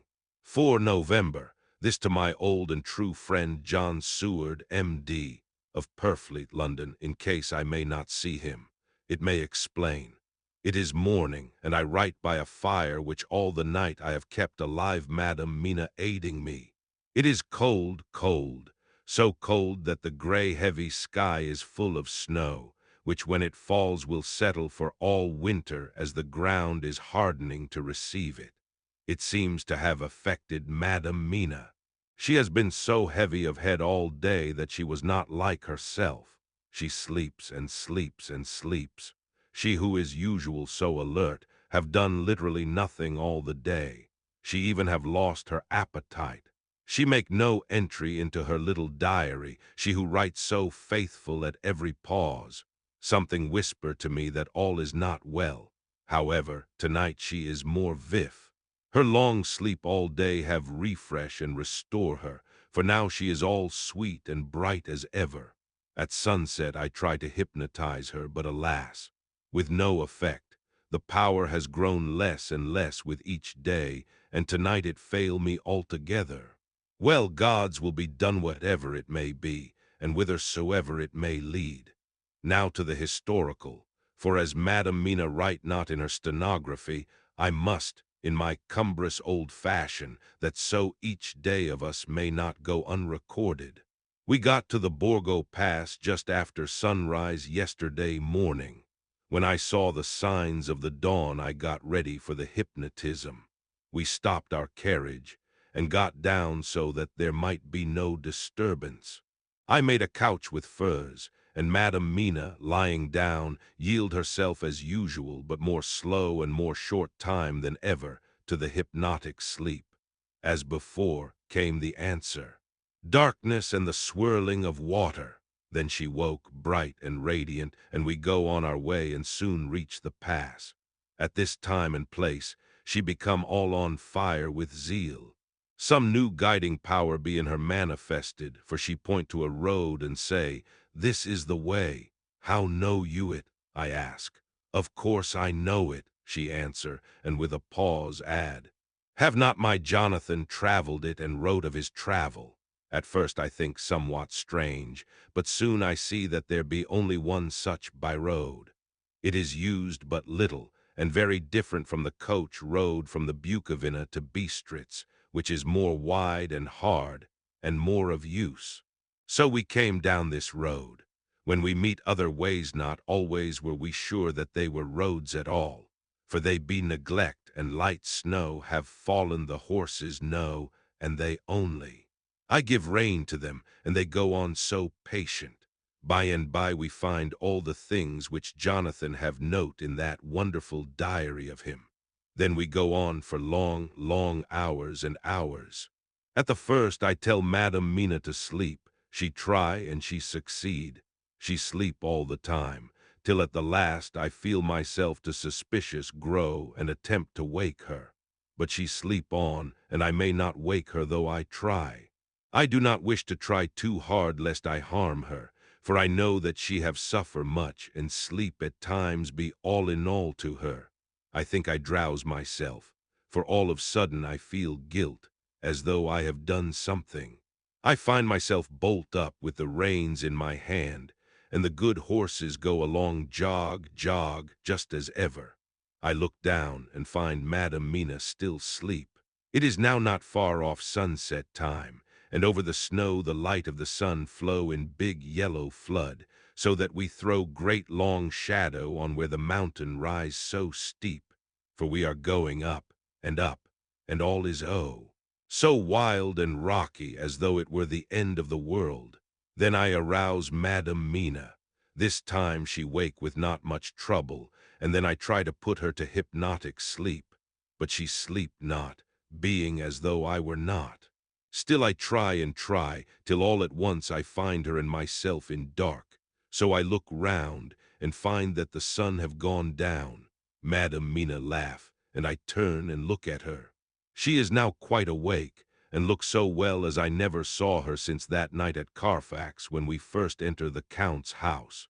I am amazed, and not at ease then, but she is so bright and tender and thoughtful for me that I forget all fear.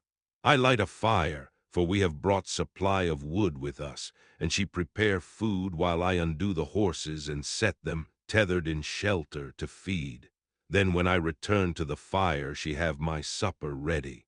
I go to help her, but she smile and tell me that she have eat already, that she was so hungry that she would not wait. I like it not, and I have grave doubts, but I fear to affright her, and so I am silent of it. She help me, and I eat alone. And then we wrap in fur and lie beside the fire, and I tell her to sleep while I watch. But presently I forget all of watching, and when I sudden remember that I watch, I find her lying quiet, but awake, and looking at me with so bright eyes. Once, twice more the same occur, and I get much sleep till before morning. When I wake I try to hypnotize her, but alas, though she shut her eyes obedient, she may not sleep. The sun rise up, and then sleep come to her too late, but so heavy that she will not wake.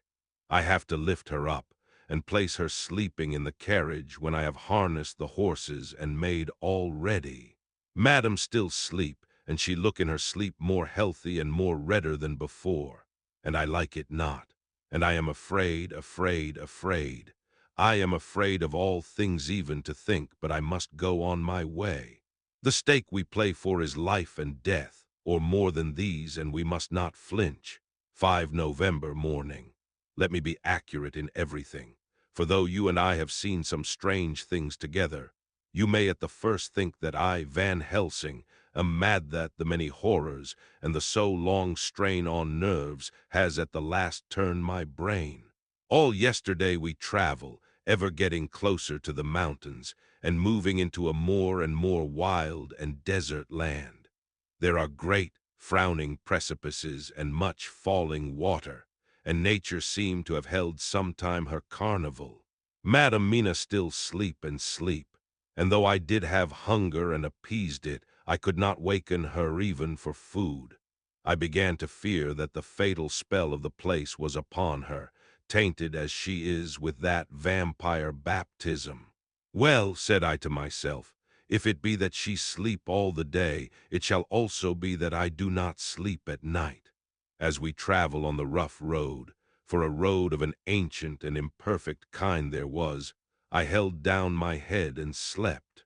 Again I waked with a sense of guilt and of time past, and found Madam Mina still sleeping, and the sun low down. But all was indeed changed.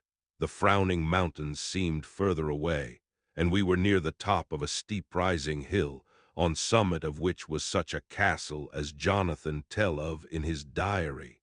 At once I exulted and feared, for now, for good or ill, the end was near. I woke Madam Mina, and again tried to hypnotize her, but alas, unavailing till too late. Then, ere the great dark came upon us, for even after down sun, the heavens reflected the gone sun on the snow, and all was for a time in a great twilight, I took out the horses and fed them in what shelter I could. Then I make a fire, and near it I make Madam Mina, now awake and more charming than ever, sit comfortable amid her rugs. I got ready food, but she would not eat, simply saying that she had not hunger. I did not press her, knowing her unavailingness. But I myself eat, for I must needs now be strong for all. Then, with the fear on me of what might be, I drew a ring so big for her comfort, round where Madam Mina sat. And over the ring I passed some of the wafer, and I broke it fine so that all was well guarded. She sat still all the time, so still as one dead, and she grew whiter and ever whiter till the snow was not more pale. And no word she said, but when I drew near she clung to me, and I could know that the poor soul shook her from head to feet with a tremor that was pain to feel. I said to her presently, when she had grown more quiet, "Will you not come over to the fire?" For I wished to make a test of what she could. She rose obedient, but when she had made a step she stopped and stood as one stricken. "Why not go on?" I asked. She shook her head, and coming back, sat down in her place. Then, looking at me with open eyes, as of one waked from sleep, she said simply, "I cannot," and remained silent. I rejoiced, for I knew that what she could not, none of those that we dreaded could. Though there might be danger to her body, yet her soul was safe. Presently the horses began to scream, and tore at their tethers till I came to them and quieted them. When they did feel my hands on them, they whinnied low as in joy, and licked at my hands and were quiet for a time. Many times through the night did I come to them, till it arrived to the cold hour when all nature is at lowest. And every time my coming was with quiet of them. In the cold hour the fire began to die, and I was about stepping forth to replenish it, for now the snow came in flying sweeps, and with it a chill mist. Even in the dark there was a light of some kind, as there ever is over snow, and it seemed as though the snow flurries and the wreaths of mist took shape as of women with trailing garments. All was in dead, grim silence, only that the horses whinnied and cowered, as if in terror of the worst. I began to fear horrible fears, but then came to me the sense of safety in that ring wherein I stood. I began, too, to think that my imaginings were of the night, and the gloom, and the unrest that I have gone through, and all the terrible anxiety. It was as though my memories of all Jonathan's horrid experience were befooling me, for the snowflakes and the mist began to wheel and circle round, till I could get as though a shadowy glimpse of those women that would have kissed him. And then the horses cowered lower and lower, and moaned in terror as men do in pain. Even the madness of fright was not to them, so that they could break away. I feared for my dear Madam Mina when these weird figures drew near and circled round. I looked at her, but she sat calm, and smiled at me. When I would have stepped to the fire to replenish it, she caught me and held me back, and whispered, like a voice that one hears in a dream, so low it was, "No, no, do not go without.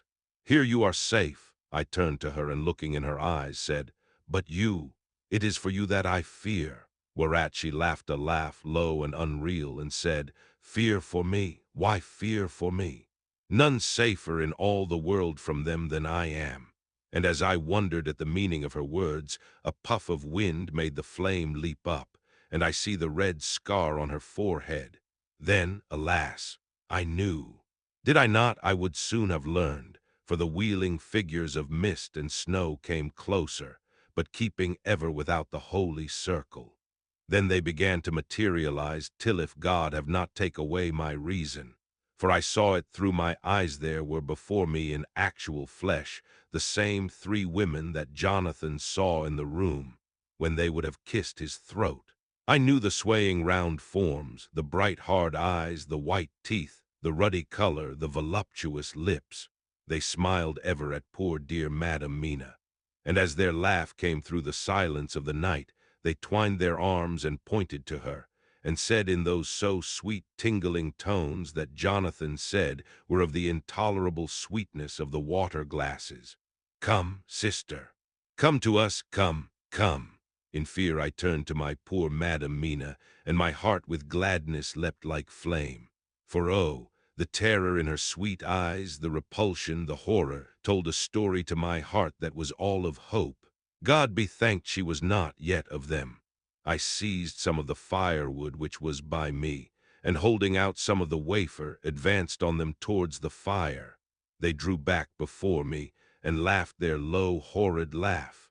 I fed the fire and feared them not, for I knew that we were safe within our protections.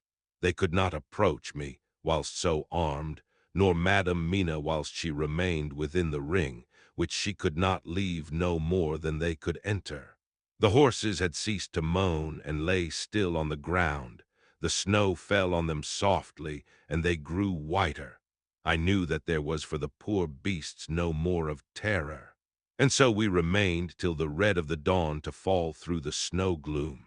I was desolate and afraid, and full of woe and terror. But when that beautiful sun began to climb the horizon, life was to me again. At the first coming of the dawn, the horrid figures melted in the whirling mist and snow. The wreaths of transparent gloom moved away towards the castle and were lost. Instinctively, with the dawn coming, I turned to Madam Mina, intending to hypnotize her. But she lay in a deep and sudden sleep from which I could not wake her. I tried to hypnotize through her sleep, but she made no response, none at all, and the day broke. I fear yet to stir. I have made my fire and have seen the horses. They are all dead. Today I have much to do here, and I keep waiting till the sun is up high. For there may be places where I must go, where that sunlight, though snow and mist obscure it, will be to me a safety. I will strengthen me with breakfast, and then I will to my terrible work. Madam Mina still sleeps, and God be thanked, she is calm in her sleep. Jonathan Harker's journal, 4 November evening. The accident to the launch has been a terrible thing for us. Only for it we should have overtaken the boat long ago, and by now my dear Mina would have been free. I fear to think of her, off on the wolds near that horrid place. We have got horses, and we follow on the track. I note this whilst Godalming is getting ready. We have our arms. The Shgani must look out if they mean fight. Oh, if only Morris and Seward were with us. We must only hope. If I write no more, goodbye, Mina. God bless and keep you. Dr. Seward's diary, 5 November. With the dawn we saw the body of Shgani before us dashing away from the river with their later wagon. They surrounded it in a cluster and hurried along as though beset. The snow is falling lightly, and there is a strange excitement in the air. It may be our own feelings, but the depression is strange. Far off I hear the howling of wolves. The snow brings them down from the mountains, and there are dangers to all of us and from all sides. The horses are nearly ready, and we are soon off. We ride to death of someone. God alone knows who, or where, or what, or when, or how it may be. Dr. Van Helsing's memorandum, 5 November afternoon. I am at least sane. Thank God for that mercy at all events, though the proving it has been dreadful. When I left Madam Mina sleeping within the holy circle, I took my way to the castle. The blacksmith hammer which I took in the carriage from Veresti was useful. Though the doors were all open, I broke them off the rusty hinges, lest some ill intent or ill chance should close them, so that being entered I might not get out. Jonathan's bitter experience served me here. By memory of his diary I found my way to the old chapel, for I knew that here my work lay. The air was oppressive. It seemed as if there was some sulphurous fume, which at times made me dizzy. Either there was a roaring in my ears, or I heard afar off the howl of wolves. Then I bethought me of my dear Madam Mina, and I was in terrible plight. The dilemma had me between his horns. Her I had not dared to take into this place, but left safe from the vampire in that holy circle. And yet even there would be the wolf. I resolved me that my work lay here, and that as to the wolves we must submit, if it were God's will. At any rate it was only death and freedom beyond. So did I choose for her. Had it but been for myself, the choice had been easy. The maw of the wolf were better to rest in than the grave of the vampire. So I make my choice to go on with my work. I knew that there were at least 3 graves to find, graves that are in habit, So I search and search, and I find one of them. She lay in her vampire sleep, so full of life and voluptuous beauty that I shudder as though I have come to do murder. Ah, I doubt not that in old time, when such things were, many a man who set forth to do such a task as mine, found at the last his heart fail him, and then his nerve. So he delay and delay and delay, till the mere beauty and the fascination of the wanton undead have hypnotized him, and he remain on and on till sunset come, and the vampire sleep be over. Then the beautiful eyes of the fair woman open and look love, and the voluptuous mouth present to a kiss and man is weak, and there remain one more victim in the vampire fold, one more to swell the grim and grisly ranks of the undead. There is some fascination, surely, when I am moved by the mere presence of such an one, even lying as she lay in a tomb fretted with age and heavy with the dust of centuries, though there be that horrid odor such as the lairs of the Count have had. Yes, I was moved, I, Van Helsing, with all my purpose, and with my motive for hate I was moved to a yearning for delay which seemed to paralyze my faculties and to clog my very soul. It may have been that the need of natural sleep and the strange oppression of the air were beginning to overcome me. Certain it was that I was lapsing into sleep, the open-eyed sleep of one who yields to a sweet fascination, when there came through the snow-stilled air a long, low wail, so full of woe and pity that it woke me like the sound of a clarion. For it was the voice of my dear Madam Mina that I heard. Then I braced myself again to my horrid task, and found by wrenching away tomb tops one other of the sisters, the other dark one. I dared not pause to look on her as I had on her sister, lest once more I should begin to be in thrall. But I go on searching until, presently, I find in a high great tomb, as if made to one much beloved that other fair sister which, like Jonathan, I had seen to gather herself out of the atoms of the mist. She was so fair to look on, so radiantly beautiful, so exquisitely voluptuous, that the very instinct of man in me, which calls some of my sex to love and to protect one of hers, made my head whirl with new emotion.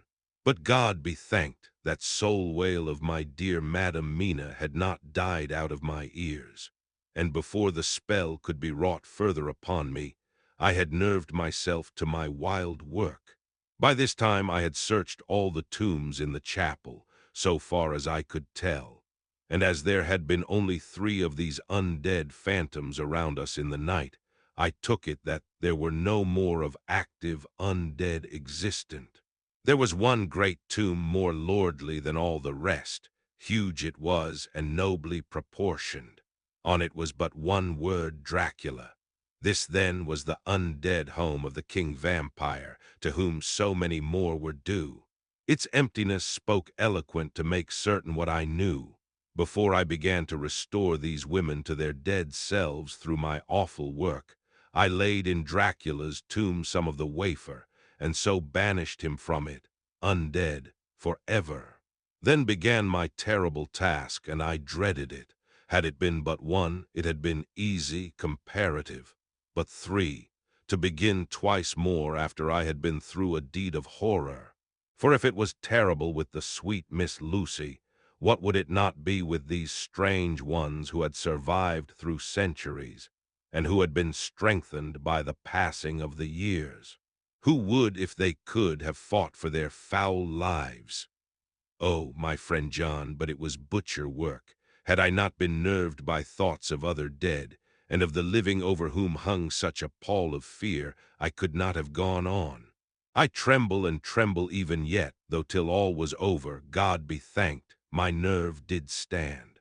Had I not seen the repose in the first place, and the gladness that stole over it just ere the final dissolution came, as realization that the soul had been won, I could not have gone further with my butchery. I could not have endured the horrid screeching as the stake drove home, the plunging of writhing form and lips of bloody foam. I should have fled in terror and left my work undone. But it is over. And the poor souls, I can pity them now and weep, as I think of them placid each in her full sleep of death for a short moment ere fading. For friend John, hardly had my knife severed the head of each, before the whole body began to melt away and crumble into its native dust, as though the death that should have come centuries agone had at last assert himself and say at once and loud, I am here. Before I left the castle, I so fixed its entrances that never more can the Count enter there undead. When I stepped into the circle where Madam Mina slept, she woke from her sleep, and seeing me, cried out in pain that I had endured too much. Come, she said, come away from this awful place. Let us go to meet my husband who is, I know, coming towards us. She was looking thin and pale and weak, but her eyes were pure and glowed with fervor. I was glad to see her paleness and her illness, for my mind was full of the fresh horror of that ruddy vampire sleep. And so with trust and hope, and yet full of fear, we go eastward to meet our friends and him whom Madam Mina tell me that she know are coming to meet us. Mina Harker's Journal, 6 November. It was late in the afternoon when the professor and I took our way towards the east whence I knew Jonathan was coming. We did not go fast, though the way was steeply downhill, for we had to take heavy rugs and wraps with us. We dared not face the possibility of being left without warmth in the cold and the snow. We had to take some of our provisions, too, for we were in a perfect desolation, and so far as we could see through the snowfall, there was not even the sign of habitation. When we had gone about a mile, I was tired with the heavy walking and sat down to rest. Then we looked back and saw where the clear line of Dracula's castle cut the sky. For we were so deep under the hill whereon it was set that the angle of perspective of the Carpathian mountains was far below it. We saw it in all its grandeur, perched 1,000 feet on the summit of a sheer precipice, and with seemingly a great gap between it and the steep of the adjacent mountain on any side. There was something wild and uncanny about the place. We could hear the distant howling of wolves. They were far off, but the sound, even though coming muffled through the deadening snowfall, was full of terror. I knew from the way Dr. Van Helsing was searching about that he was trying to seek some strategic point where we would be less exposed in case of attack. The rough roadway still led downwards. We could trace it through the drifted snow. In a little while the professor signaled to me, so I got up and joined him. He had found a wonderful spot, a sort of natural hollow in a rock, with an entrance like a doorway between two boulders. He took me by the hand and drew me in. See, he said, here you will be in shelter, and if the wolves do come I can meet them one by one. He brought in our furs and made a snug nest for me and got out some provisions and forced them upon me. But I could not eat. To even try to do so was repulsive to me, and much as I would have liked to please him, I could not bring myself to the attempt. He looked very sad, but did not reproach me. Taking his field glasses from the case, he stood on the top of the rock and began to search the horizon. Suddenly he called out, "Look, Madam Mina, look, look." I sprang up and stood beside him on the rock. He handed me his glasses and pointed. The snow was now falling more heavily and swirled about fiercely, for a high wind was beginning to blow. However, there were times when there were pauses between the snow flurries and I could see a long way round. From the height where we were it was possible to see a great distance, and far off, beyond the white waste of snow, I could see the river lying like a black ribbon in kinks and curls as it wound its way. Straight in front of us and not far off in fact, so near that I wondered we had not noticed before, came a group of mounted men hurrying along. In the midst of them was a cart, a long later wagon which swept from side to side, like a dog's tail wagging, with each stern inequality of the road. Outlined against the snow as they were, I could see from the men's clothes that they were peasants or gypsies of some kind. On the cart was a great square chest. My heart leaped as I saw it, for I felt that the end was coming. The evening was now drawing close, and well I knew that at sunset the thing which was till then imprisoned there would take new freedom and could in any of many forms elude all pursuit. In fear, I turned to the professor. To my consternation, however, he was not there. An instant later, I saw him below me. Round the rock he had drawn a circle, such as we had found shelter in last night. When he had completed it, he stood beside me again, saying, "At least you shall be safe here from him." He took the glasses from me, and at the next lull of the snow swept the whole space below us. "See," he said, "they come quickly. They are flogging the horses and galloping as hard as they can." He paused and went on in a hollow voice, "They are racing for the sunset. We may be too late. God's will be done." Down came another blinding rush of driving snow, and the whole landscape was blotted out. It soon passed, however, and once more his glasses were fixed on the plain. Then came a sudden cry, "Look, look, look! See, 2 horsemen follow fast, coming up from the south. It must be Quincy and John. Take the glass. Look before the snow blots it all out." I took it and looked. The 2 men might be Dr. Seward and Mr. Morris. I knew at all events that neither of them was Jonathan. At the same time, I knew that Jonathan was not far off. Looking around, I saw on the north side of the coming party 2 other men riding at breakneck speed. One of them I knew was Jonathan, and the other I took, of course, to be Lord Godalming.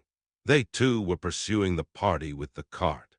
When I told the professor, he shouted in glee like a schoolboy, and after looking intently till a snow fall made sight impossible, he laid his Winchester rifle ready for use against the boulder at the opening of our shelter.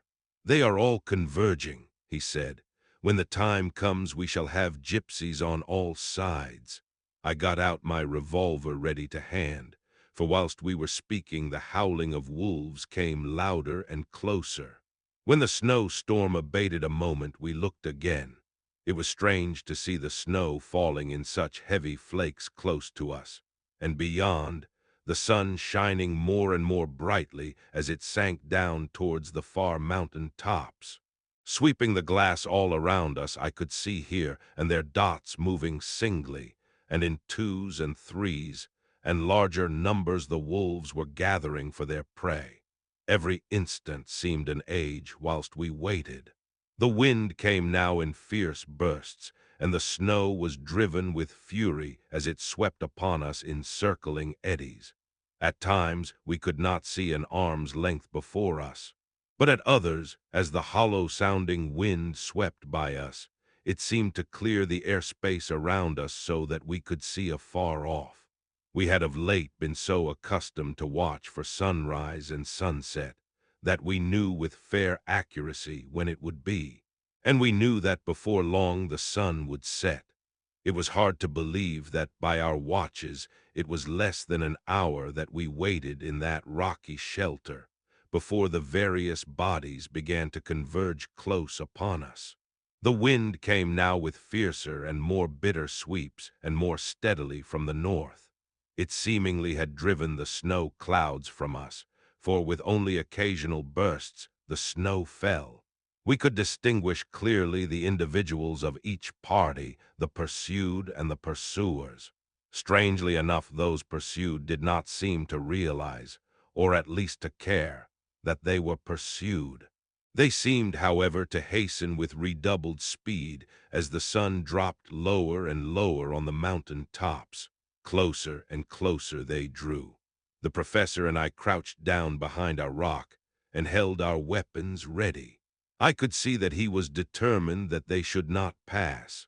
One and all were quite unaware of our presence.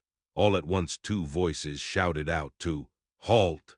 One was my Jonathan's, raised in a high key of passion, the other Mr. Morris' strong, resolute tone of quiet command. The gypsies may not have known the language, but there was no mistaking the tone, in whatever tongue the words were spoken. Instinctively they reined in, and at the instant Lord Godalming and Jonathan dashed up at one side and Dr. Seward and Mr. Morris on the other. The leader of the gypsies, a splendid-looking fellow who sat his horse like a centaur, waved them back, and in a fierce voice gave to his companions some word to proceed. They lashed the horses, which sprang forward, but the four men raised their Winchester rifles, and in an unmistakable way commanded them to stop. At the same moment Dr. Van Helsing and I rose behind the rock and pointed our weapons at them. Seeing that they were surrounded, the men tightened their reins and drew up. The leader turned to them and gave a word at which every man of the gypsy party drew what weapon he carried, knife or pistol, and held himself in readiness to attack. Issue was joined in an instant. The leader, with a quick movement of his rein, threw his horse out in front, and pointing first to the sun now closed down on the hill tops and then to the castle, said something which I did not understand. For answer, all four men of our party threw themselves from their horses and dashed towards the cart. I should have felt terrible fear at seeing Jonathan in such danger, but that the ardor of battle must have been upon me as well as the rest of them. I felt no fear, but only a wild, surging desire to do something. Seeing the quick movement of our parties, the leader of the gypsies gave a command. His men instantly formed round the cart in a sort of undisciplined endeavor, each one shouldering and pushing the other in his eagerness to carry out the order. In the midst of this, I could see that Jonathan on one side of the ring of men and Quincy on the other were forcing a way to the cart. It was evident that they were bent on finishing their task before the sun should set. Nothing seemed to stop or even to hinder them. Neither the leveled weapons nor the flashing knives of the gypsies in front, nor the howling of the wolves behind, appeared to even attract their attention.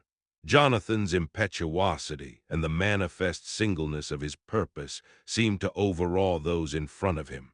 Instinctively they cowered aside and let him pass. In an instant he had jumped upon the cart, and with a strength which seemed incredible, raised the great box and flung it over the wheel to the ground. In the meantime, Mr. Morris had had to use force to pass through his side of the ring of Shkaney.